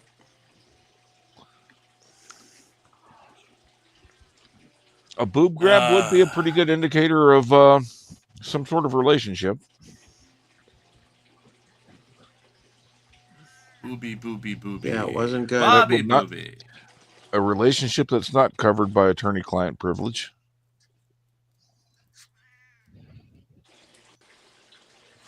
Well, it might be covered by client cleavage. I'm sure his wife was thrilled. Yeah, TMZ covered that pretty good. She was not, in fact, thrilled. I don't know if they're still married or not. He's still got his ring on. And she must That have doesn't mean gotten anything. I know it. That doesn't mean anything, but I don't know. He's been gone a long time with this trial shit. Yeah.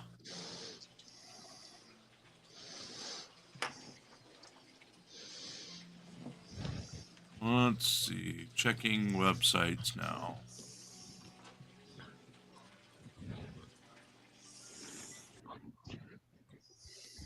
Still nothing posted in the Jose de Castro Superior Court case, where he is trying to have it dismissed as he's about to lose.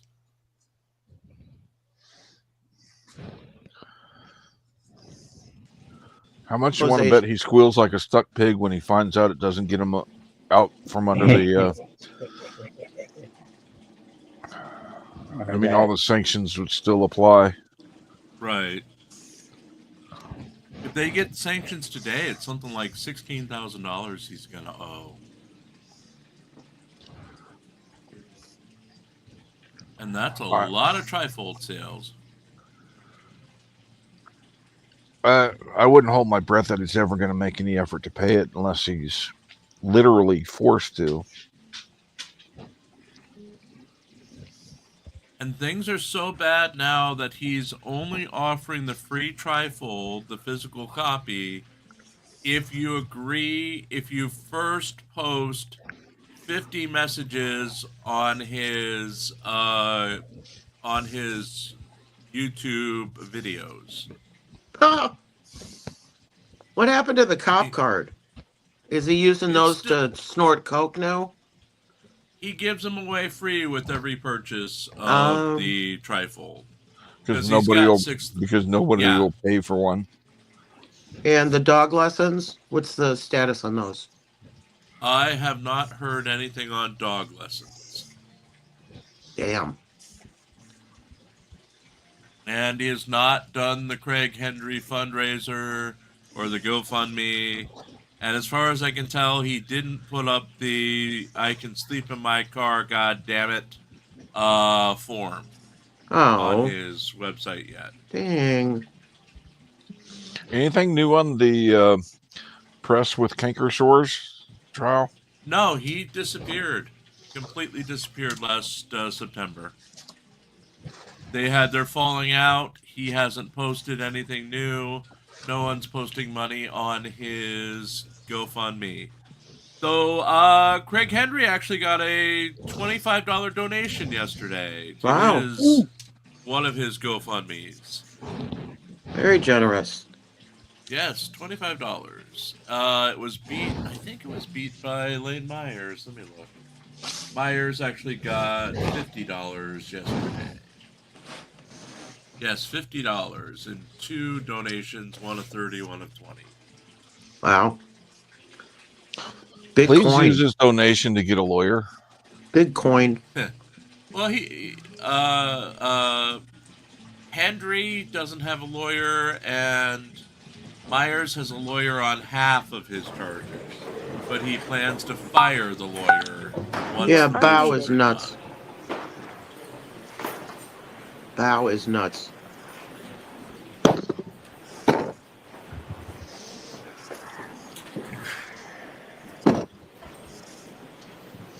Anybody that'll rent a truck and drive to go see Direct D on his property is nuts.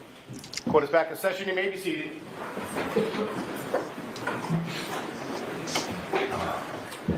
Cha-cha-cha. All right, Mr. Brennan, whenever you're ready. I'd like to play clip 3, please. I wish the camera would stay on Jackson's face. There was a few small pieces of taillight missing that I had picked out at John's at 5:45 before we drove over to Fairview. I'm showing Jim and Terry, look what I just did to my light, and I'm worried that there's gonna be some kind of electric short circuit. There's like the bulb is showing, and some of the red plastic's missing. So I picked pieces out of the light housing that had kind of collapsed within the light and dropped them in John's driveway. I'd like to have that marked as an exhibit, please. Okay. No objection. Right. Oh, her face. Look at that. Look at his face, how red it's Rather gotten. than calling your next witness, who it'll take 10 minutes to bring a witness in and do all of that. Yes, Your Why Honor. don't we take the lunch and recess? I'm sorry, is the food here? Okay. Folks, we'll take a Is the food 40-minute here? lunch and recess, okay? All rise for the Okay. court, please. Jurors, close your Okay, books. lunch, Put away your chairs and lunch. Follow me.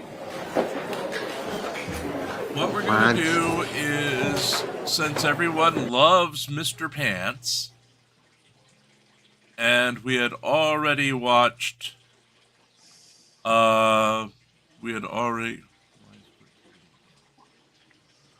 we had already watched the first of the two videos he did this morning. We'll watch the second to give us about a 7-minute break before we go forward today.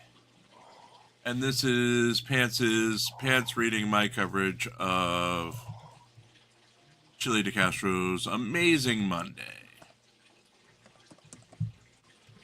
One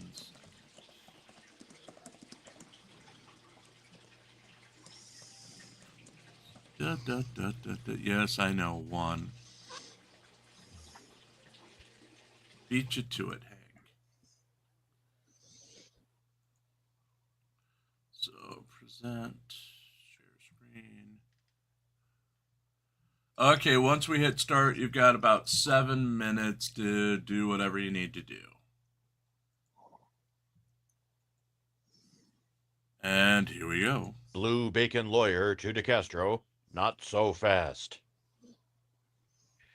As today's hearing for a motion on sanctions and to set a trial date approaches, Jose Chili DeCastro has been basking in the glow of a rare victory.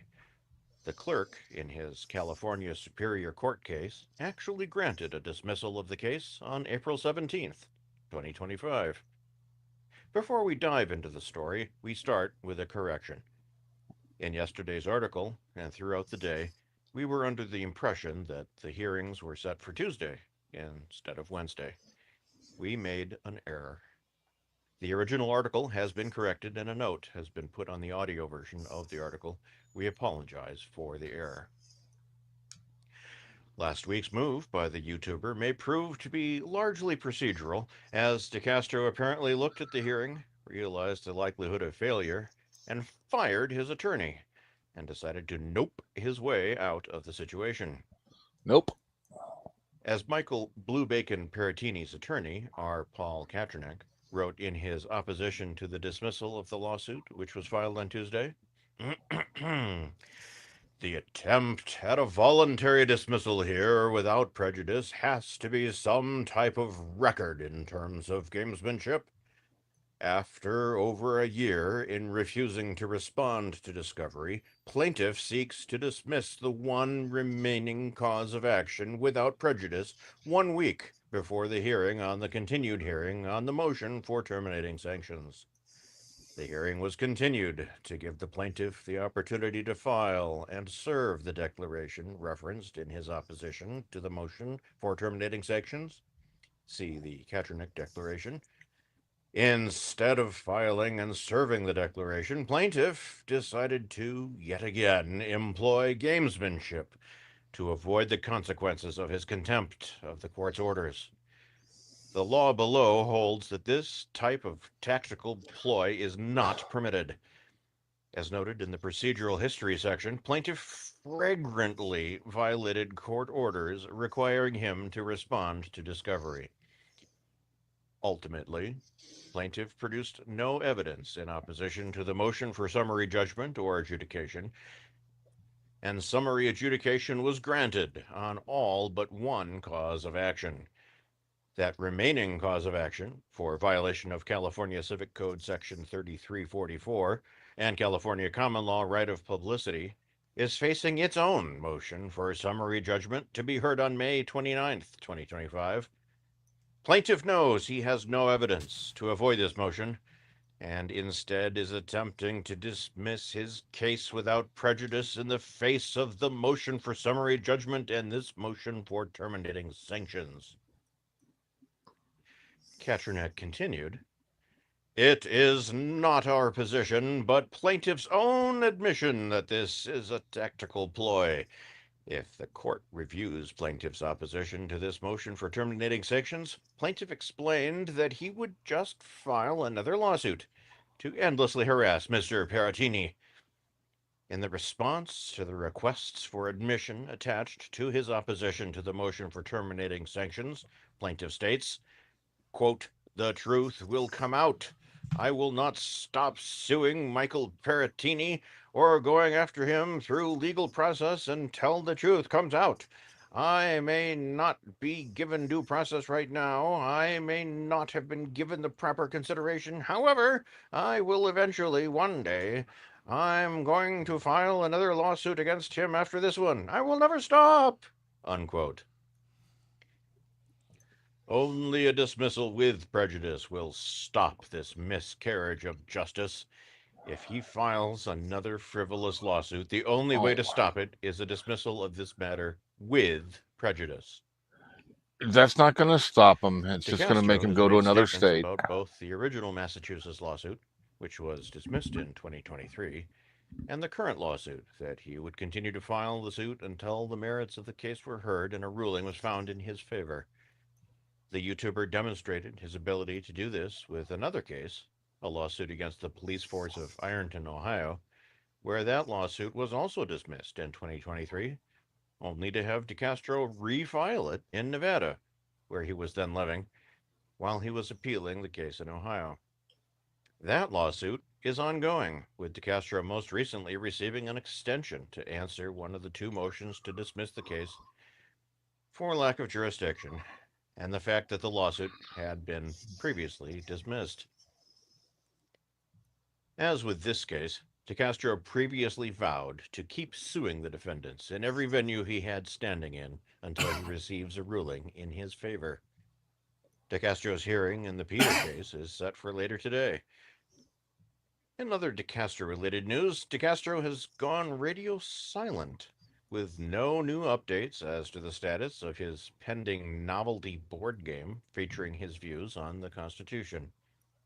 Originally set for a Thanksgiving 2024 release, deadlines have been missed, and the last notice investors and early buyers of the game received put the game at a May 2024 release date.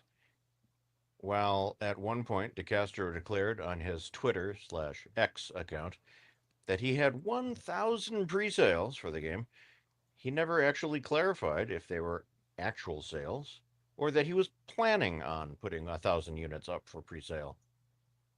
In his most recent statements, adding to the confusion, DeCastro claimed that the first batch of games would consist of an order of 1,000 units, which would theoretically go to the pre-orders of the game if his Twitter statement was true.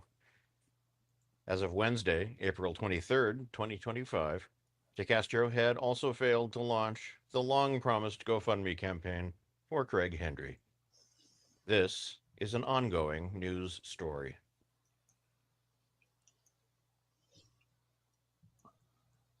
And we're back. I see that Pope Phil has traveled during the break. He went streaming far away from here. What'd you do on your break, Hank? What break? The break we just had, the whole 6.5 minutes. I stayed and watched it. Okay, then. We're gonna do some Drunk Girl, I think. We're gonna have, let's see. We've got a nice 21-minute. 4 felonies this woman has picked up. 4, count them 4. Almost as many as Pope Phil's wife is gonna pick up when he finds out he's taken up with Subway again. Delicious Subway. If you insist. Wonderful Subway. There's so many better choices in Subway. Subway, our future sponsor. That's right, Subway.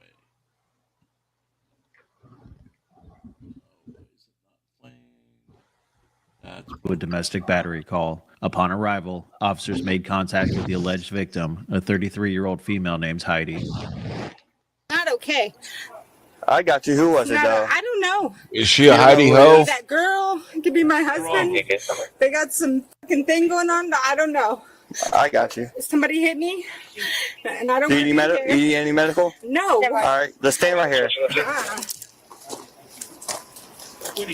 All right, sir. What happened? What happened? So, what I know, this is my friend Michael Girino, that's his wife Heidi. They're both my friends. They started fighting. The baby was in the other room. And we were trying to separate the baby. Somebody had been drinking and starting to fight. And when we finally got them separated, she came out. And then I heard like all kinds of stuff going on. All right. I was in the bedroom. All right, sir. And So what happened? she started beating up on my son's fiance, and my son was trying to separate the two. I got you. So what happened today, sir? Yeah, just too much drinking. Too much drinking. Out of control. I mean, she's just hitting on everybody. Just trying to get the situation. I don't want anything to happen, but it's got to stop. She won't stop. And now all of a sudden she's being a little. No, I got you. So how did she end up with her lip all busted. I don't know. On me, No, I'm not blaming you for anything. I'm just saying how she's she just got been that. punching everybody, falling down, drunk, obnoxious. They're all bloody up there. She's been punching everybody, breaking up the bedroom. I got you. So she started all of this. Yes. Yes. 100%. So did you hit her or did someone else hit her? We wrestled around. They hit up there. The girl, I think her and her. I don't know. I didn't say I was holding the baby in the bedroom. I got you. Do you have your ID on you or upstairs? Upstairs. Yeah. All right. Can you go get it for me? Hey, buddy. All right, man. You want to tell me your side of the story? I don't know. I just have troubles with that guy. And we're married and we have a baby. I got you. Go for it. Do you have your ID on you in your truck or upstairs? I think it's upstairs. All right. But I'm just tired of it. I'm just so. I got you. I don't want to do So Yes, you can't Phil tell has me left us for anything? Vatican West. that my lip is busted. No, busted my lip. yeah, I got like. How did all this start? We're just having problems. So Problems. transpired into Any arguing that started before all this? probably yeah. Houses keep lighting up. Vehicles are coming and going. You want to take a seat on these steps right I here? just want to go. I just don't. Well, you can't leave now, so Well, I do. I want to go back home. I don't want to be. I got you. But you can't leave now. I'm Okay, my conducting an lip is investigation. Busted. I know, but if you leave, you're gonna be in a whole lot of more No, trouble. I'm not leaving. I'm All just saying I don't want to be around him anymore. I got you. So you can't tell me any argument that started before this. You can't tell me anything. Yeah, we argued, and then What was the I argument about? said, you know, if you want to fuck some other girl, then be my guest, do that. But I don't want to be a part of it, and my lip is busted. How did that happen? I don't know. You don't know. I just know. I just felt like swelling. I'm like, I don't even know how So it happened. you didn't see anybody hit you or No, wrestling, anything like that? no. I got you. Well, just stay right there for a second. This is a Is there wonderful ID girl here, for by Parson. chance? No. Wonderful girl. Alright. Parson would fix her up immediately. Alright. Let's come over here. Copy. And when you get a moment, if you'll check the notes of that cat. Did the baby see all this happen? Yes. I try to separate her as best I could. I got you. She's okay now. No, I got you. So to my understanding, she drank too much. Then she started problems about you with somebody else. Yeah, with this young girl, my friend's Daughter. Boyfriend or their son's daughter. Or Yes. son's girlfriend. So she just started problems. Started just hitting everybody and. Who's in her mind? I don't know. I got you. So she just started hitting everybody. You tried to stop, and she started hitting you. And, all right.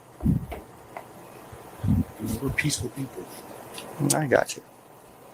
Just when she drinks, she gets like that. I got you. So your son was involved too? And his fiance. And his fiance? She's trying to- She's But really Parson, upset. Young girl. she could share you an NCR. This train wreck goes to 11. I got you. Ma'am, just stand back over there for a second. She's okay. She's okay. It's all right, ma'am. Go sit back. Go sit back over there. Ma'am, go stand back over there, please. We're just talking. Ma'am, just go stand back over there, please. She's okay. Ma'am, just go stand back over there, please.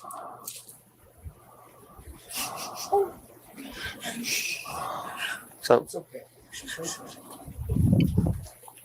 Can we get a good distance away from her? yeah. I'm the only one here, so I just got to No, you're do good. this. You're good. I got you. Believe me. So, what happened? So If you want to wait to talk so you can calm no, down you're more. good. So her and her husband had been in a fight all night, basically, and she's been fucking crazy this whole time. And I was just sitting out there talking to my mom because she's flying down tomorrow. I was letting her know. I was like, are you sure you want to go? You know, just kind of joking with her. And she walks out of the house, I guess, after they had stopped fighting. And she comes out and just starts. I told her, I was like, you need to get your ass back inside. I was like, I got you. Hold need to on. go on. Ma'am, come here. Come here. You're not leaving. No, You're not leaving. I'm going to get my pod. You're not leaving. I'm going to get my pod. You're Please not don't leaving. touch Sit me. back down. You're not Stop. leaving. Come on, stand back up. Stand back up. No. You want to catch? You want to catch a charge? Yes or No, no? I'm All right. not. So stand Can up you and listen to stop? me. Stand up and listen to me. Hands behind your back. Come on. No, I'm not. I'm not putting my hands behind my back. Close to 1101. No. Stand up. 1101. Put your hand behind your back. No. Come on. I need to fix my fucking hair. What are you Copy, doing? lady. Come on. Stop. Come on. Stop. Come on, It's just hands behind your maybe back. she sound like she could be related to doing Stewie that. from You're Mad catching- TV. You're catching another charge No, right I'm now. not. Yes, you are. Come on. Hands behind your back. Stop. Come on. Stop. Come on. You care. Stop. Pepper spray? No. So Stop. roll over on your Here stomach. comes pepper Roll over on spray. your stomach now. Heidi, listen. No. Stop resisting. Roll over on your stomach now. I'm not going to jail. I'm on vacation. Come on. I'm not going Roll to jail. over now. Stop. Roll over on your stomach now. Come on. Stop. Come on. Stand up. No. Stop. Stop. No. Well, you're going to jail now, so come No, on. I'm not. Stop pushing Come on. on me. You're going to jail. You're pulling on me right now. You're going to Stop. jail. Stop. Stand up. You're going to jail. Stop. So you No, get I'm hands behind your not. back. Get off of my hand. That hurts. Come on. Come on. Please get off of me. Come on. Get off of me. Come on. Come on. Come on. Stop. Hands on your back. Come on. Stop. I'm not going to jail. Stop. Mr. Come on. Sparky, Roll over. come out and play. You're going to jail, so come no, on. I'm not. You're- Stop. Yes, you are. Right Come on. now. Stop. Come on. Stop. Come on. Stop. Come on. You're not doing this. Roll over. Stop. Roll over. Sit, boo boo, sit. Roll over. Stop. Roll over on your Stop. stomach now. No. Come on. Serial, you get to decide He's if going to this jail, woman so come on. is for Roll over on your NCR stomach. or Get off for of me. person. Roll over. My lip is busted. Roll Get over. Off of me. Turn over. Turn over. No. You're going to get pepper sprayed. I don't care. Stop. Turn over. Stop. Turn over. Stop. Turn over. Stop. Right now. My baby is right there. Please just All stop. right. So come on. Listen to me. Look at me. Look at me. You're gonna get sprayed. I don't okay? care. Just stop. Come on. Stop. I don't want to spray you. That shit burns. I So don't come on. care. Please stop. Stop. Stop. Don't Get stop. off Stop. of Stop. me. Stop. Stop. Get off of me. Just turn it over. Okay. That's okay. Just grab the other arm. I'm leaving. Just grab the other arm. I don't want to do this. Stop. Grab the other arm. Stop. If people want to be cheating whores, then they can do that on their own time. Get off of me. There you go. Get off of me. Get off of me. Get off of me. Okay. Stop. Just hold it right there. Stop. Stop.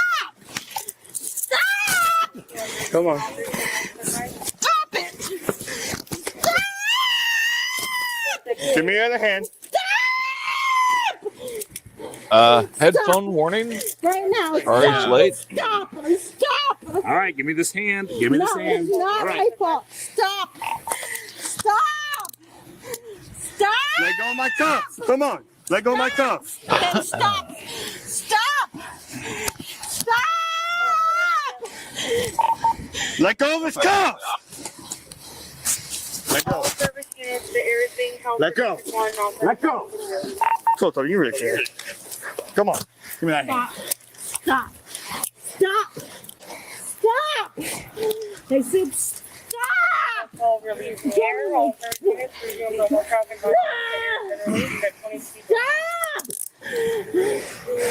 I think voice alone, she's more of a Parson girl.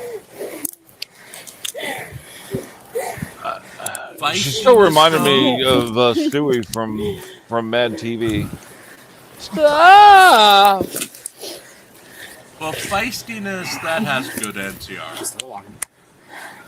Try. All right. Take your time. Stop. That fucking hurts. Stop. Serial, you are deciding personally, one voice, Serial, is deciding if this woman is Parsons' next wife or NCR's next Stand you wife, up now. or No, she that's marries weird. both of Come them. on. Get off of me. Stop. Would that make them brother husbands? Let's go. Yes, it would. Stop. Ow. Ow. So it's up to Serial to decide who is getting this wonderful It woman hurts so bad. Don't kick my car. Stop. who is about to pick up 4 felonies. Stand up. Stand up. Come on. Sit down. Sit down. And Serial says that she is Parsons. This woman is Parsons' future bride. She must not like Parsons very much.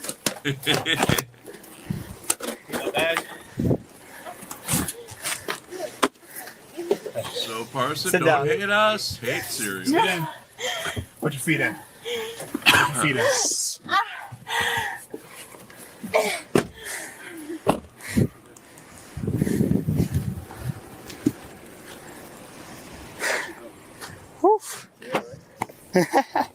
Hey, bro. Yeah, I'm alright. I wonder what the charges are She going was to going be. for battery. Now she's going for something else. Showed constraint. Yeah, you know, I mean, when you tried, you gave her every option. Yeah, it's a shame what's going on. I don't know. Is she drinking? Yeah, a lot. Drugs? No. Okay. I'll get with my partner, see what happened. I mean, obviously, I don't know what led up to this. Just a lot of hitting everybody. Okay. All right. Well, give me just a moment, okay? Yep, thanks. All right, let's get back to it. Get your ID back. What am I supposed to do? I mean, I don't even know what I've never been arrested. I've had a speeding ticket my entire life. I don't know what I got to do with this. Well, you're not in trouble. Well, what do we do with her? I mean, I Saw her to the courts. She was about to just go for battery. just how it is. Now she's going for more. she's had felonies in the past. Hey. It's okay, sweetie. She's had them. I got She's you. had But then felonies she in shouldn't the have. past, so she's perfect for Parson. I tried to get her to calm down. She was about to get pepper spray. You're lucky I'm nice. I know you guys showed constraint. That's what. All right, ma'am. You want to get back to our conversation? I'm gonna keep an eye on her. All right. You got this. You got the interview. Do you know what happened? Yeah. So, argument between husband, wife. That's wife. Yeah, wife. She's claiming that husband was cheating or whatever. Then she started just hitting her, hitting him. She just So, got you wrong, basically. Are you guys related anyway to her? No, well. Okay, so battery, Yeah. battery, with Yeah. domestic, and then resisting, right? Yeah. All right, just get the statement. Somebody keep an eye.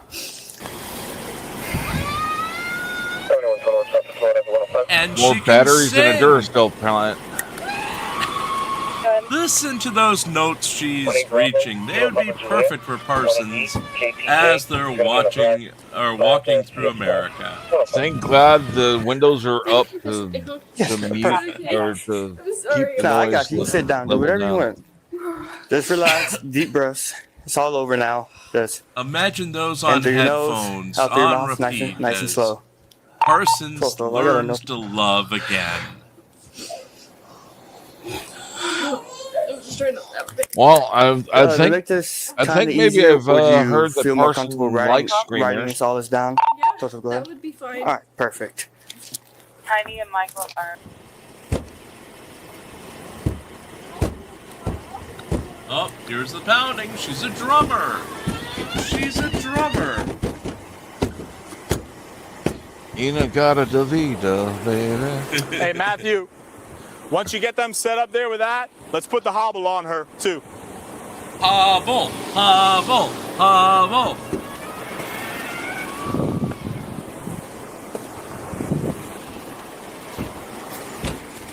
Burrito wrap. Matthew. That's right.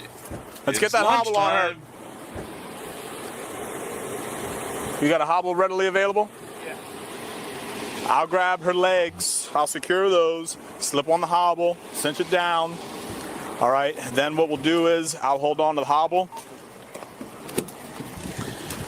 We'll get the hobble on her. Once you get it on, I'll secure the the hobble in her legs, and you go through the other side and just hold her shoulders so I can close this door and then feed the hobble through, okay? Listen to me. I'm going to open this door. I'm telling you now, if you kick me, I'm going to charge you with a felony. Do you hear me? Do you hear me?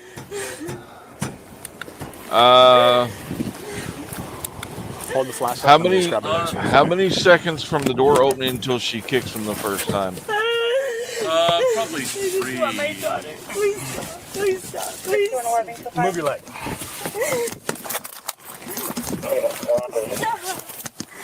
Set it down. No, stop. Stop. Stop. Oh, she made it about 10. Yeah, okay. All right. I don't want you to get kicked in the face, okay? It needs to go up. It needs to I'm go not up. complaining about this situation. Loosen your legs. Please stop. Get it up all the way. Hurry up. Hurry up. I got it. Please. It's finished. Stop. No, she's going to get off. It's not sense. You got to get it up above the knees. Please. Okay, now loosen up. And that voice, that beautiful voice, just for person. Why person's so lucky that Hope Bill isn't here to marry them right now. Loosen up. It's got to be.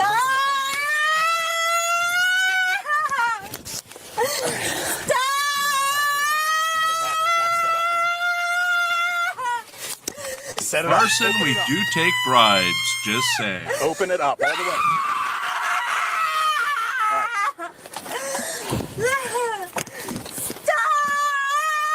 Stop fighting. Just stop.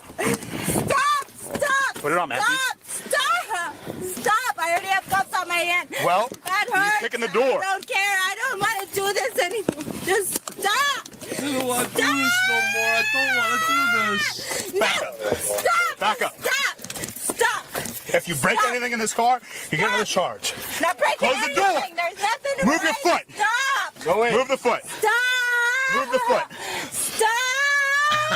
Make it a 12-inch person and maybe. Stop, please. Stop. Just stop. Move your foot. Close the door. Finish up. Take her to the jail. Go. Just drive rid down. of her. I'll finish up with Get rid of them. That thing's got to be all the way open, and we got to move quick. You know? Take her to the jail. I'll finish up here.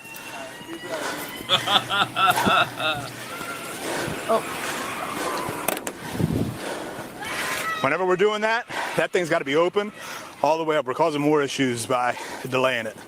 Let's get her down there. She's okay. She was trying to kick the windows and kick the parts. Yes, Parsons, a 12-inch cheesesteak sub of some sort, or a classic, or a spicy Italian.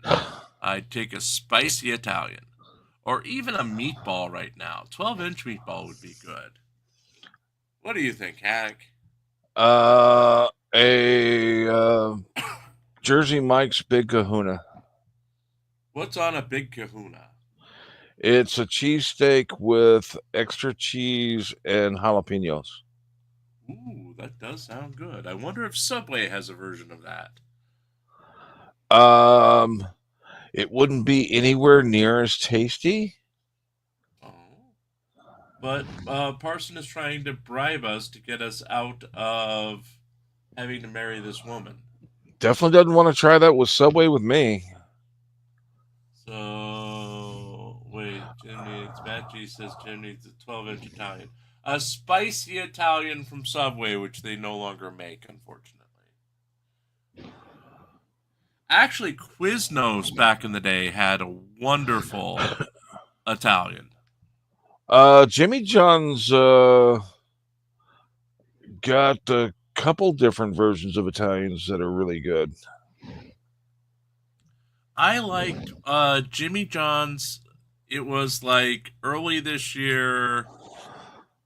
They had it was a special sausage or salami with big hunks of mozzarella cheese. That was really good. Wasn't a big fan of that sandwich. I like that one. To each their own. I think it had pesto on it, and I liked it. I'm not a pesto fan, so that's. Well, let's finish up with the last minute of this, and yes, you better get that bribe in now, Parson, or else you'll be married off as soon as Pope Phil rejoins us. Petition. So we were trying to put a restraint. Well, it's a restraint device. It's called a hobble, and it just secures her legs. But she wasn't gonna let us do that without catching a felony charge. A friend of mine should be bringing my lunch here pretty soon. What you having? Yeah. Well, we're trying not to do an Arby's gyro So, and large curly fry with plenty of horsey sauce and Arby's sauce to dip the fries in. Ooh. Now I'm hungry again. Ay. What are my next steps? What do I do? I don't even know. Yeah, I like to mix the I've never been in this situation. So one what's packet gonna of happen horsey is she's going to sauce with jail 2 packets of for- barbecue sauce, and then dip my fries in that. Or the spicy sauce that they have now is pretty good too. Instead of the barbecue sauce. Ooh, I didn't know they had spicy sauce. multiple batteries here, and then domestic, 3 different It's victims. a So spicy you're gonna version of see the barbecue The sauce. judge tomorrow, he'll set the conditions of a release. Welcome back, And- Tia. Is this Got a bit of drunk kick girl? to it. Yeah, we're about to finish it. Yeah, so the judge will set that tomorrow, a no contact order or whatever it is. That's up to the judge. From there, you'll let me work with the state attorney's office and determine what your route from there is. But We're up from Ocala. yeah. All right, and then from there, the state attorney's office is going to reach out to you. Go ahead. What a bunch of losers. Your subject is suspended, North Carolina. Well, they were the ones who were attacked. Copy, thank you. Switch back to 1. You missed the woman going So we're good. crazy. You know in your the license back. is Oh, even with the baby there? All right, you know now. Yep. Wow. It is. Yeah, she attacked And then everybody. in her But you're not drunken driving, so state, you she don't have anything to worry about tried right getting. now. But I would go ahead and She wanted to take I would go ahead and take follow care up of on the that baby. with your DMV, okay? All right. Any other questions for me? I think everybody else is good. All right. Questions? We good? All right. Sorry, folks. Yep. All right. Take care. You know your license is suspended. In the end, Heidi was charged with resisting with violence and 3 counts of battery with prior convictions. She pled no contest and was sentenced to 4 years of probation and ordered to pay over $1,000 in court costs and fees. Prior to her sentencing, she violated her no contact order by repeatedly calling her husband. If you like this video and want to see more like it, subscribe to Arrest Cam. Yeah, I think As I've always, seen that. thanks for watching. I think I've seen that. Okay, folks, we're going to go back in time for a minute here. Law in court right at the start of the break. Let's see, where is it? Law and Crime Network. Mano. Do do do do do Do do. No, no, no. Mano. Do do do do. Mano. Do do do do do do do do do do do do do do. Okay, right at the start of the break, they answered a question, or started to answer a question that everyone's been asking. Let's see if I can get On set by a familiar face, trial attorney Rich Schoenstein. Rich, so good to see you, our resident Karen Reed expert. Thanks so much for taking the time. Great to be here, Jesse. I don't know if I'm an expert. I think you're an expert. I've been watching this case. Why does Jesse all our look like a viewers are Smurf? experts. They know the ins and outs of this case, but we do have some great I'm questions coming thinking in that I want to get to. he's got the hairdo of the Kip's Big Boy. NNY. Is that Okay, guy, there- that lifeguard or something? He's got big hair. Some cartoon. Yeah. Johnny Bravo? I still say he borrowed the hairstyle of Kip's Big Boy. Yep. Johnny Bravo. Okay, let's give this 1 second because they're going to answer why Karen Reed can go up on sidebars. It's kind of like one of those passwords that you have if you forget. I mean, no one's ever going to forget it. Okay, why is Karen Reed allowed at the sidebar now?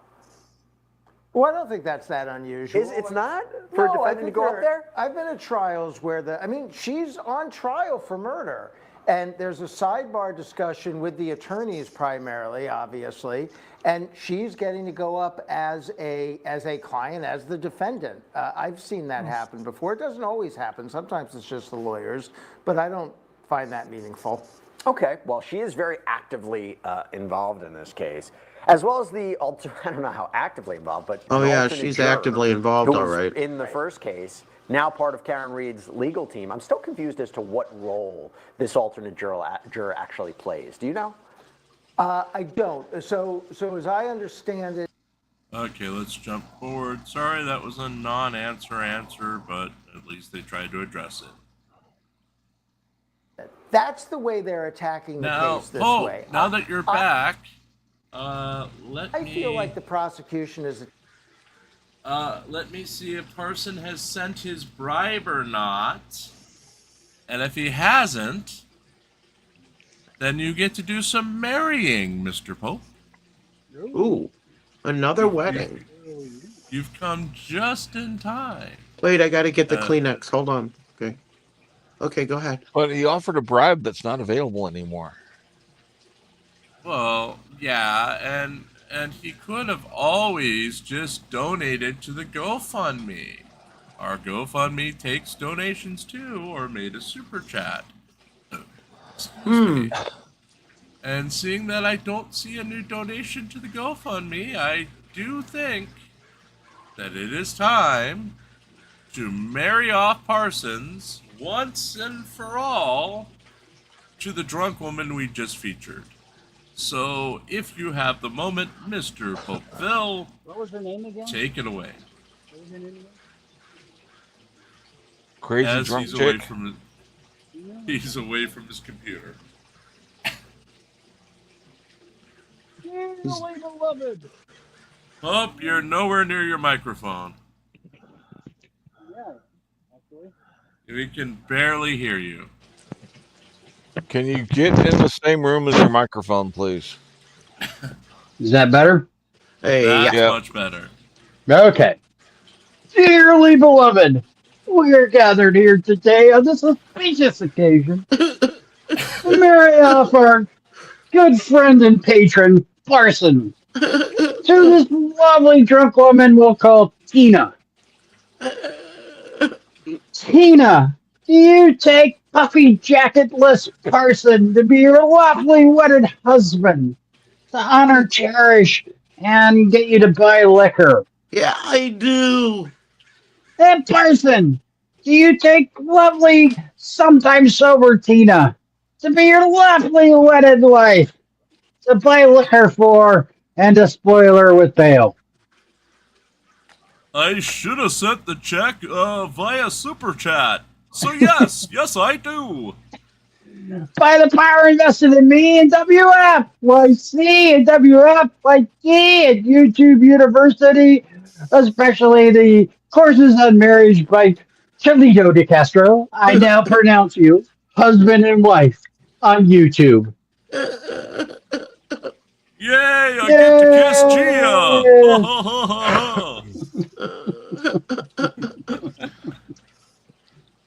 And the there Arby's we is go. here.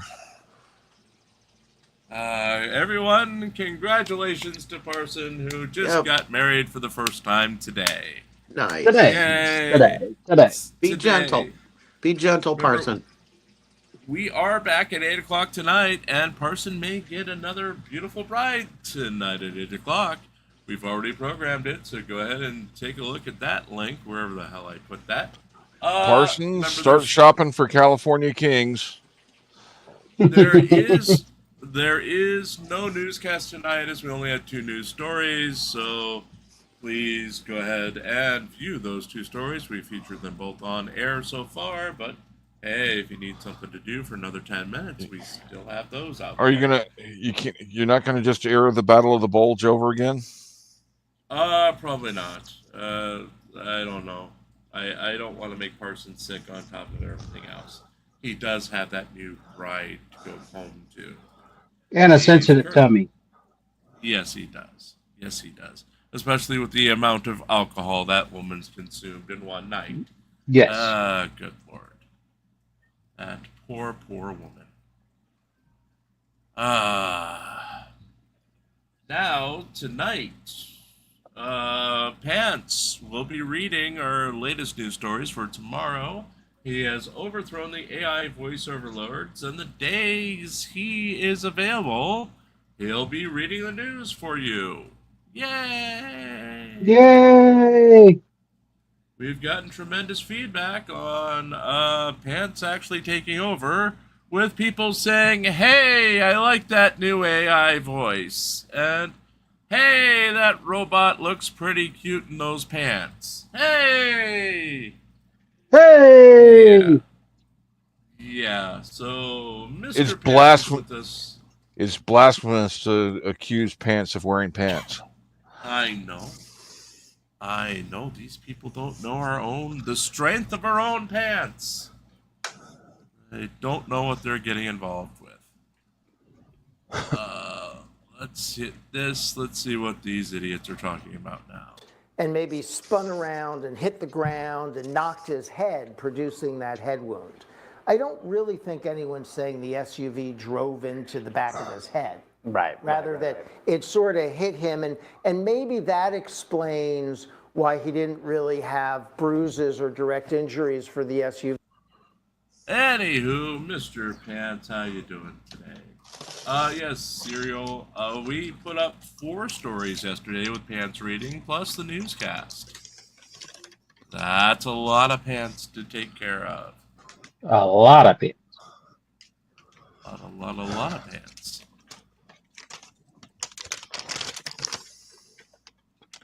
And looks like we are 67 away from 6,000 subscribers.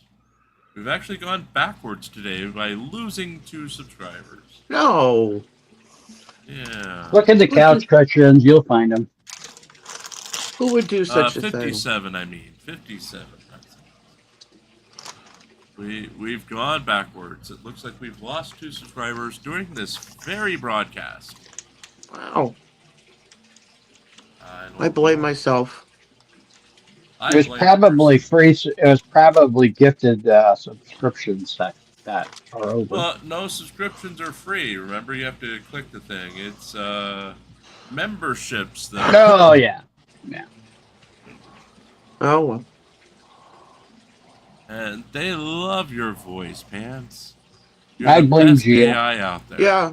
I blame Gia. Yep, it's me. It's all me. Yep. I wonder if Michael Eline finally unsubscribed. Or maybe Chili did.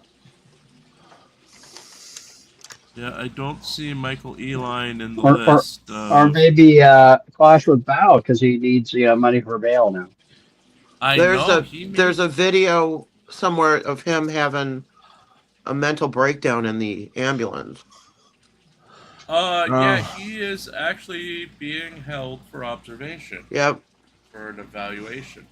Yep. Funny fact. Yes. Thank you. Funny fact. For months, I thought it was Clash with Bowel. It is. Clash with bowels. It could be. Clash with bowels. It could be as I try to bring up the right window here. I always keep accidentally We caught a closing the monkey. window Who'd he of catch? Should put it on the left window and then you can get it. Yeah, I can't see it. Let's see if it pulls up. Thank you, Pants, for the 5 gifted membership. Add 5 days. Jules, Thurgot, Elmo, Painted Bronco, Cheeky Monkey 2, and Richard B. All received memberships from Pants.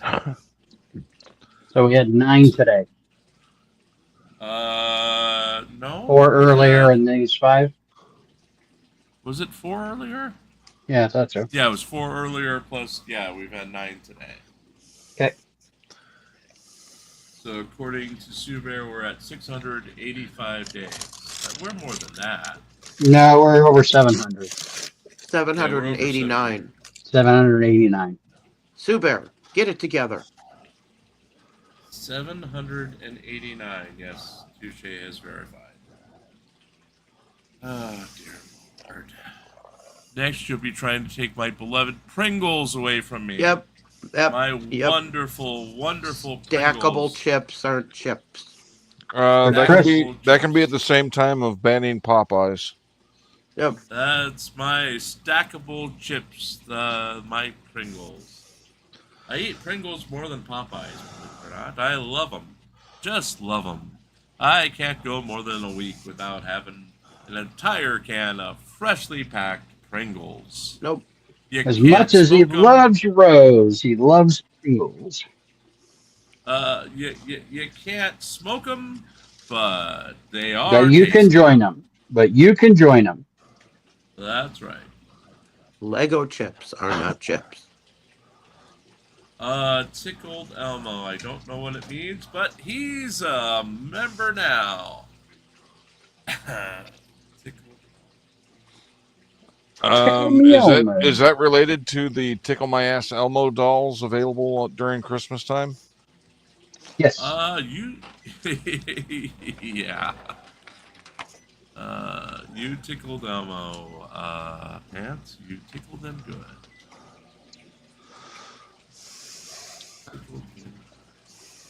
Remember, folks, tonight, 8 o'clock, we're back with you. We're going to have probably a, let's see, 3.5 hour break.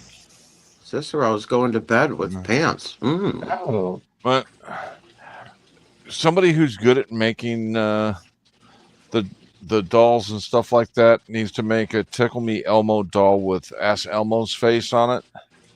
And instead of laughing, it's wow, wow, wow. I have over 1 million views. I have 1 million views. Is he the one that goes 111222333? No. Oh. No, that's DMA, Denver Metro Audits. Oh. Cardigan. Denver Metro Oh, Cardigan. it is? Yeah. Wow. Tickle My Ass Elmo is the felon out of Ass Elmo. Yeah. Florida. Yeah. Yeah. Yeah, but he's been banned from Florida. He's fled from Florida. He's been in California, everywhere else. Doesn't he wear his hat backwards? Yes. A lot yeah, of I know who it times, is. yes. Yep. Yes, and he gets into altercations in other countries, and he was famous for running from a post office in Alaska because some guy was going to beat his ass. Yes. The gathering, and I think it was Samoa. One of the. It was either Guam or Samoa. Yep. Where the old guy was going to come kill him. Oh, the old guy wasn't. Would have put an ass whooping on him, but all the other guys that. Touche News Now, Patrick is still putting out videos, believe it or not. That is the Bobby Hill of auditing. And he's that's my purse. Still longing for. He's still longing for a reunion. What's his name? Yeah. I just got word that if Mr.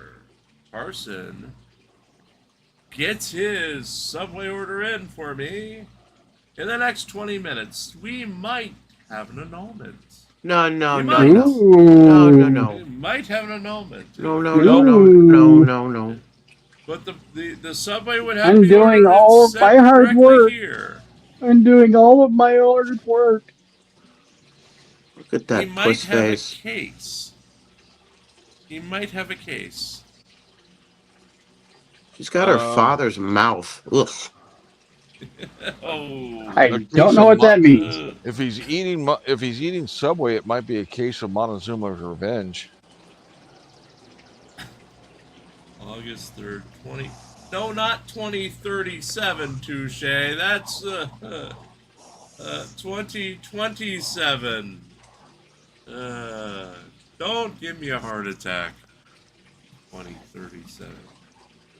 Oh, you'll like this, Jim. My wife is going through the mail, and she goes, "Oh, here," and hands me coupons for Subway, and then takes them back and goes, "No, you can't have that."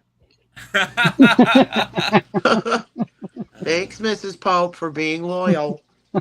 Thanks, Mrs. Pope. Uh-huh. Thanks. Meanwhile, Pope gets the mail at 2 a.m. in his office. Yes. Now I want that Arby's that Hank has. It is delicious.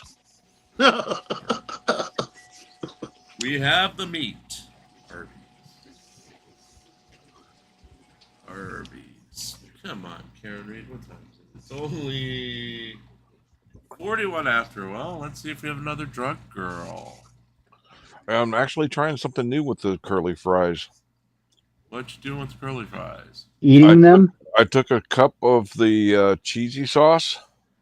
Ooh, and yeah, I've done that. mixed in barbecue or the horsey sauce and the spicy barbecue sauce. Yeah, that sounds good.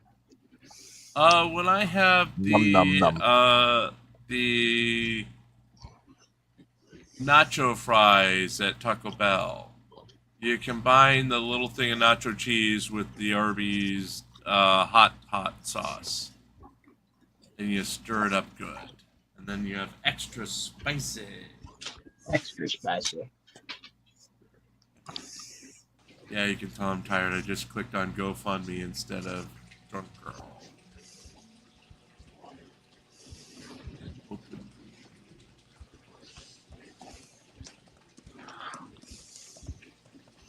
Let's see if we've got a short one today. Ooh, this one may be a short one, just short enough to be the love of Mr. NCR's life.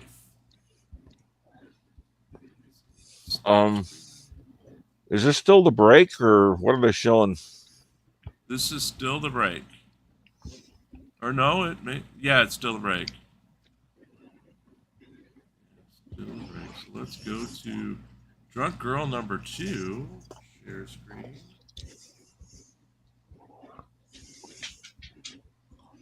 And this one is the love, I say, of NCR's life.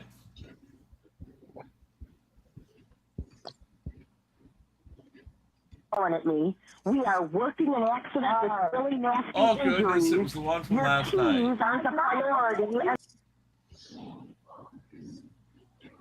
Oh goodness. Okay, let's get the wrong. And they're going back. Never mind, they're going back. Looks like they're coming back from break. Check and see if there's a video with the title of Goth Girls Gone Wild. I think that's on another hub that we can't say on the air.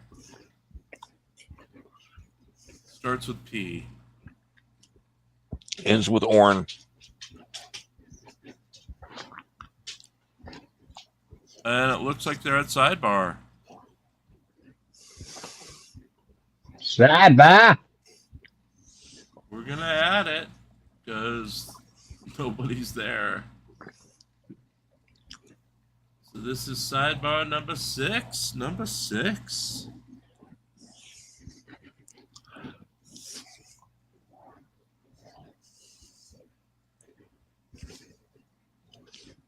So I still can't hear anything. Unmute it. It is unmuted. Right.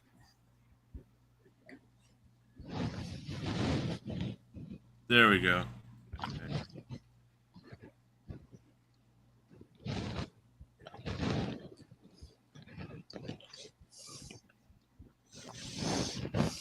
And no Turtle Boy. Oh, because it's Peggy O'Keefe. Oh. She didn't testify last round, did she? I think she did. Yeah, she did.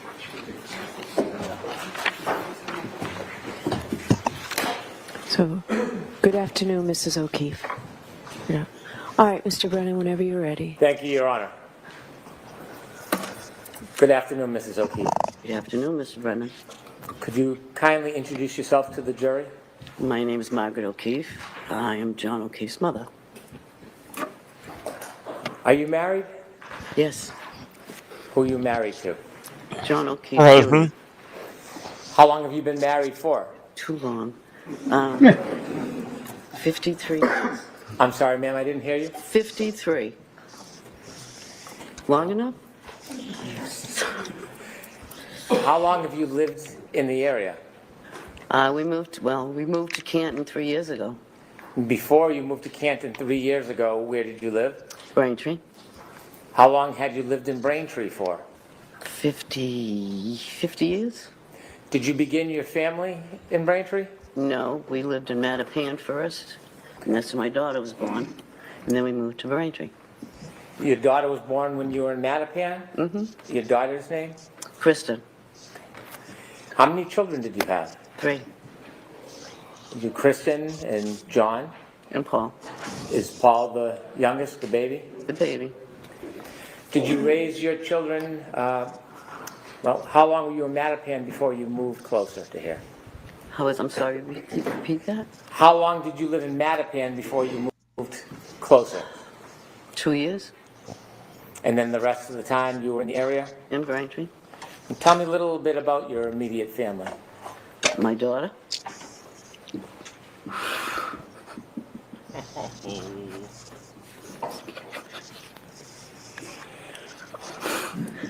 My daughter Kristen had a tumor, a cancerous tumor that she had for 5 months.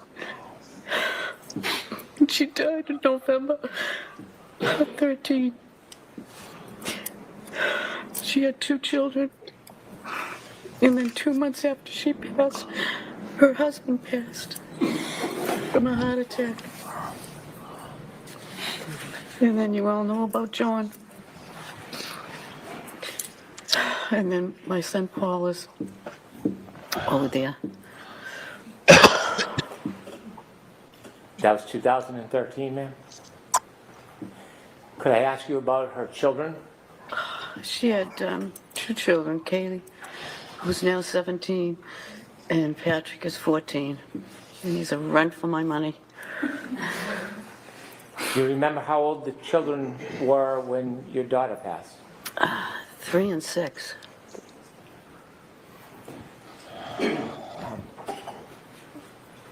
When that happened, was Hence, there there are any plan stems. for the I can children? see them. They're just very clear. As far as Well, what was going to happen with the children? when she passed Yes, ma'am. and when he passed, Yes, ma'am.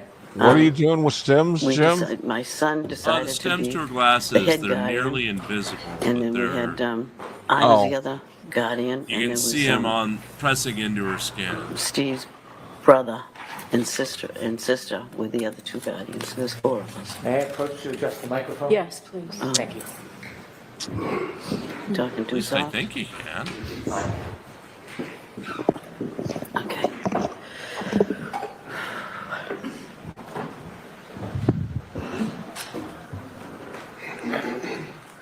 Yeah, they're invisible because you see the connector. Did I understand that there was a decision that John would be the primary guardian? Can you share with us how that decision It depends on the came light. about? Well, he They was blend single. well.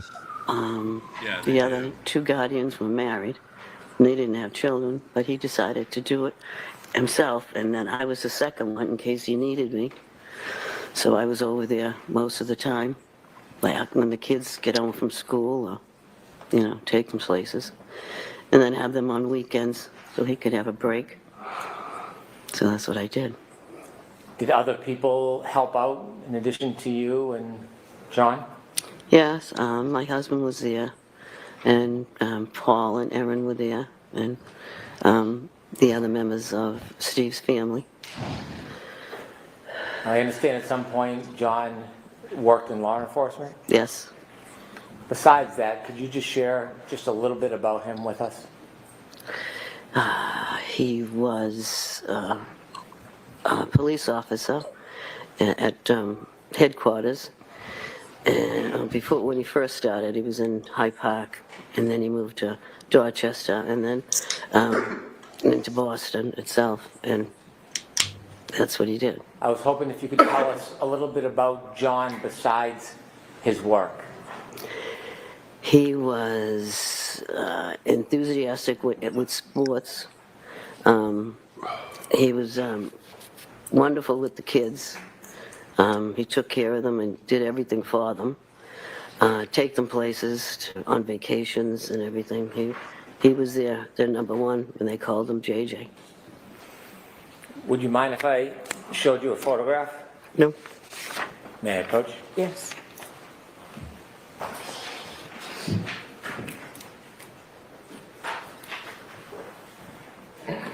I'm showing you a photograph now. Okay. And can you tell us what you see? That's my son? Thank you. May I introduce this as an exhibit? Yes. Exhibit 16.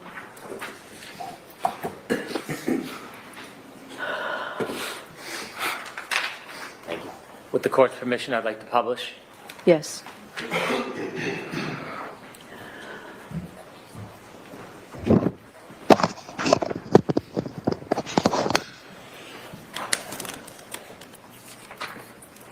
And so, Keith, do you know when this picture was taken? Oh. I really don't know. It was in the summer of I don't know what year. I really don't know the year. But is that one he probably took him to a fair or an amusement park, and he had his picture taken there with them, and then the kids were with him too. So. Do you know how old he was in that picture? 43, maybe. Okay. What year was John born? 75. Miss Gilman, could you take the photo down, please?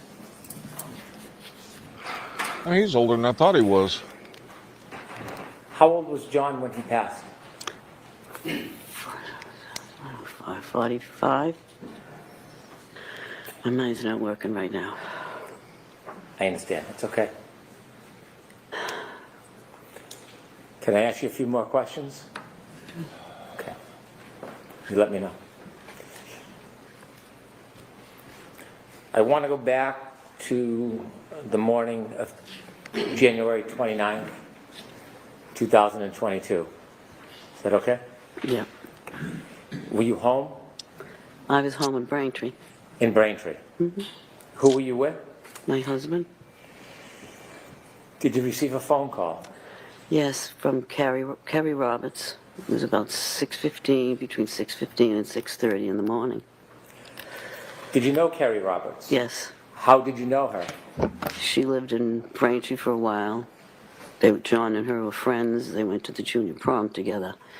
And then we found out that she moved. She lived in Canton, and she was around the corner from us, and she helped us out with the kids. And when you were helping take care of the kids, would you often see Miss Roberts? Yeah, because she'd take Patrick and her son Ryan places.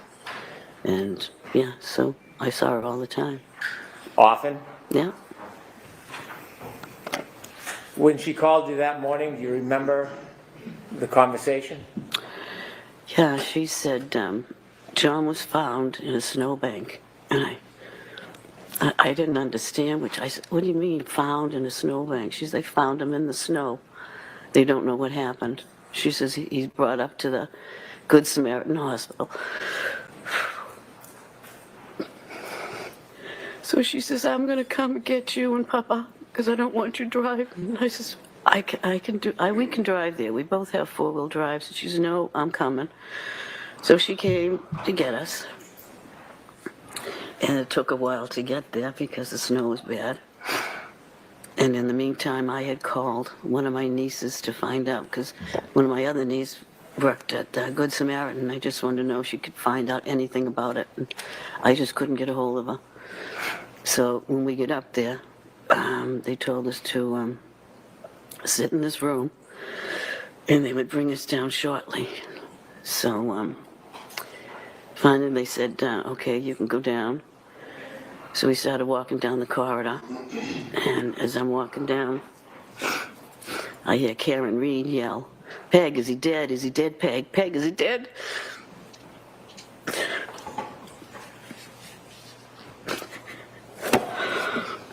And I just kept walking, and then I asked, I don't know who it was, a nurse or a worker at the hospital, and I said, "What is she doing here?" And she says, "Oh, she's being psych evaluated." So then they brought us down to the room where my son was.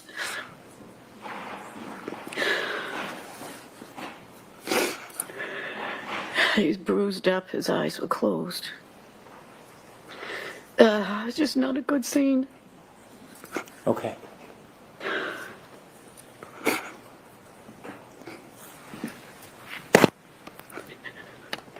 I'd like to go back, if I may. Okay. May I? Yep. When Kerry Roberts picked you up in the car, did anybody go with you and Miss Roberts on the drive from your home in Braintree to Good Samaritan Hospital? No, we were the only three in the car. Who was the third person? My husband. During the drive to Good Samaritan Hospital that morning, Yep. did you ever have a chance while you were in the car to speak to the defendant? Yes. Please tell the jury about that conversation. She, I asked her what happened, and she said, we went to a party. I left him there. I said, "You just left him there?" She said, "Yes, I just left him there." Did she say whether she left him inside or outside? No, she just said, "I left him there." Did she tell you whether or not she left him in the driveway or the street? She just said, "No, I just left him there." You told us that when you got into Good Samaritan Hospital, you were walking down the hallway and you had another interaction with the defendant. Yes. And you told us that she was asking if he was dead. Mm-hmm. Can you describe a little bit where in the hospital you had this interaction with her? When they took us down to the emergency room, the doors open, and there was a corridor to go down to the other rooms, and she was on the left-hand side, and that's when she saw me come in, and that's when she started yelling, "Is he dead, Peg? Is he dead, Peg?" So when she was yelling, could you describe her mood or demeanor? Was she animated? It's just loud, and I don't know, she was just loud, and as she was saying it. And when she was asking you, "Is he dead? Is he dead?" did you again ask her a question? I just asked the nurse, "What is she doing here?" Okay. And did you speak to Miss Reed herself? No. No. At some point, and you and your husband got to see John? Yes. And were you with Kerry at some point? Kerry was there, and then my son Paul was there. How did you get home? I think I went home with Paul, and I think my husband went home with Kerry. We went back to Canton at the time. Do you remember generally the time frame? Was it morning, afternoon, evening? No, it was morning. Do you remember getting home that day? Yeah. It was snowy, icy. Was anybody home when you got back? No, it was just us. And then the kids started coming home. And that's when I was trying to, take care of them. And then there was a knock at the door. And it was Karen, her father, and her brother asked if they could come in. And I was just trying to calm the kids because Patrick was just out of control, yelling. And then they came in. And then he said, "Do you mind if we go upstairs and get a couple of her things?" Which I never should have let them go up there. But at the time, I just couldn't think straight. And I really didn't have anybody else to help me keep them down in the kitchen. So I don't know what they got up there, what they did up there. How long were they, when you say upstairs, do you know what room they went to? I assumed the bedroom. So I'm going to strike that, Mrs. O'Keefe. If you could just, what you actually know, okay? And Mr. Brennan can ask a better question. Thank you. Could I lead a bit? Yes. Ma'am, how many rooms are upstairs in John's home? 1, 2, 3, 4 bedrooms and an office. And off the master bedroom there's a bathroom, and then there's a closet. It's a big house. Did you see the defendant and her father go upstairs? I didn't really see them go up, but I knew they were up there because I could hear them. You didn't follow them up or go to look? No. You didn't know which room or rooms they were in? No, I'm assuming the bathroom and the master bedroom. My question was poor. You didn't see which rooms they actually went in? No. How long was the defendant upstairs in John's home with her father? I don't know, maybe 10, 15 minutes. Did you see them come back down? No, I did not. When they were upstairs, what were you doing? I was trying to calm the kids. Both of them? But yeah, well, mainly Patrick. How was Patrick reacting? He was very upset once we told him, because he slept over a friend's house the night before, and he just said, I'll never see him again.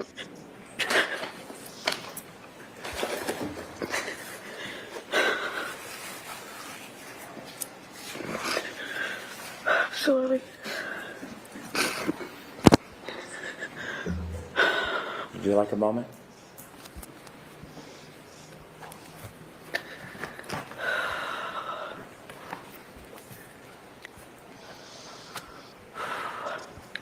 Mrs. O'Keefe, would you like to take a short break? No, that's fine. Thank you.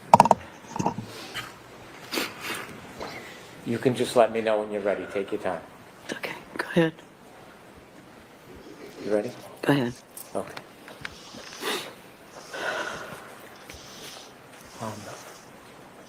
That morning, when the defendant and her father came into your home, did you personally interact with the defendant? No.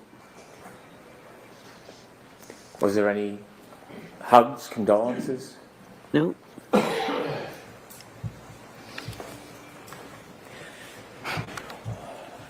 Did you ever confront the defendant with any accusations when she was in your home that morning? I don't even remember her being in the house. When she went upstairs, that's the last I saw of her. Did you ever lean over a kitchen island? Do you have a kitchen island in your house? No. Did you ever lean over the kitchen island and say, I think he looks like he got hit by a car? No. I don't remember talking to her that morning. Did you see when she left?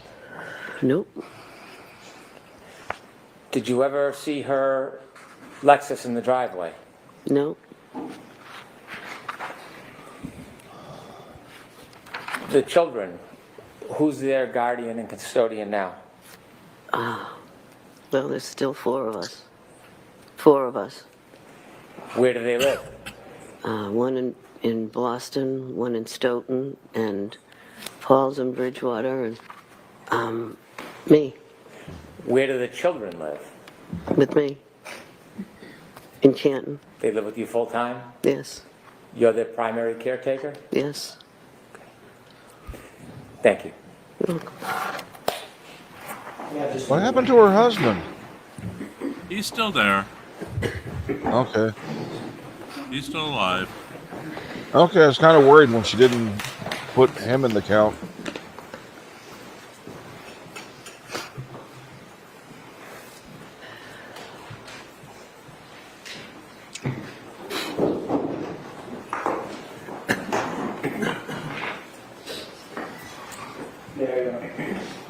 Okay.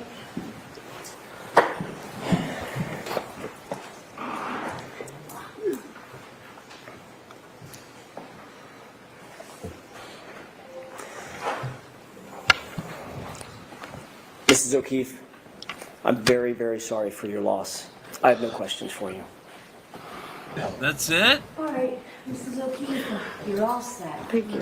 Well, imagine if he if he asked questions of her like he's been doing to everybody else, the jury would. Yeah, I he'd lose. think Yeah, he, he'd lose the jury. but I think he crossed her last time. I think he tried last time. Yeah, that did go well. While we've got a brief break, we do have new documents in the Chile de Castro case that have been filed, but I cannot download them as of yet. We will have them up as soon as I can get to them. They are his objections to Blue Bacon's objections, and of course filed this morning. Can you explain? Both clips 4 and And 5 are on that zip drive. they're very objectionable. 17.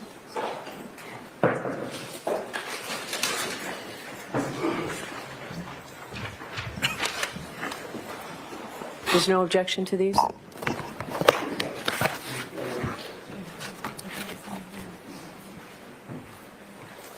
I don't know what they are. Is there a second, please? Okay, they're bickering. Yeah, I don't know where this is going with Chile. This is another last minute filing. This is the third. They may end up punting this into the already set May, and looks like we have another sidebar. The already set May court hearing. Today was supposed to be them setting a trial and another sanctions hearing. So we'll see what the court comes back with. But I'm going to update this as a sidebar. Sidebar. Number 7. What flavor is this one? This one is a raspberry. Raspberry. Well, this one looked like it's kind of spicy. Ooh, raspberry chipotle.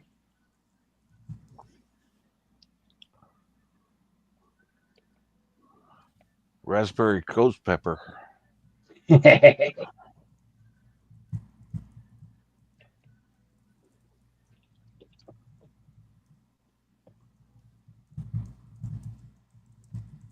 Sorry about that, folks. I'm catching up. Yeah, that was hard to watch. But this... Yeah. Peggy O'Keefe is a good woman. She's a strong woman. And she is known to give it back to some of these assholes. I mean, I try to be fair, but Turtle Boy is an asshole. Yep. And Yeah. she has taken him on toe to toe. Her giving Turtle Boy the bird put her in hero status with me. Yeah. Yeah. If anybody we could be more like, it would be. How is Turtle Boy able to come in since doesn't Peggy have a protection order against him? He's not that's in why, the courtroom. That's why right he was now. not there. Yeah, but she's in the courtroom every day. How is he allowed to come in? Okay, the ruling is that if they're testifying, he cannot be there. But he's still breaking the court order, isn't he? No, they're He's only allowing like him 15 feet from her. They're If that. They are suspending it during the actual thing was changed, so it does not apply at court hearings unless they are directly testifying. So they changed that over the winter to make sure that he could do his job as a quote-unquote journalist while the testimony goes on. He's a freaking blogger. He's not a goddamn journalist. Award-winning. But Award- the other award thing purchase. is the seats in the courtroom for the press now are on a lottery basis. So while he got a seat this week, he is not guaranteed a seat. So he could be kicked out, besides the fact that he has to leave every time someone like Peggy O'Keefe has to or is testifying. He could actually lose out on a seat for a complete week. And that is to stop what they were doing last year, where everybody was coming in or sending a proxy at 4 a.m.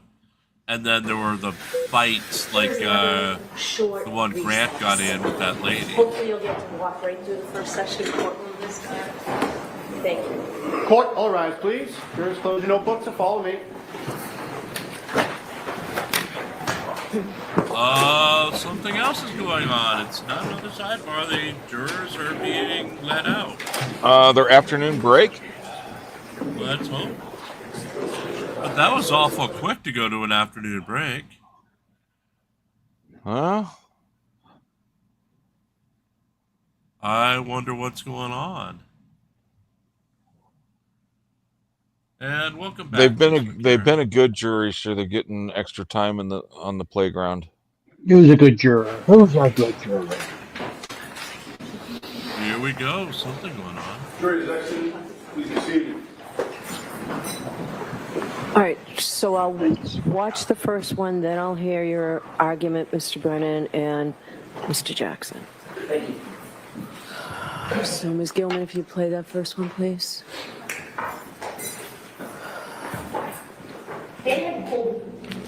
Oh, reviewing another one of her incriminating interviews. And was thinking, did you hit my son? I could sense from her that she was looking at me very warily. And then when John's nephew came home, I just wanted to see him and squeeze him. It was quite uncomfortable. I said, Dad, come upstairs to the master bedroom. I said, I think I need to leave. Because I think John's mother thinks I did something to John. All right, so tell me why I should admit that clip. You should admit this clip because it demonstrates consciousness of guilt. On the morning of John's death, Miss O'Keefe sees her son at the hospital and goes back to Mr. O'Keefe's home. In the driveway is the alleged murder weapon, the Lexus with the broken taillight. It's the middle of a snowstorm, and a prelude to that is there is a phone call from the defendant's father to the Dighton police looking for a ride to go in and see his daughter at the Good Samaritan Hospital. He's looking for a police ride because the weather conditions are so terrible. When the Dighton Police Department declines that ride, he gets the assistance of his son and his son's wife pick him up and bring him to the hospital. At the hospital, there are a number of comments made. I think I hit something.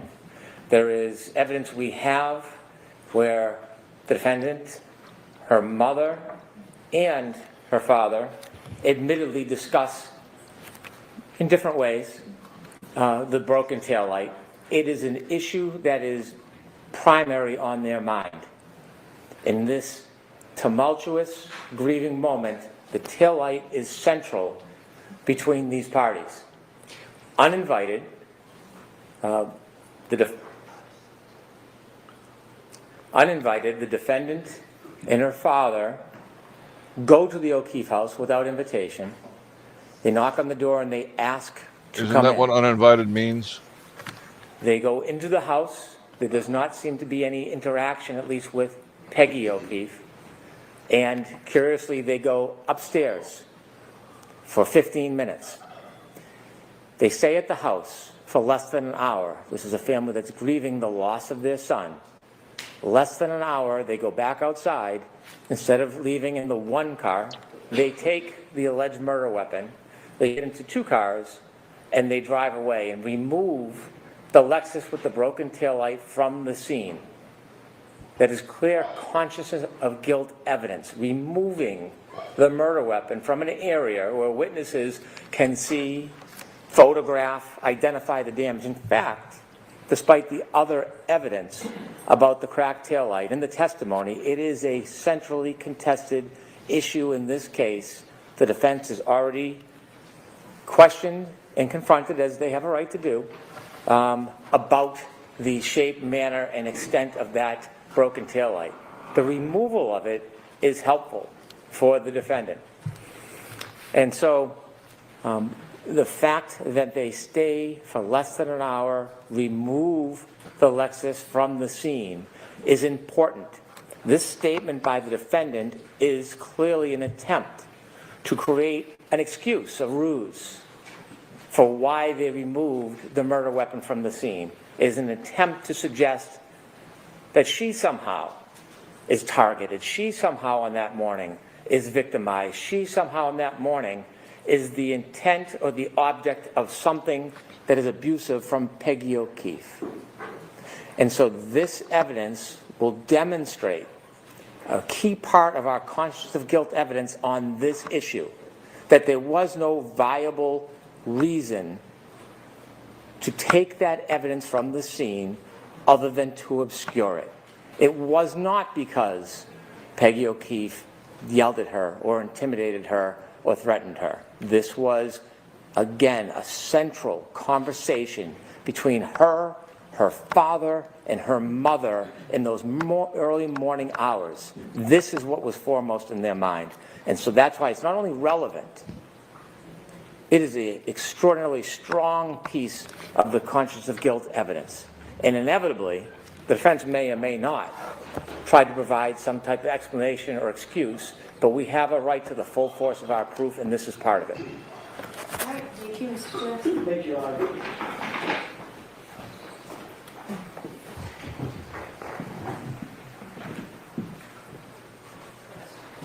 With regard to the first clip, which is clip 4.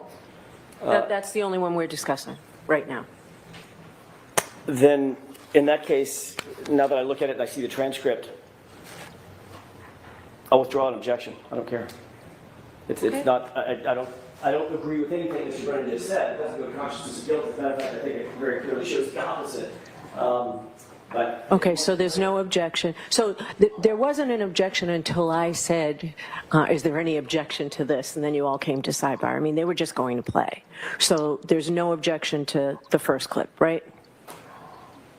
yes, correct. Okay, so let's hear. I'm making an objection to sidebar from withdrawing. Okay, so Mr. Brennan, play the second one, please. Yes.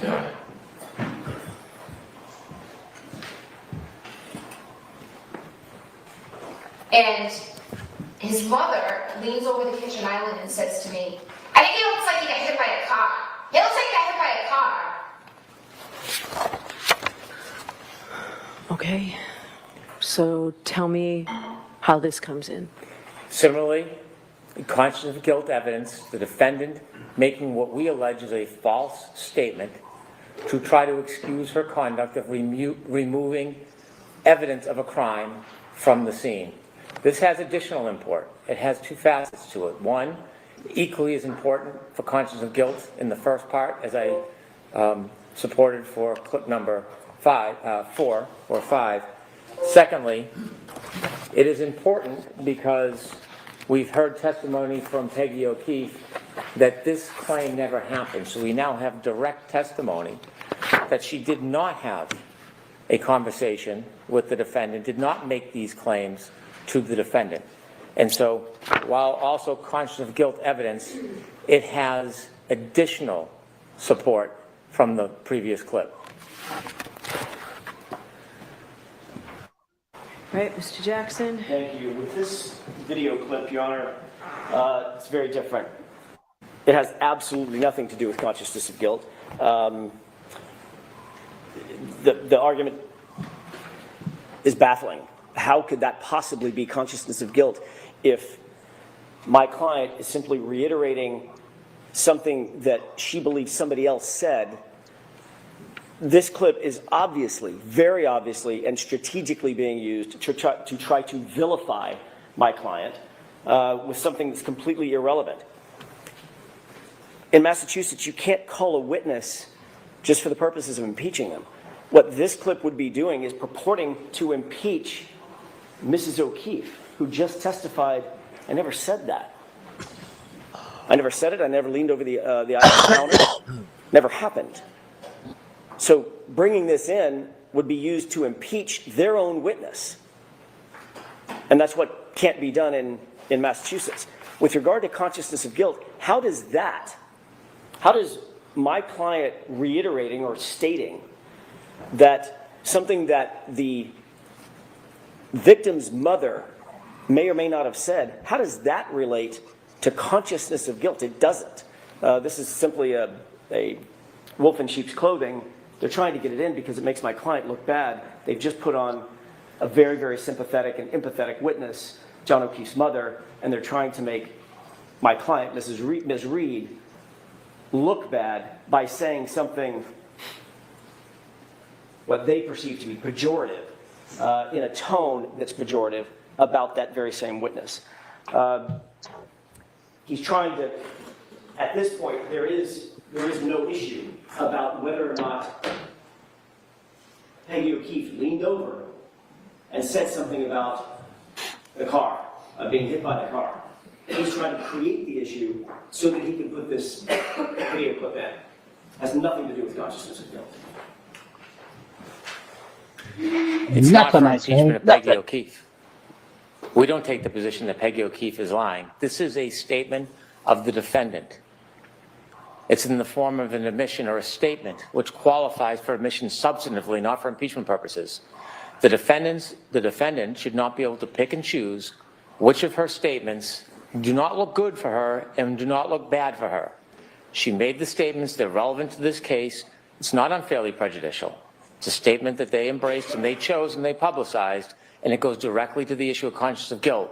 Just because it hurts, just because it's incriminating, just because it's difficult for the defense is not a basis to preclude it. It is an admission, a statement of the defendant. It's admitted substantively. Suck it, Alan. Your Honor, then they would simply put in the transcript. They wouldn't need to play the video. Transcript's online. And his mother leans over the kitchen. Yeah, put in the transcript. I want him to read it instead of see it. Sorry.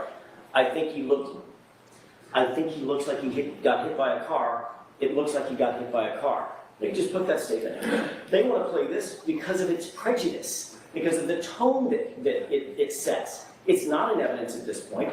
The witness who supposedly said the statement has denied. Hey, jackass, anything your client says can and will be used against her in a court of law. Prejudicial than it is probative. If they want to simply use the transcript, that's one thing. But playing this video is simply showing her saying it. She can say it, but she can't be shown saying it. Yeah, they can read it, but just not be shown. That's overly prejudicial, and it's not relevant. All right. So what I'm going to do is I'm going to think about this. And if I decided to let it in, you can let it in first thing tomorrow morning. I'm not going to let it in now. May I ask for a ruling in the morning? Yes. May I introduce the one that was not objected to? Yes. Do you want a consciousness of guilt instruction, Mr. Jackson? No, we don't believe that So you're in agreement that that statement just comes in? we're not objecting. I'm not trying to introduce it. Don't put words in my mouth. I'm not trying. No, I said you're okay. But I'm not objecting that it at this point that it should come in. Okay. Only I can put words in other people's mouths. Tony, can they come right in, or is it going to be 5 minutes? Can they come right in? Thank you.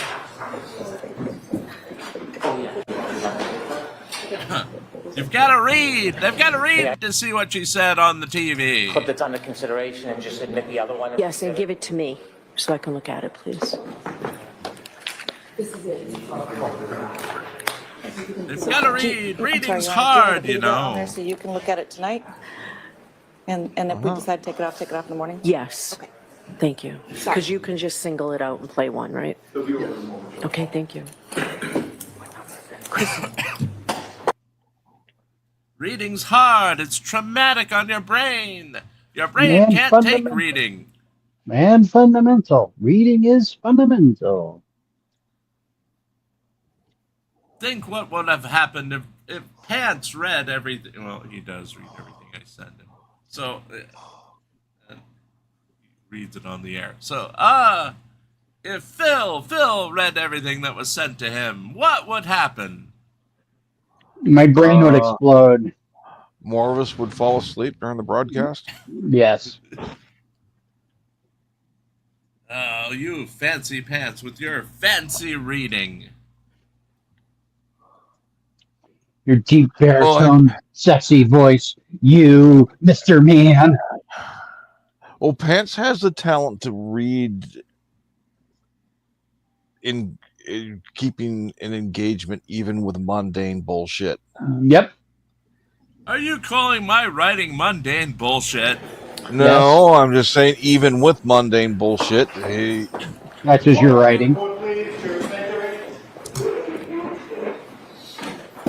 Yes, that I said to him at 4 a.m. to read.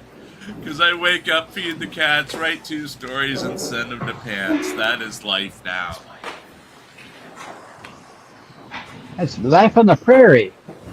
And we didn't do 3 stories because I was falling asleep. And what time zone is Pants in? Yours, I think. I think he's in where it counts.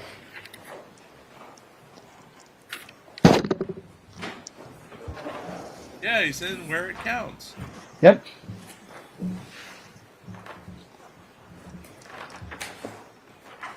Court is back in session. You may be seated.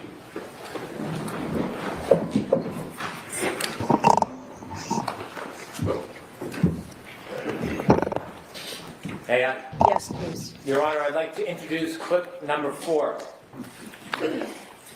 Clip number 4. They had pulled into the driveway before me, so I was presuming she saw my cracked filling and was thinking, did you hit my son? I could sense from her that she was looking at me very... Might that have something with you saying all morning, I hit John, I hit John, I hit John? Huh. And squeeze them. I know how it was quite uncomfortable. I said, Dad, come upstairs to the master bedroom. I said, I think I need to leave. Because I think John's mother thinks I did something to John. May I call my next witness, Your Honor? Please. The Commonwealth calls Nicholas Garino.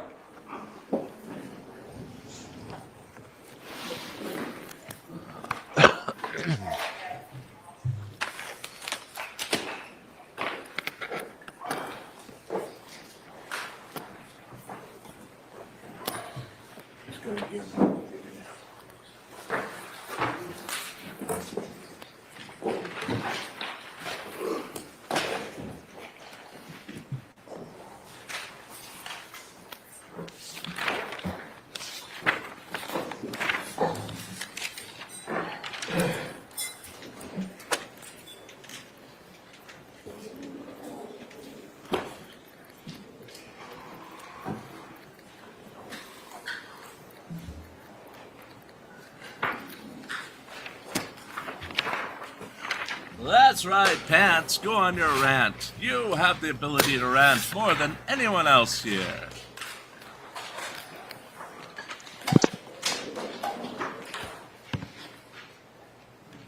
And you can punish Serial no matter what she says. And no matter how hard she may protest, just use a safe word and don't tell us about it.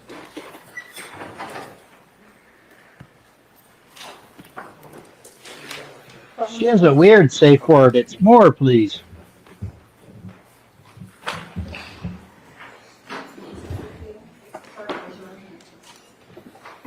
Do you solemnly swear the evidence you give to the court and jury in the case down here to the truth, the whole truth, and nothing but the truth, so help you God? I do. Hey, she can take it. Hi. Stand or sit, however you're most comfortable, okay? Thank you, Your Honor.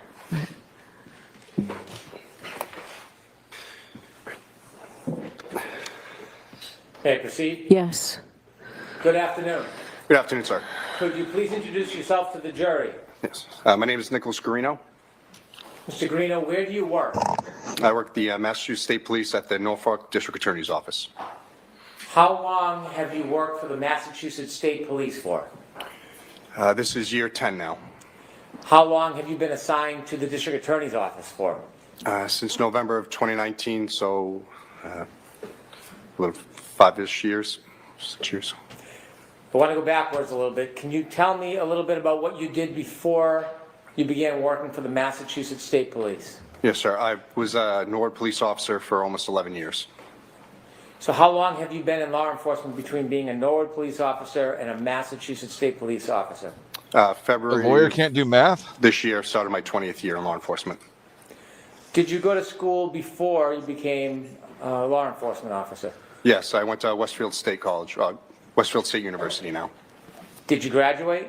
Yes, I did. Can you remember what year you graduated in? Yes, it was 2003. Did you have a particular degree from Westfield State? Yes, I double majored. I got a major in criminal justice and mass communications.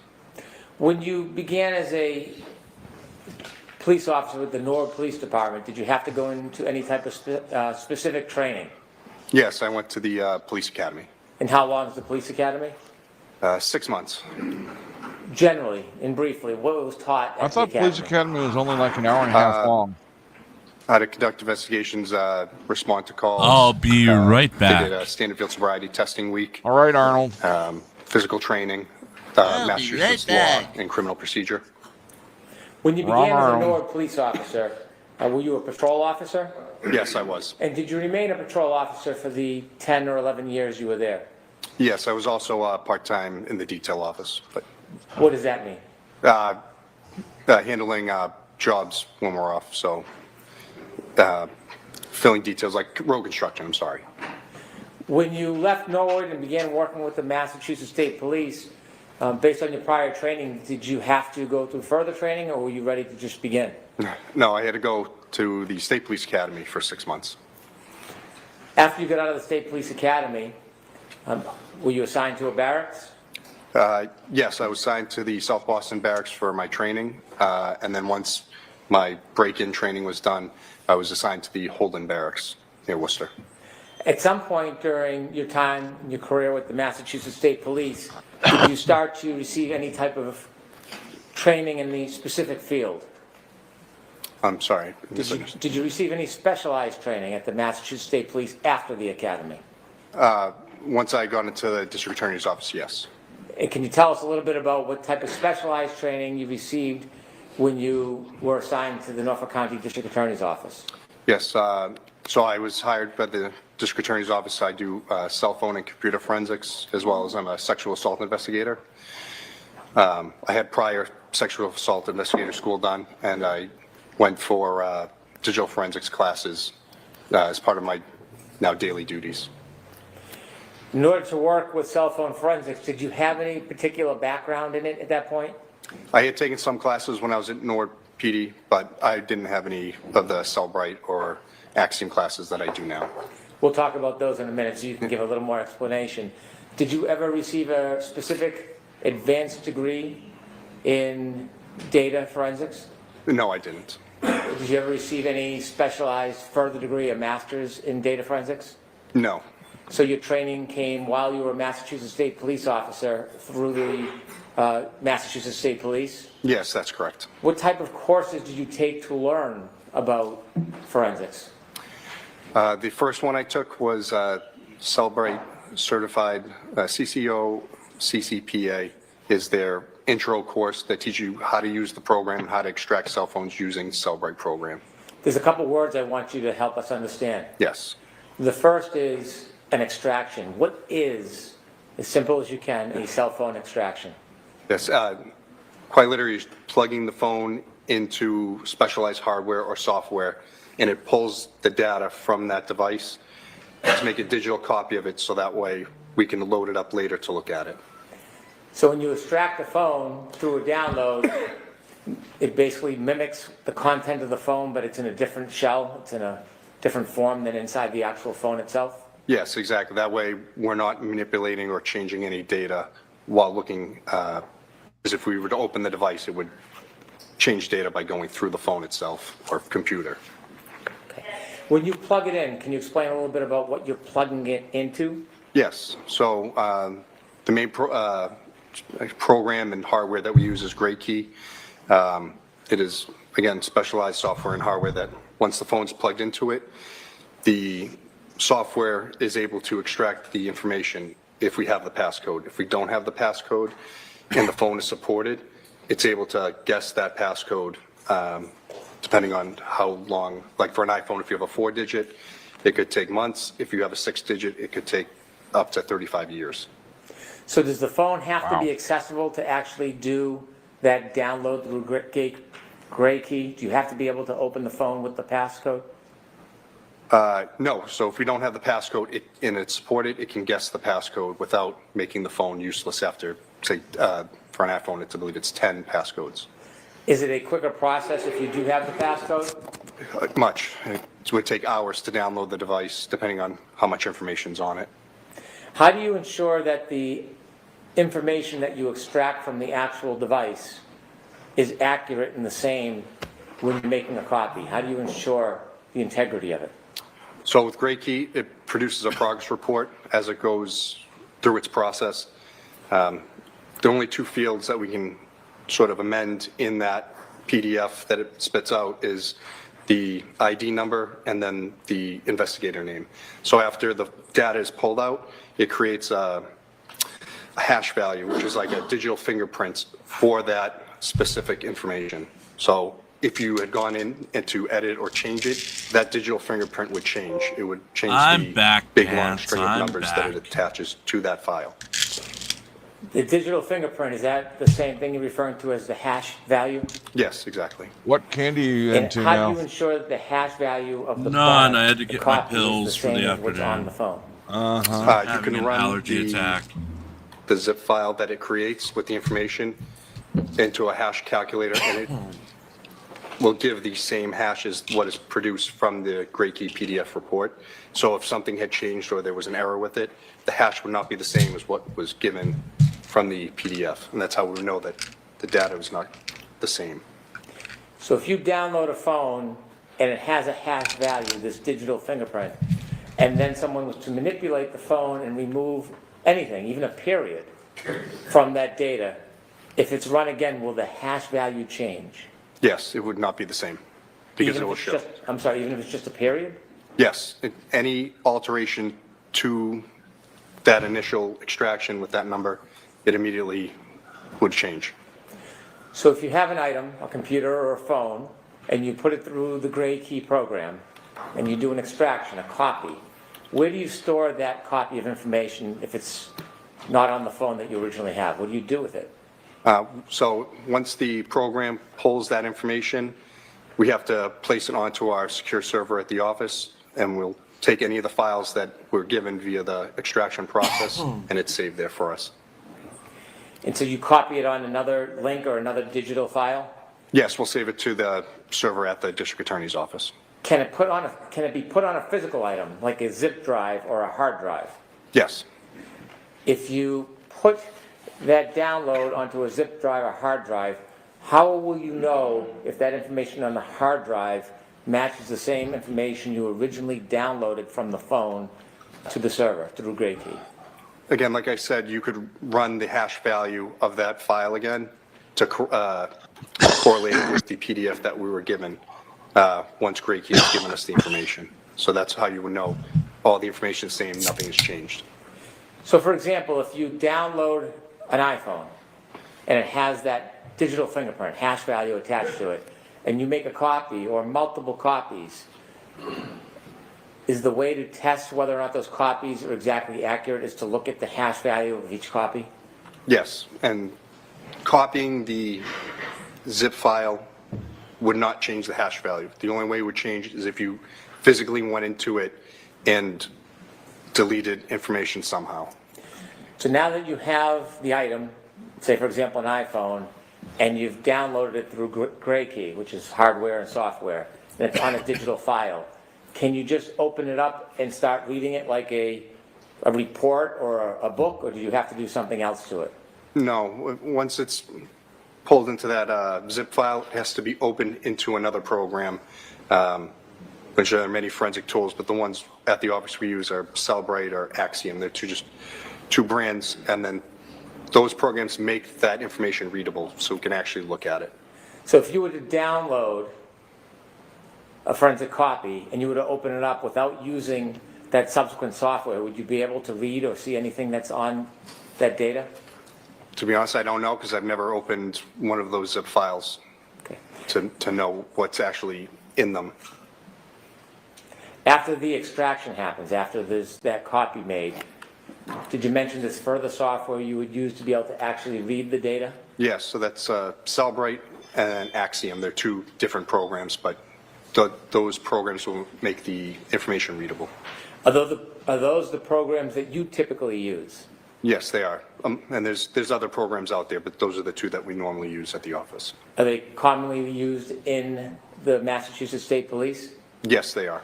Are there other programs beyond Axiom and Cellbrite that can be used to decipher the information so you can read it? Yes, there's many. In your entire time with the Massachusetts State Police, have you used any other programs other than Axiom or Cellbrite? To look at cell phones? Yes. We have Sanderson forensic software that can look at databases that are in the phone to look at information. I don't normally use those because I don't want to say, I'm probably not proficient enough that I would know this exactly means this, or I wouldn't want to confuse anything that I'm looking at. When you look at the information after it's been through the extraction and then the analysis through the software, is the data still available if you want to look into the data? From the zip file itself, sir? Yes. Yes, that's always available. It's, like I said, the data in the zip file that Great Key gives us is never changed. It's just being loaded into another program so we can see it. That's all. The software that you use, whether it's Cellbrite or Axiom, does that do the work for you as a forensic examiner? Yes, so it runs, as the program runs, I should say, it will bring up different tabs. So it'll say phone calls, chats, photos, the databases, all different things that Cellbrite, their software, has run to pull this information out to make it easier for investigators to find what they're looking for. Beyond the initial report that you can look at and look for the information, if you wanted to as a data forensic examiner, could you look deeper beyond the production of those software programs? Yes, you could. Forensic data analysis, when you look at these tools that provide these initial reports, is that the beginning, or does it dig deeper when you're a digital forensic analyst? No, these reports are finding the low-hanging fruit in the proverbial tree. So that's showing you the stuff that the program is set that most people are looking for. As I said, the phone calls, the chats. If you need to go deeper into it, as I said, there's other software out there where you can pull these databases and try to go through the code to find what you're looking for. Once you find something, you would have to corroborate it with other evidence or data to make sure what you're looking at is exactly what you're looking for. Have you been involved in the download, extraction, and analyzing data on phones as your role with the Massachusetts State Police? Yes, that's my primary role in the DA's office currently. And how many years have you been in that role? Since November of 2019, so 5 years now. Have you worked on a number of different cases that involve forensic data? Yes, I have. Is there a routine or a practice in your present role when you make a copy about what process you use and how you produce it in a case? I wouldn't say there's a normal process. It's all case dependent. A lot of cases we get, people want PDFs of the information, portable cases that we can create. So it's basically the portable program that I'm using. That way someone could find the information they're looking for, or I give the raw information if requested. What's the difference between PDF form and raw information? So Cellbrite can create a PDF form of every bit of information in the phone. It could be like a 10,000 page PDF. It literally just lists everything that's in there. If I create a portable case, as I said, that is basically like me giving you the thumb drive, and it's showing you exactly what I'm seeing, and you can click on the tabs yourself from your own computer. And then if I give the raw file, that means someone has to go in and load it themselves to look for it. Typically, when you are producing evidence of discovery in a case, do you produce PDF or the raw file? As I said, it's all case dependent. Not all cases have forensic experts to come in to look at the information, so I'll supply whatever is requested. Normally the PDF or the portable case is what I give, but if more is requested, that's readily available. And so the raw data, if requested, do you provide that as well? Yes, if requested. In this case, were you involved in any type of forensic data extraction? Yes, I did the extractions of multiple phones and analyzed multiple phones in this case. You mentioned that there's a software and hardware, the Gray Key unit. Where's that located? That's located in the Digital Forensics Laboratory, which is keycard access and alarmed. Excuse me, at the Norfolk DA's office. Are there other cases or the multiple cases that are occurring at the same time? Yes, we constantly have phones coming in and out and being worked on. What if you have a phone and the Gray Key unit's being used? What do you need to do? We need to wait for that phone to finish, because if we say we unplugged it, it would interrupt that data transfer and we could lose it. So we wait until the phone's done and then the next phone goes up. Did you become involved in some way in this case? Downloading devices, sir? Well, I'm asking generally for... Oh, yes, sorry, yes. Were you involved in investigating this case as far as speaking to witnesses or going to the scene? No. Can you describe the best you can what your role was relative to this case? Yes, so I was brought, as I said, phones from this case to have the data extracted and then have it ready in our Celebrate program for the investigators to look at.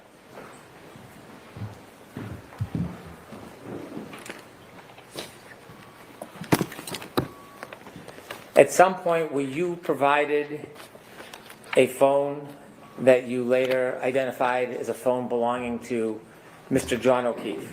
Yes, I was. Do you remember when you were provided that phone? Yes, it would be January 29th, 2022, about 7:30 p.m. that night.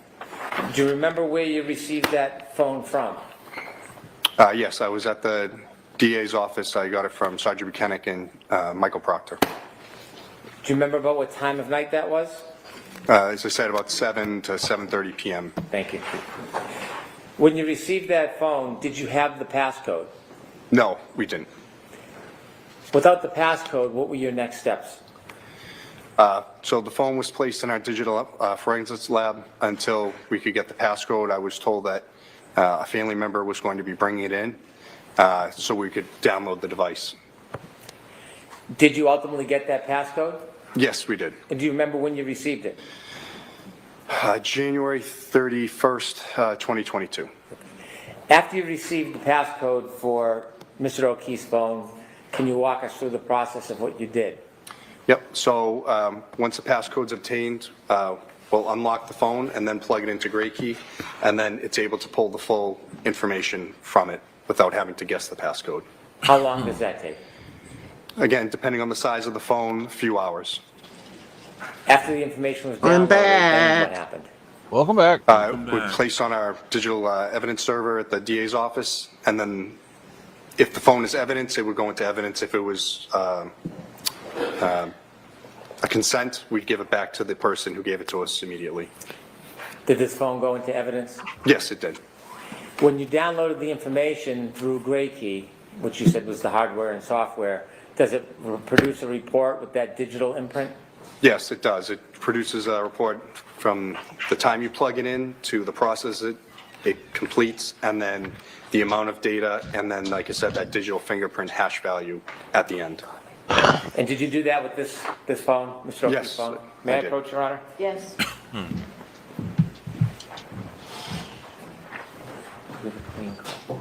Highlight.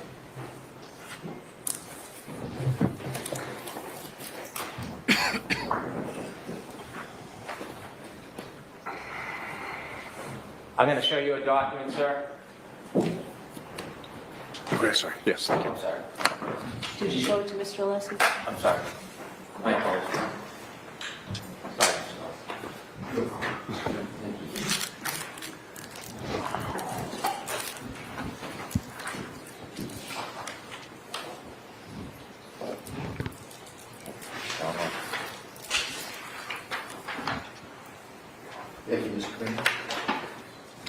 Yeah.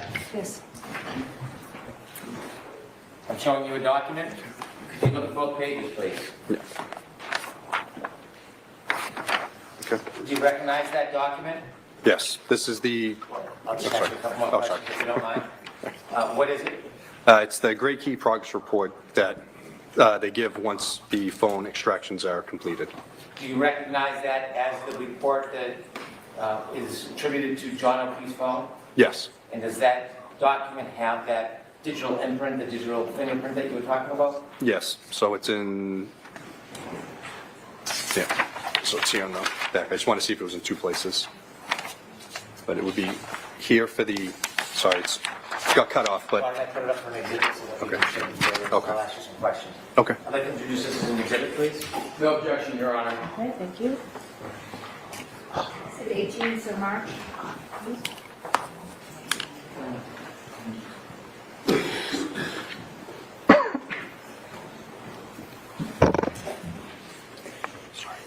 May I show that exhibit to the jury?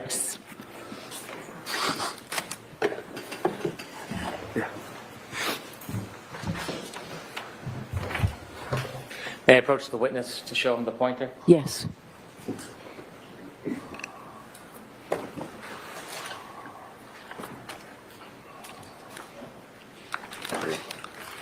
On this top button will be the pointer, the middle button will change the screen, so. Oh. Switch to the top button, please.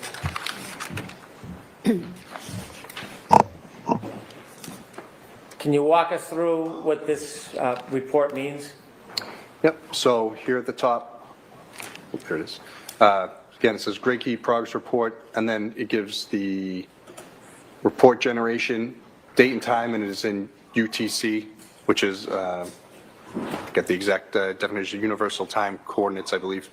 So you'd have to minus 4 or 5 hours depending on daylight savings time. So this one would have been January's -5. 1610, so it'll be noon, 12 o'clock for the actual time on the 31st. As we go down, device name is Johnny. The software version is the Apple iOS that was running at the time. The model number, iPhone 11. And then if you were to look up the N104AP is also a model number. The unique device ID. This one is what Gray Key assigns to the zip file that it creates. Serial number of the phone, the unique chip ID, the Wi-Fi address, the Bluetooth address, and then the phone number. And then there's more information underneath. Could we scroll that, please? Thank you. This here is the IMEI, which is the International Mobile Equipment Identifier. It's not uncommon now to have multiple of those identifying numbers. The data partition size of the device, which is 83 gigabytes. The lock state, if the phone was locked, it would say locked. This one is unlocked because we had the passcode. This was the Gray Key agent version for the software. And then this is the last time that the phone was backed up via iTunes or iCloud. This is the owner's name. You can have anything in this, but his phone had John O'Keefe set as the iPhone owner name, and then the different accounts attributed to the phone. Okay. Can you show us where the digital fingerprint is? Yep, it's down. So that, the top part here is literally every time when it's plugged in to every process that it completes until the progress report is generated. Here, there's the full file system was created on this date and time, and then even though the partition size was 82 gigabytes, it actually pulled 125 gigabytes of data. Underneath this, if you're on the next page, is that unique fingerprints right here. So it has two, a SHA-256 and an MD5. They're just two versions of hashing to show that the file, the unique fingerprint, and that's what these numbers are here. So there's one for the image of the extraction, and then one for the keychain for the other documents that Gray Key creates. And you mentioned that if anything has changed, even a period, that number and letter sequence will change as well? Yes, that's exactly right. Did you have an opportunity to download and extract any other phones? Yes. At some point, did you have an opportunity to download and extract a phone from the defendant? Yes, I did. Do you remember when you received that phone? I got the phone the same time as I got Mr. O'Keefe's phone on the 29th at around 7:30 at night. And so you received both phones at the same time Yes, from the same people? correct. Trooper Buchanan? Yes, Trooper Proctor? yes. What did you do with that phone? Again, that was brought down to the digital forensics lab for holding until we could get into it, or a warrant was written, or whatever legal process was going to be done, so we could get that information. Do you secure it? Yes, that room is locked with keycard access that only myself and 2 others have, and it's also alarmed. Do the case officers or investigators that aren't part of your unit have access to those items? No, the only ones that had access were myself, Trooper Connor Keefe, and then the director, Samantha Vogt. She's a civilian that runs our lab. Okay. And at that point, were you able, after there was process, were you able to get into the phone at first? No, it wasn't supported by Gray Key, the phone model and number. What do you mean it wasn't supported? So the software, even if we had a search warrant, we plugged it in, Gray Key wouldn't be able to recognize it because it just wasn't supported at that time. When you say it wasn't supported, does this have anything to do with a passcode? For both. So we didn't have the passcode, so because we didn't have it, it wasn't supported for us to download that information from the device. If you had a passcode, would it have been supported? Yes, it would have been. So is there a process when you have a phone that you don't have a passcode for to be able to access the content of the phone? Yes, that's correct. We have to wait until we either have the passcode or the software and hardware is supported for the device where it can try to guess the passcode. So let me ask you some questions about software. In forensic data analysis, does software change frequently? Constantly. When the software changes, does it advance? Does the software get better? Yes. Yes, it does. At the time you first had the defendant's phone, the software you had was unable to access the contents? That is correct. What do? Do you look for other software or do you wait for updates? What's the process? If there is another software out there, we will use it to try to get the information. If not, we are at the mercy of waiting for the developers to come up with the information for us. Did you wait in this case? Yes, we did. We had to wait. Ultimately, did software advance so that without a passcode you were able to access? Yes. How long did you have to wait before you were able to access? I believe it was July of 2022 that the software had been upgraded enough that it was able to brute force or guess her passcode for the device. And where does the device remain until you're ready to try again? In that locked digital forensics lab. So when the software updates and advances, do you know that it will be successful or you plug it in and you try? No, so on Gray Key they have like a link where you can click and it brings up a whole matrix, so it shows every make, model of phone and then the software associated with it, and it says it can do a partial download, a full download, a password guess, and it tells us. So when there's a new update, we'll check that to make sure that the devices we have can be accessed. Did you make an attempt to have the software access the phone without a passcode? Objection, Your Honor. Let me approach, please. Okay. Sidebar number 8. So Karen didn't want to give up her code, huh? Nope. Interesting. Innocent people don't hide. But that Jen McCabe. Yeah. That Jen McCabe. Ain't she horrible? She gave hers immediately. You think I did something? You come take my phone right now. You take my dog. You take my ring cam. You take everything. You can have my phone, but fuck if I'm going to let him take my dog. Well, my dog will tell secrets, so she's, useful.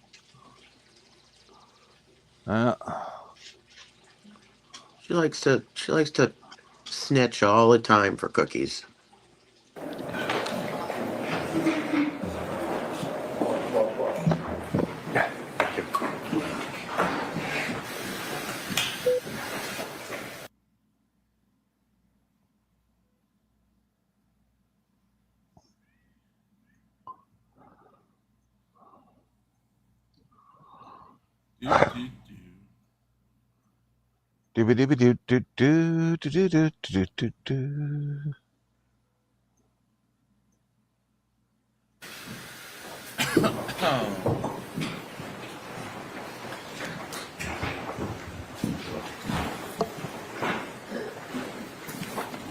Touche. Her father is Thank you. on the witness list. Did you use software I don't know if inevitably he'll to open the defendant's phone? Yes. And how many times did you download? So there was 2 downloads. One, thank you. One of the partial part of the phone, and then in the same time that we had it plugged in, we had the password Who's that going to be on guess the software installed onto the witness phone, list? so we would try to guess the passcode. So there were 2 downloads, one with very limited data, and then one with the full file system extraction, which is everything on the phone that it can get. May I approach? Excellent.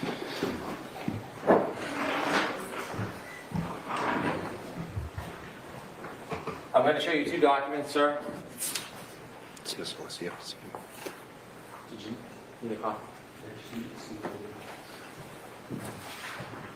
Thank you, Mr. Chairman. Do you have an extra copy of both?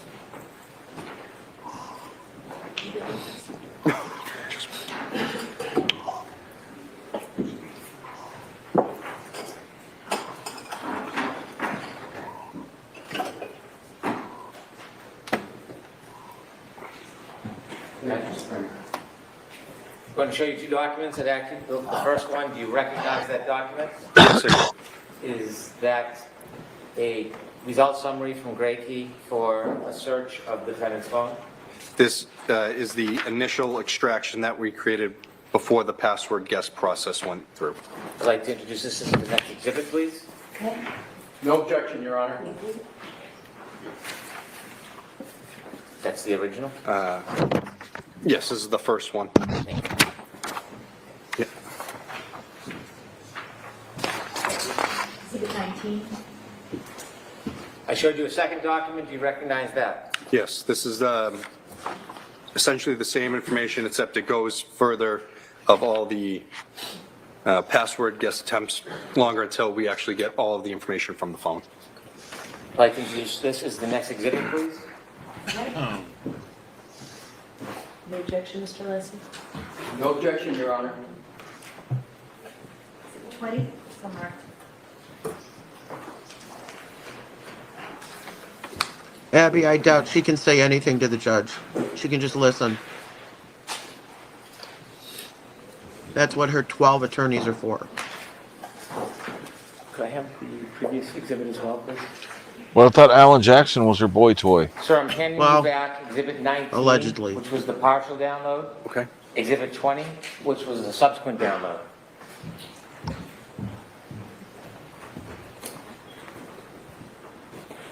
You mentioned hash value changes with the content of each download. Yes. Is there hash values specifically assigned to each download? Yes, there is. Are they the same number and digits in digital fingerprint? No, they're not. And explain again why they would be different. Again, the first one was the partial. It was only 45 gigabytes of data, so it has one number. The second download was 109 gigabytes of data once it got the passcode. And again, that number is completely different again. And again, like I said, the information is not the same, so the hash values won't be the same. Were the 2 other phones that you inevitably analyzed? Yes, there were. Let's start with the first one. Did you have an opportunity to create a file on a phone that came from Kerry Roberts? Yes, I did. Now, you said it's a two-step process. First is the extraction, the copying, and then it's creating the file. That's exactly right. With Kerry Roberts' phone, did you make the extraction? Did you plug it into the gray key? No, I didn't. Who did? Trooper Connor Keefe. How do you know Trooper Connor Keefe? He went to meet with Kerry Roberts, received the device from her. He brought it back to the office and did the extraction. His name is also on the extraction gray key progress reports as well. And he wrote 2 state police reports regarding it. Do you work with Connor Keefe? Yes. He works with, I'm sorry? Yeah, I would say we do the same, essentially the same job working together. So he's in your unit, Yes, he is. in the digital forensic unit. That's correct. That phone, did it come with any paperwork, any forms? Yes, he had 2 signed waivers of consent from both parties for each device, one for each device. And so as far as the copying, the extraction, you did not do the extraction on Kerry Roberts' phone? No, I did not. After it was plugged in and a copy was made, did you then access it? Months down the road. Were you assigned at that point to analyze or look at any of the data on that phone? Initially, no. At some point, did you create a file so that you could provide it to the parties? Yes, I did. Was that upon request? Yes, it was. And separately, did you know, or did you, let me ask it a different way. Was a phone from Jennifer McCabe extracted? Yes, it was. Did you do the extraction? No, I did not. Was the information after extracted again provided to a digital file? It would have been, yes. Did you, at some point later, did you make a copy to provide to the parties? Yes, I did. Can you tell us what a USEF reader is? So the UFED reader is a portable case that I can create through Cellbrite. Again, like I said, it's the exact same program that I would be viewing if I was sitting at my desktop. Instead, it can be made into a thumb drive to give to defense, prosecution, investigators, whoever. And there's no chance for the data to be manipulated because it's just a reader. When you have the digital file that's been extracted and then created into a PDF or a form that can be read, can you print the entire file on paper if you'd like? Yes, you could. Would that include, could you print it so it includes the entire content of the phone? Yes, it'd be thousands of pages, but yes, you could. Is there any way to isolate particular things of interest that you might want? For example, if you wanted just the chats between 2 people, is there a way that you could have a program isolate just those chats and then give you all of them in a form that you could read? Yes, so you can go in to cherry pick whatever information you're looking for to create into PDFs or other, it gives 5, I think, different mediums. You can have it output HTML, portable cases, XML files. If you wanted to create a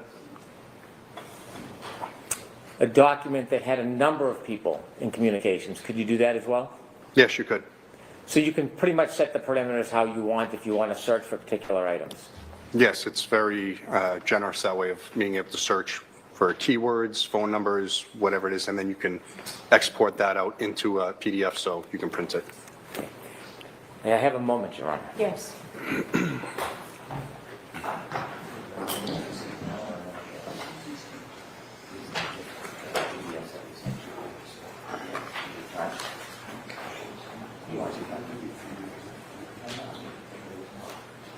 Okay.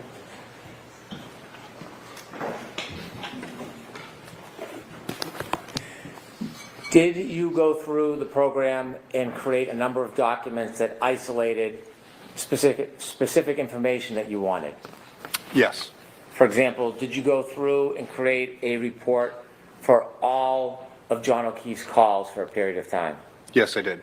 Did you go through the program and create a report for all of the calls between John O'Keefe and the defendant for a period of time? Yes, I did. Did you go through the program and create a specific document that would show just the text messages between John O'Keefe and the defendant? Yes, I did. Did you go through the phone and create specific separate documents for communications, phone calls and text messages between Mr. O'Keefe and other people, not the defendant? Yes. For example, Ms. Roberts, Yes, that's correct. Ms. McCabe. Yep. Did you go through any of the phones and create documents to show any text or conversation between parties not involving John O'Keefe? If directed, I could, but I don't believe I did. When you took on the task of creating these documents, was it something you did on your own or something that you would wait for a request from a prosecutor or another officer? I would wait for a request. Again, my knowledge of most of the cases is very, very limited. So if they're looking for something specific, I can assist them.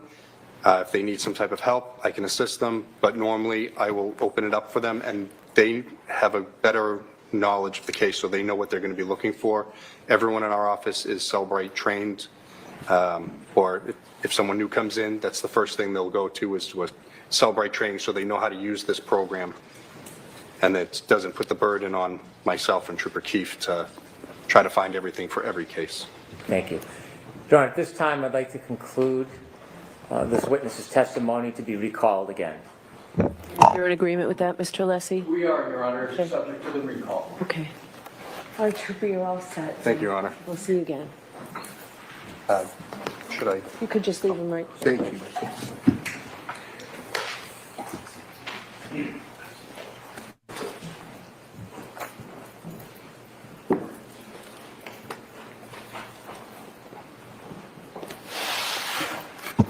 Do you have another witness, Mr. Brennan? May I? Yes, please.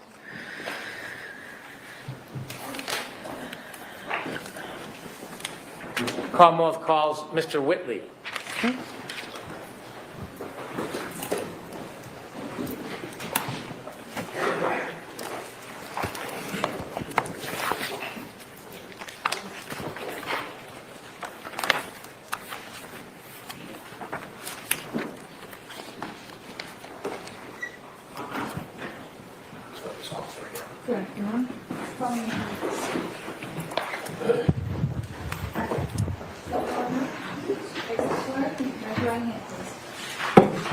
Do you solemnly swear the evidence given to the court and jury in the case now and herein to the truth, the whole truth, and nothing but the truth, so help you God? I do. Thank you.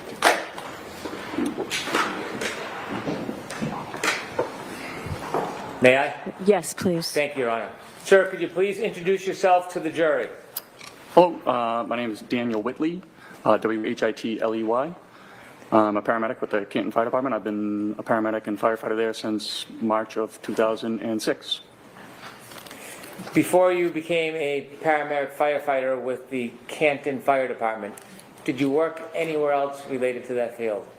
Yes, I had 4 years full-time as a EMT intermediate, and also a paramedic at American Medical Response in Brockton.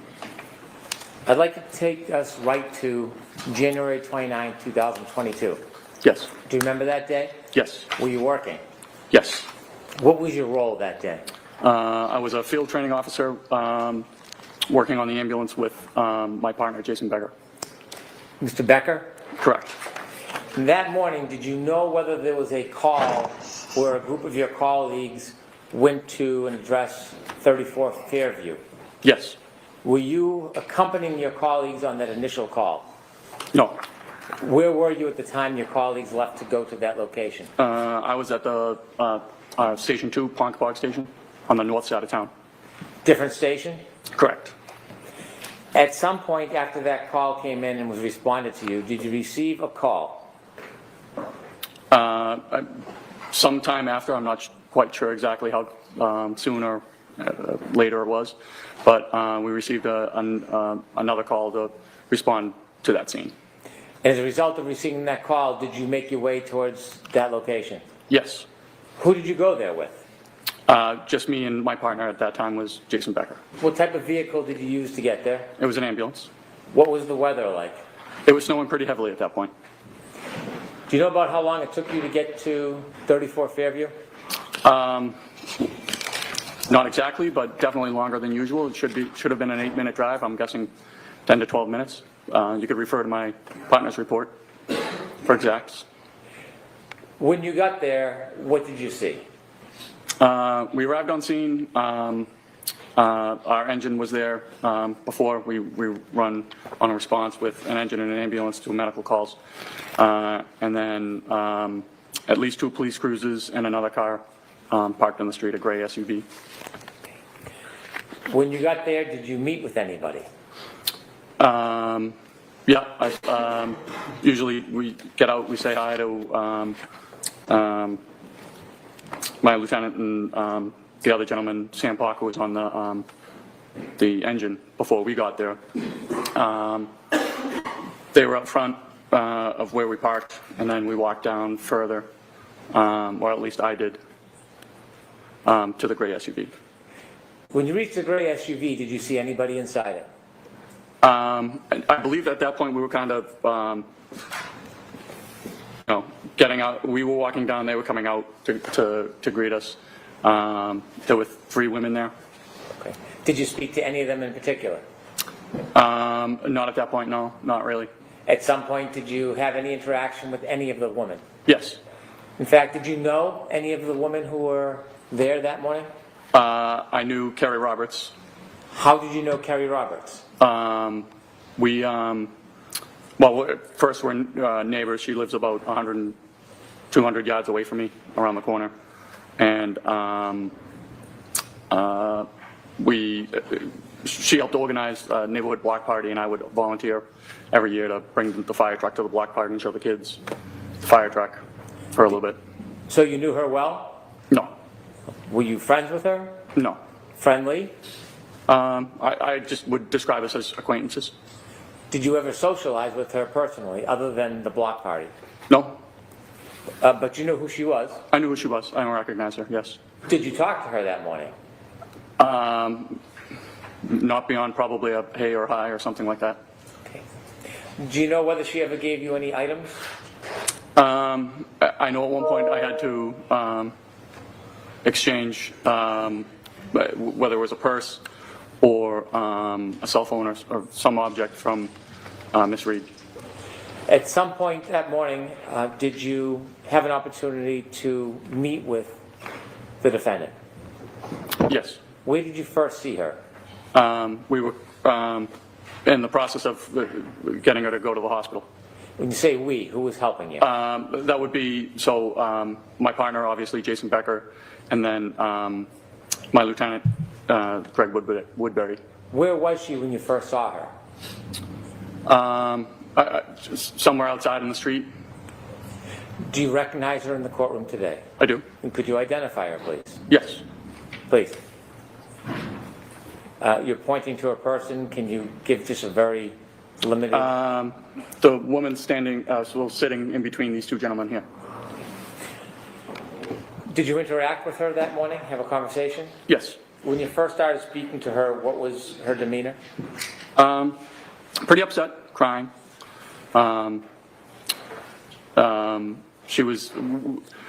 We had a Section 12 in hand, which is a medical order or a police order to be taken to the hospital for a psychological evaluation. Okay. Did you discuss that with her? Yes. Yeah. Did you ask her to follow you or to come with you? Yeah, she did. And did that happen? To the ambulance, correct. So you went to the ambulance with the defendant? Yeah. And was Mr. Becker with you? Yes. What happens when you get to the ambulance? So it was snowing, and it was more to kind of just get everybody into a nice, warmer location where it wasn't snowing or windy or anything like that. And we were discussing that, we have a Section 12 that states regardless of if you want to go, we have to take you to the hospital. She was arguing that she really didn't need to go to the hospital, and we were trying to convince her to go to the hospital because once the Section 12 is written, It doesn't matter what the patient says, we have to get them there one way or the other, whether it's cooperatively restrained or chemically restrained with sedatives or anything. It's not a voluntary order? It is not a voluntary order. Inevitably, did the defendant agree to go with you to the hospital? Yes. When you were going to return to the hospital, was the defendant placed in the back of the ambulance where a patient would be? Correct. So how we operate for anybody that's a Section 12 or anybody that is under the influence of anything, we always operate with 2 people in the back of the ambulance. So myself and my partner, Jason Becker, were back there. And then we had to take somebody from the engine company and have them drive to the hospital, and that was Sam Park. Sam Bach? Park, P-O-C-H. Thank you. Before you left, before you started to drive away from Fairview, were you having any conversations with the defendant? Yes. Can you share with the jury what those conversations were about? So we were talking. She was upset. She kept asking if there was any chance her husband could be alive, and even sitting outside in the snow with no coat on for many hours. Did she indicate what many hours meant? How many? No. How often did she raise the issue of whether or not, or how long he could be out for? I'd say at least 3 to 4, maybe more. Part of your job is to care for patients? Correct, yes. Was part of your job to try to get them to the location safely? Yes. And sometimes you treat patients with physical injuries, don't you? Oftentimes it is physical injuries, yes. Are you trained when you're trying to transport somebody on how to interact with them? Yes, well, sometimes if they're upset, in this instance she kept asking if there was any chance that he could be alive, and that we really didn't know what was the patient that ambulance 1 took. We really didn't know what his condition was, and but figuring that it was a hypothermia type case, being the conditions outside, we were trying to give her hope that there is a saying in the medical field, you're not dead until you're warm and dead. And I was basically, there's stories of children falling through ice and falling into rivers and being underwater for multiple hours and coming out, being resuscitated and having no neurological deficits. So I was telling her those stories just kind of to say, look, let's be sure we'll get to the hospital, we'll find out more there. Just trying to give her any sort of hope that her husband would be alive. Can you describe her demeanor when she was in the back of the ambulance with you during your interactions with her? She would go from pretty upset, crying. One instance where she kept saying, I can't take care of these kids, I can't take care of these kids, they're not my kids, and they're not his kids. And at that point I understood who ambulance 1 had taken, because John was pretty well known in the town for taking on the care of his niece and nephew. So I said, listen, it's okay. It looks like you have a very strong support system.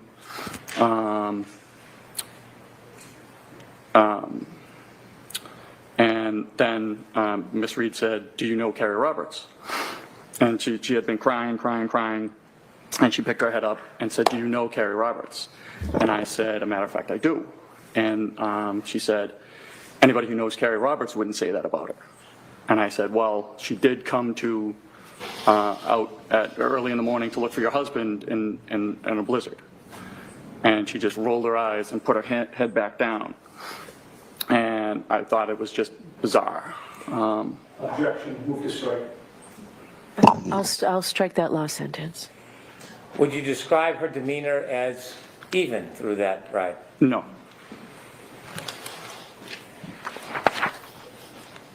How long did it take to get to the hospital? I mean, you can refer to my partner's ambulance trip report. I'm sure it has the. Do you have it right with you, sir? I do not know. Well, let me ask you. I would guess about 15 to 20 minutes, somewhere in there. You don't have an exact memory? No. When you get to the hospital with a patient under these circumstances, do you leave them at the door? No, no. What do you do? We have to hand off care. So we go in and we have to give a report to a nurse to let them know what their condition is, why they're coming to the hospital, and what we found taking them to the hospital. When you got to the hospital with Miss Reed, did you interact with the hospital personnel? Yes. Do you typically, after you hand off a patient to staff, do you leave? Typically, yes. This time, Miss Reed was, I'm going to say, not really cooperative with the nurse there. The nurse was asking her to get into a Johnny, give a urine sample.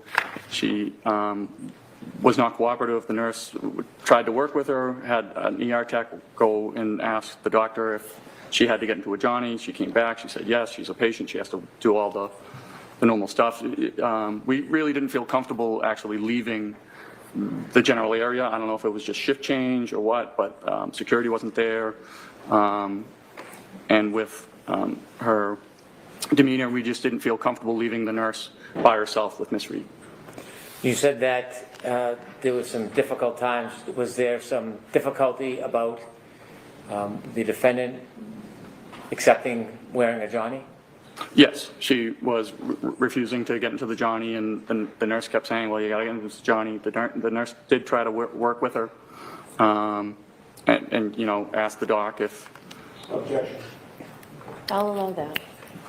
And so the ER doc, the ER tech had to come back and say, yes, she has to get into the Johnny. And at that point, she did. She you know, seemed to have calmed down and was getting into the Johnny. Security personnel was showing up, and we felt comfortable being able to kind of leave the nurse and the tech on their own. Before security came, was there difficulty in her providing a urine sample? Objection. Do you know the answer to that? Can you ask the question again? I'm sorry. Why don't you ask it a little different? Sure. Do you remember whether she was giving the nurses a hard time about a urine sample? Yes. Objection.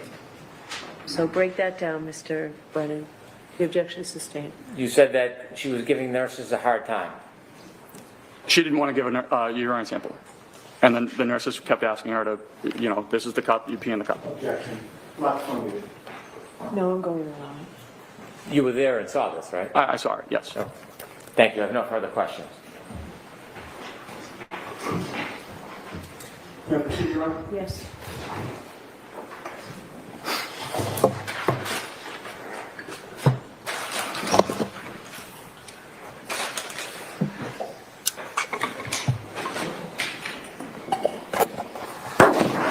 Good afternoon, sir.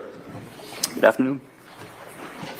Sir, you knew before you got into Ambulance 2 that you were heading to Fairview Road for what is called a Section 12, correct? We were dispatched for a Section 12, correct? Right. And that was not your first call for a Section 12, right?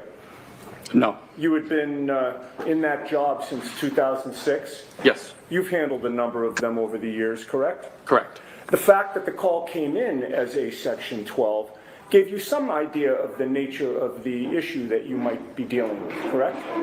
We had an idea that it was for a psychological issue. Correct. Right. It told you that somebody at that location was suspected of being in some type of either psychiatric or emotional distress, correct? Yes. And on your crew, or of your crew, I should say, you were the one to drive the ambulance 2 to the residence, correct? I drove to the address at Fairview. Now, you've said that when you got to Fairview Road, you don't recall the time, but you do recall that there were still emergency vehicles on scene, correct? I do. There was nobody lying in the front lawn of 34 Fairview at that time, correct? Correct. Do you know how much later after 6 a.m. you would have gone there? You'd have to refer to my partner's report. You don't know if it was minutes or hours later? It was minutes. It was within the hour. I don't know. Within the hour? Yeah. Okay. And you said that there were, or you testified that there were 2 police vehicles on scene, correct? At least 2. At least 2. There could have been more than 2. It certainly could have been. And those police vehicles in such a situation, particularly with the snow falling down, would have had their blue lights flashing? I'm not exactly sure if they did or they didn't. Sometimes the police shut off their lights when they arrive on scene. Sometimes they don't. Okay, so you don't have a memory one way or the other? No, nothing sticks out. But those police vehicles certainly were not hidden. They were in plain view, correct? I would say so. Minimum of 2, maybe more. Correct? Yes. And there was also a gray SUV parked near that residence? Correct. And there was a fire engine there as well, correct? Correct. You called it our engine, right? That was from your... Well, it would be engine 3. Engine 3, from or at your least station. the Station 1 engine. I'm sorry? The Station 1 engine. I So Canton Fire has 2 fire stations. We were coming from the second station. The Station 1 engine is the one that responded to Fairview. Okay, and that was a typical large fire engine, correct? Yeah. And did the fire engine have its lights on? I assume it did, only because we rarely shut our lights off on a scene. Sure. And there were police officers walking about, milling about? Yes. Do you know how many? I know I spoke with Officer Sarif and Officer Mulaney. Okay. And so at least 2. And you know them by name? Yeah, Canton's a fairly small town, so you run into the police on a regular basis. Sure, and you work cooperatively with them, correct? Yes. Were there other police officers besides Sarif and Mulaney? I'm sure there could have been, but I don't recall ever speaking with them or interacting with them. Okay. Were there other EMTs or firefighters there when you got there? Just my Lieutenant Woodbury, and then firefighter Sam Pock. Okay, and they were in charge of Engine 1? Well, the Station 1 engine. The Station 1 engine? Okay. And there were also civilians on scene, correct? Correct. So you would agree that there was a lot of activity outside 34 Fairview, correct? There was a fair amount of activity. I mean, there were people and vehicles and lights surrounding that residence, correct? I assume so, yes. Well, you were there, so you don't really have to assume, you know, right? There was at least 2 police cruisers and a fire engine. Right, and civilians, and police officers, and firefighters, correct? And civilians. Correct. All right. With all of that activity outside 34 Fairview, did you ever see the homeowner come out of his house? I wouldn't have known the homeowner. Do you ever see anybody exit the house? I was not focused on the house at all. All right. You were there to do a job, correct? I was there to take somebody to the hospital. Right. And you were there also to do a medical or psychiatric assessment while you were on scene, correct? Well, yes, my partner was. Correct. All right. When you got there, you learned, well, I have to strike that. You knew going there that your patient would have been Karen Reed, correct? No. Okay. When you got there, you learned your patient was to be Karen Reed, correct? Yes. All right. And given the nature of the call, you knew when you arrived that you would be transporting her to the hospital, correct? Correct.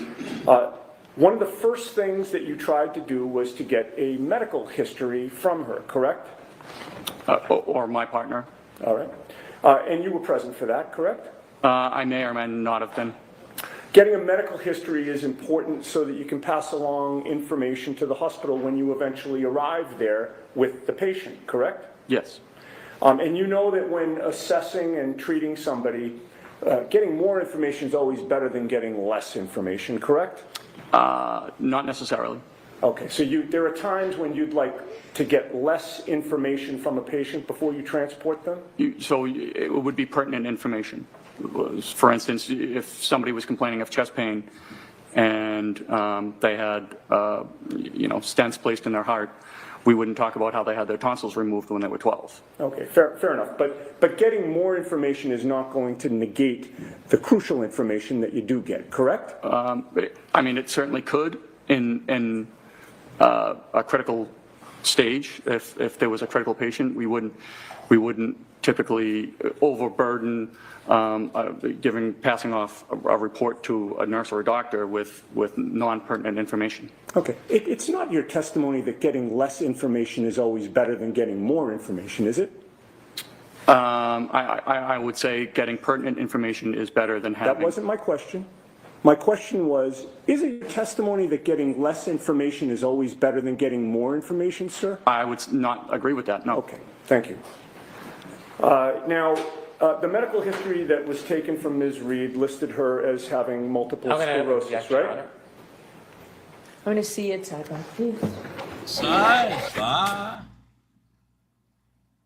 We've got a healthy sidebar here.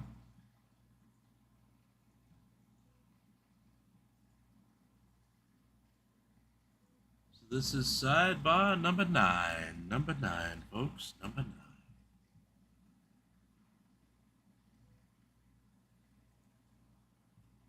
We are also playing around with the design just to make it a little easier to see who's on panel.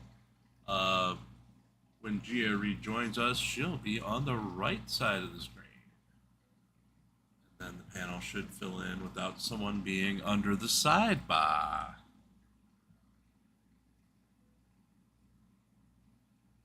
Sidebar, side chat.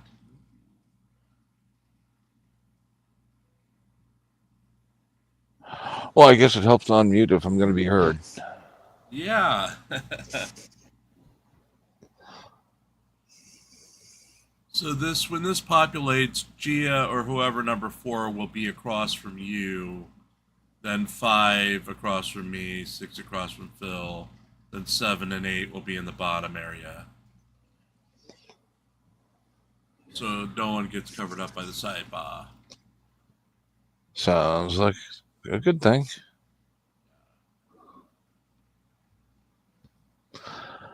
I'd love just to be privy to the sidebar just to see what type of shit they're saying.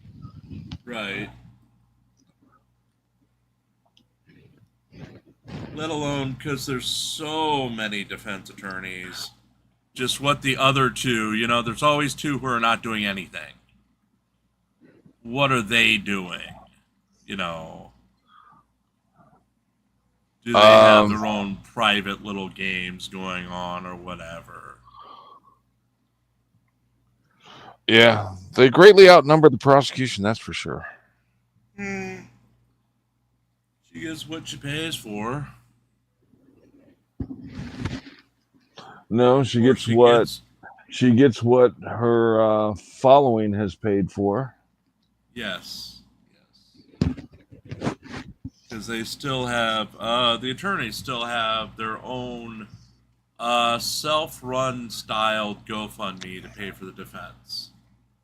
Alan Jackson's runs the one, if I remember correctly, where you can directly donate to her defense, and the money goes straight to paying her legal bill.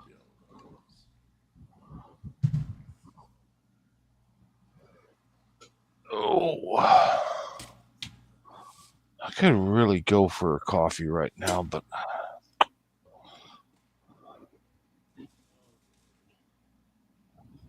this is the tough time of day. This is when I'd normally be taking a nap or relaxing. well, that's me on my normal. I go to sleep when I'm tired, wake up when I'm not. Rough life of being retired. Facebook Karen, I think we had 23 was the record. Something like that. We got close to 30 one day. It was pretty high, yeah, so I remember 28 for some reason, but I'm not 100% sure. Oh, sorry, Gia. I wasn't at the computer. Ta-da! Gia's now on the side of the screen. Hi. Do you see yourself in your new spot? I do. And it sounds like Gia's streaming again. My river. I can Oh, even move her over so Why did you Phil's all move by me? himself. I like being alone over there. There you go. Thank you. Wait, that Sir, was... the medical testimony, history that your partner and you took from Ms. Reed listed that she suffered from multiple sclerosis, correct? Correct. And you know that that's a chronic disease of the central nervous system? It's my understanding. And what does chronic mean? I believe any disease lasting more than a certain amount of time. It could be 2 years, 3 years, 4 years. Persists for a long time or constantly recurs? Correct. And it's a disease that affects neurological muscle control, correct? That's my understanding. And last question, it's also a progressive disease, which means it tends to get worse over time? My understanding. All right, now, when you first interacted with Karen Reed after you got to 34 Fairview and encountered that whole scene, it was clear to you that a major focus for her was whether John O'Keefe was alive or dead, correct? Correct. Bless you. She asked if somebody could survive after having been found in the snow without a jacket, correct? For many hours, correct. All right. And you mentioned something about hypothermia, that you assumed that you may have been dealing with a hypothermia situation from earlier, correct? Well, she said that he had been out in the snow with no jacket on for many hours. And you assumed hypothermia was your testimony, correct? Yes. You are not qualified to diagnose hypothermia, are you? I'm not a doctor. Okay. And you don't know if your assumption about hypothermia was correct or incorrect, correct? Is my assumption correct? My question is that as you testify here today, after having dropped off Karen Reed at the hospital for that Section 12, you don't know if the assumption that you made that you were dealing with a hypothermia situation was correct or not. Is that right? Well, they were certainly working on him at the hospital as a hypothermia patient. You don't know if your assumption was correct or not, sir. I guess I don't. And you What, told paramedics her, in aren't fact, allowed to you have could not opinions? speak to that, correct? I'm sorry, not. to what? In terms of how long somebody could survive outside, correct? I couldn't speak to his condition is basically what I was trying to say to her. All right. But she still persisted in asking you over and over if he was alive or dead, correct? Correct. She wouldn't let that go. Is that fair to say? Correct. And that was despite your not being able to give her an answer, correct? Again, we were just trying to sort of give her any hope. Right. Okay. So she kept asking. He can't mention hypothermia, but he can say whether he's dead or alive. Correct. All right. Now, Yeah, apparently. today you claimed that her demeanor had changed when you mentioned Kerry Roberts, correct? Correct. And the term that you used to describe her demeanor when you mentioned Kerry Roberts as being part of a support system, what term did you use? I'm sorry. When you just testified on direct examination, did you characterize the way that she reacted when you mentioned Kerry? She had been crying in her hands, and I said, you know, it looks like you have a very strong support system. And she picked up her head. She had her face in her hands. She picked up her head out of her hands, looked at me, and said, "Do you know Kerry Roberts?" And I said, "As a matter of fact, I do." And she said, "Anybody who knows Kerry Roberts wouldn't say that about her." Okay. And you've previously described that in testimony last year as her being snarky was the term you used, correct? Correct. But you were first interviewed by the police on February 8th of 2022, correct?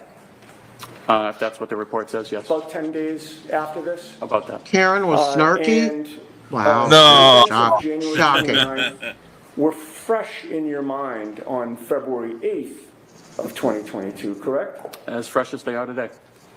Okay, so you do not allow that your memory was better on February 8th of 2022 regarding January 29th of 2022. It wasn't better on February 8th than it is today, is your testimony? I would feel it's just as good. Okay. Your memory does not get better over time, correct?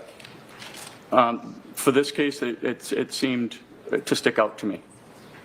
Okay, so are you testifying that your memory gets better over time? No, but that would be crazy, wouldn't it? Correct. In that February 8th, As crazy as your client, you were sir. asked about Kerry Roberts, right? I'm sorry, what day? February 8th of 2022. Okay. You were asked about Kerry Roberts, right? Yeah, all he's got I is do not recall if I was or was condescending not. You told the police that you knew comments. Kerry Roberts from your neighborhood, correct? Okay, yes.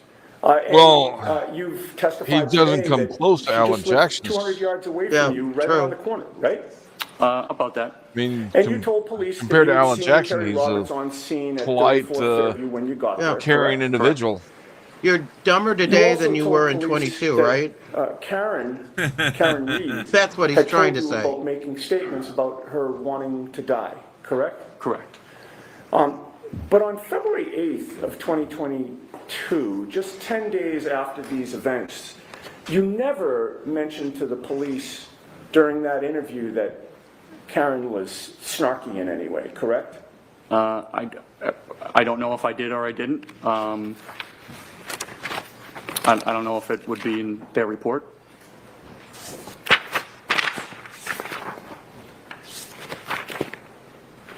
Yeah, it's all about Again, Karen, remember? again, he's implying that paramedics aren't allowed to have Refresh your memory opinions. as to whether or not you mentioned It's all about snarkiness? Karen. I don't think I mentioned snarkiness that day, no. All right, well, that answers my question. Okay.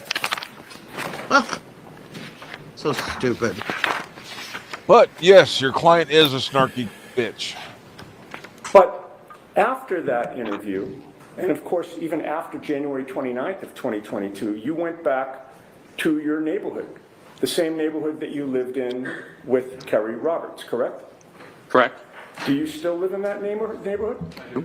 Does Kerry Roberts still live there? She does. So you and Kerry Roberts have continued to live in the same neighborhood for years after January 29th, correct? We have. Oh, what a conspiracy. And before you ever encountered Karen Reed that day, you had interacted with Kerry Roberts in the past, correct? Briefly, yes. Well, you were both on the same neighborhood Facebook page, were you not? Yes, that's why I volunteered to bring the fire truck to the Right. block So party. one time she had posted on that neighborhood Facebook page that she wanted to have a fire truck at the neighborhood block party, correct? Correct. And that's when you replied and volunteered that you would bring the fire truck to that block party as she requested, correct? Correct. And you also worked with Kerry Roberts on the Ponkapog Civic Association, did you not? Oh, yeah. I did not know. She worked on the board prior to Yeah, my these are arrival on thick the as board. thieves, So you people. both Thick worked on the as same board, thieves. but just at different times. Different times. correct. Yep. And we had, Yep. I think you had touched on this earlier, in addition to knowing Kerry Roberts, having been with the Canton Fire Department since 2006, there've been many times when you've worked in conjunction with the police, correct? Correct. And in addition to the two police officers that you mentioned having seen at 34 Fairview on January 29th, that being Sarath and Mulaney, you know many other officers at the Canton police station. I do. And as you say, Canton's a small town, correct? Relatively. People know each other, correct? Correct. You also knew former state trooper Michael Proctor before you arrived at 34 Fairview, correct? Oh, here we go. Here Michael we Proctor go. actually was 2 years ahead of you in school, was he not? He was. And you learned at some point that your school classmate Michael Proctor was the lead investigator into the death of John O'Keefe, this case, correct? Yes. And in fact, when you spoke to the police on in February of 2022, Michael Proctor was one of the troopers to interview you, correct? Correct. You did not go to school with Karen Reed, right? No, not to my knowledge. You didn't help coordinate neighborhood block parties with Karen Reed, right? Nope. You were not in a civic association that Karen Reed belonged to at any point, Oh, this correct? is so stupid. She was a stranger to you on She's a January 29th, stranger.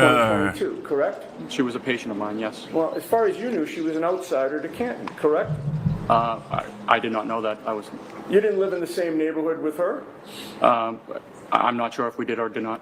You had no personal Canton's contact bigger than one with her, neighborhood, either dumbass. before or after January 29th of 2022. She's an correct? outsider. She's a witch. Burn Now, the as a result of witch. your having gone to She the didn't scene, live in there's Mayberry. a patient care record that is generated, correct? Correct. All right. And on this issue of the snarkiness and the demonstration that you just did, there's a contemporaneous report of your team's observations from January 29th, right? Are you referring to my partner's wrong report? Yeah, the patient care report. Yes. All right. And that patient care report is dated January 29th of 2022 and is timed at 9:03 and 34 seconds a.m. Does that sound right? Sounds about right. All right. And that 9:03:34, from your knowledge of how patient care reports are generated, would that be the time that you arrived on scene or the time that the report is written? I mean, I would have to see what time, the exact time you're referring to, but it could be the time the call is closed, or it could be the time you finish the report. Is there snarky could be a multiple reports. I'm not exactly medical positive term? which Snarky? report you're talking about. In any case, it was from that morning, correct? Snarkinitis? Well, it could I be assume chronic so. snarkiness. I mean, there was only one morning. Yeah, when you that's went to true. 34th That's true. Fairview. Well, no, but there could be two reports. So the engine has to write a report and the ambulance has to write a report. But they're both about that morning, correct? Correct. All right. Now, there are boxes to fill out on the patient care record, correct? Correct. One of the boxes is primary impression.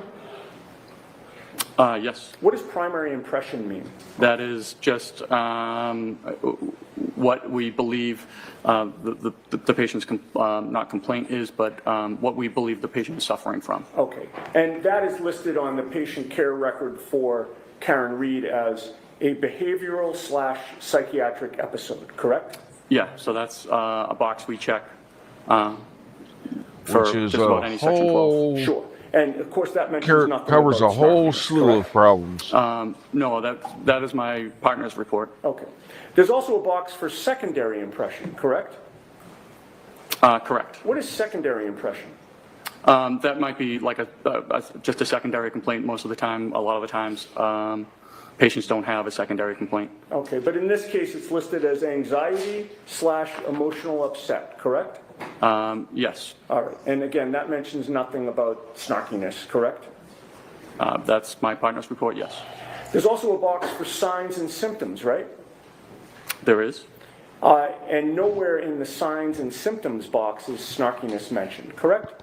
No, I don't think that would be medically appropriate. And then in the patient care record, it's recorded that Karen was found sitting in the front passenger seat of a friend's car, crying and visibly upset but cooperative, right?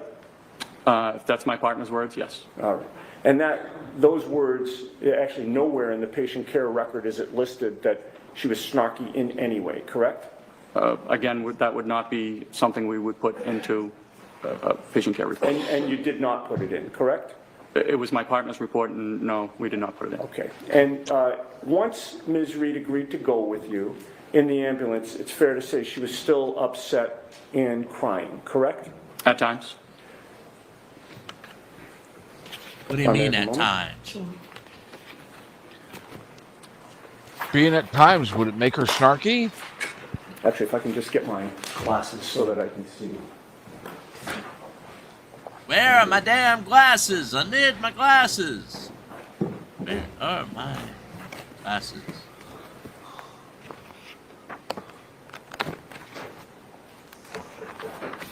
Oh wait, they're on my face.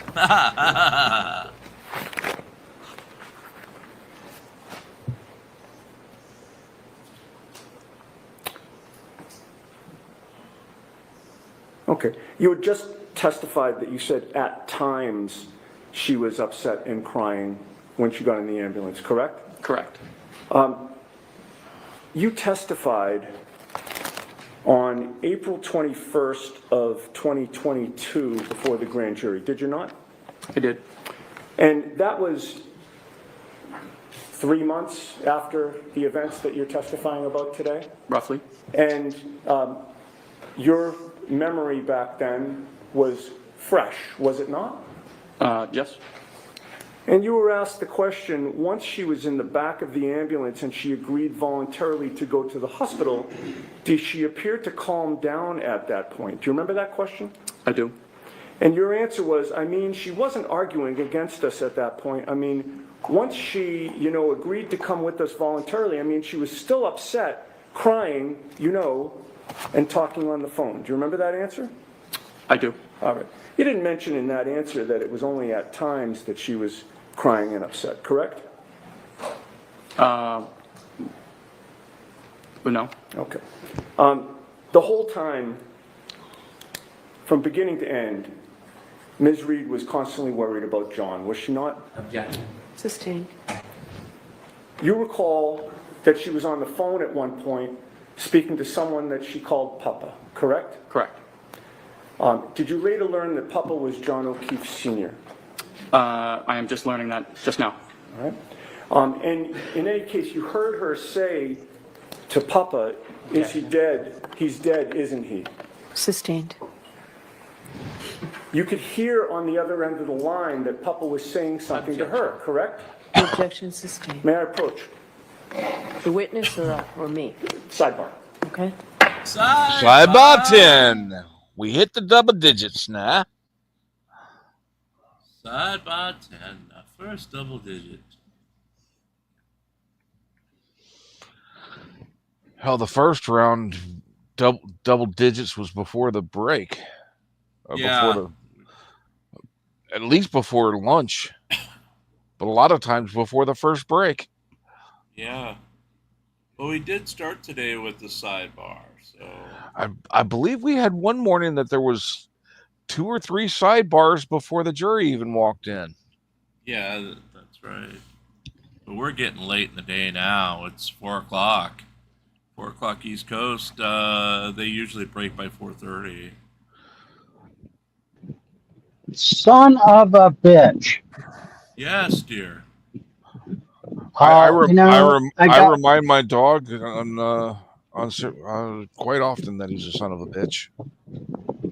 I got called into the office. Yeah. I had to have a meeting with the top bosses. I got in trouble. For what? Apparently I'm snarky. Oh, God. You're never snarky. Apparently, Is that a medical? That must be a crime. Apparently, that's kind of a big deal, being snarky. Oh, my God. You're never snarky. I'm never snarky. Never, Apparently, ever, neither ever. is Karen. Apparently, neither is Karen. You wouldn't describe her as snarky, would you? I'd never describe her as that. That's one of the kinder things I would accuse her of. I didn't understand where he was going with that questioning. That was weird. Any luck on downloading the chili file? No, nothing yet. We're still refreshing. Damn the humanity, or lack thereof. Okay, this works better. Even people will be on the left side, odd people on the left side, even people on the right. Wait a minute, where am I at? You're in odd. Yes. Well, it's down to the right of me. When I face the screen. As we get people populate, as the room or our guests populate, it's just a little more balanced this way. Fair and balanced? No, we're never fair. kind of I'm show do you think I run? I was kind of worried. I'm kind of surprised they allow the laptops for the press. The number of people that abuse things like that by recording audio and visual with their devices. I don't want to keep you folks here until 4:30. It's been a long day. So I'm going to release you today. Yes. Have you come back tomorrow. We'll make every effort to start right at 9 tomorrow. Please follow those cautions. Do not discuss this case with anyone. Don't do any independent research or investigation into this case. If you happen to see, hear, or read anything about this case, please disregard it and let us know, and be very careful on your social media. Okay? Thank you. Have a good night. All rise, please. Now let's see. Do we have a motion here? Emotional damage.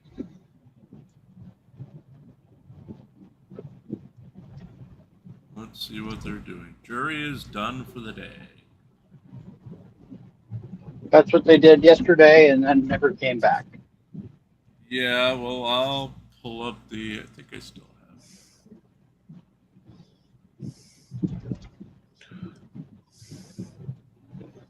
But if not, I'm just going to leave and get a shower. Thank I God. wish you All right, so would. we're still in session. Court is still in session. Oh, Please be seated. dang it. It's my fault.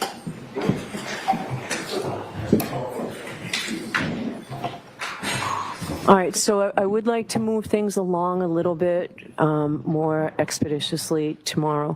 What would be very helpful to me, Mr. Brennan, are these clips. I haven't seen any of, I haven't watched anything on television about any of these. Do you have them all in one compilation that I can look at in advance? If you don't, you don't. I thought we had provided it to the court. If we haven't, we will.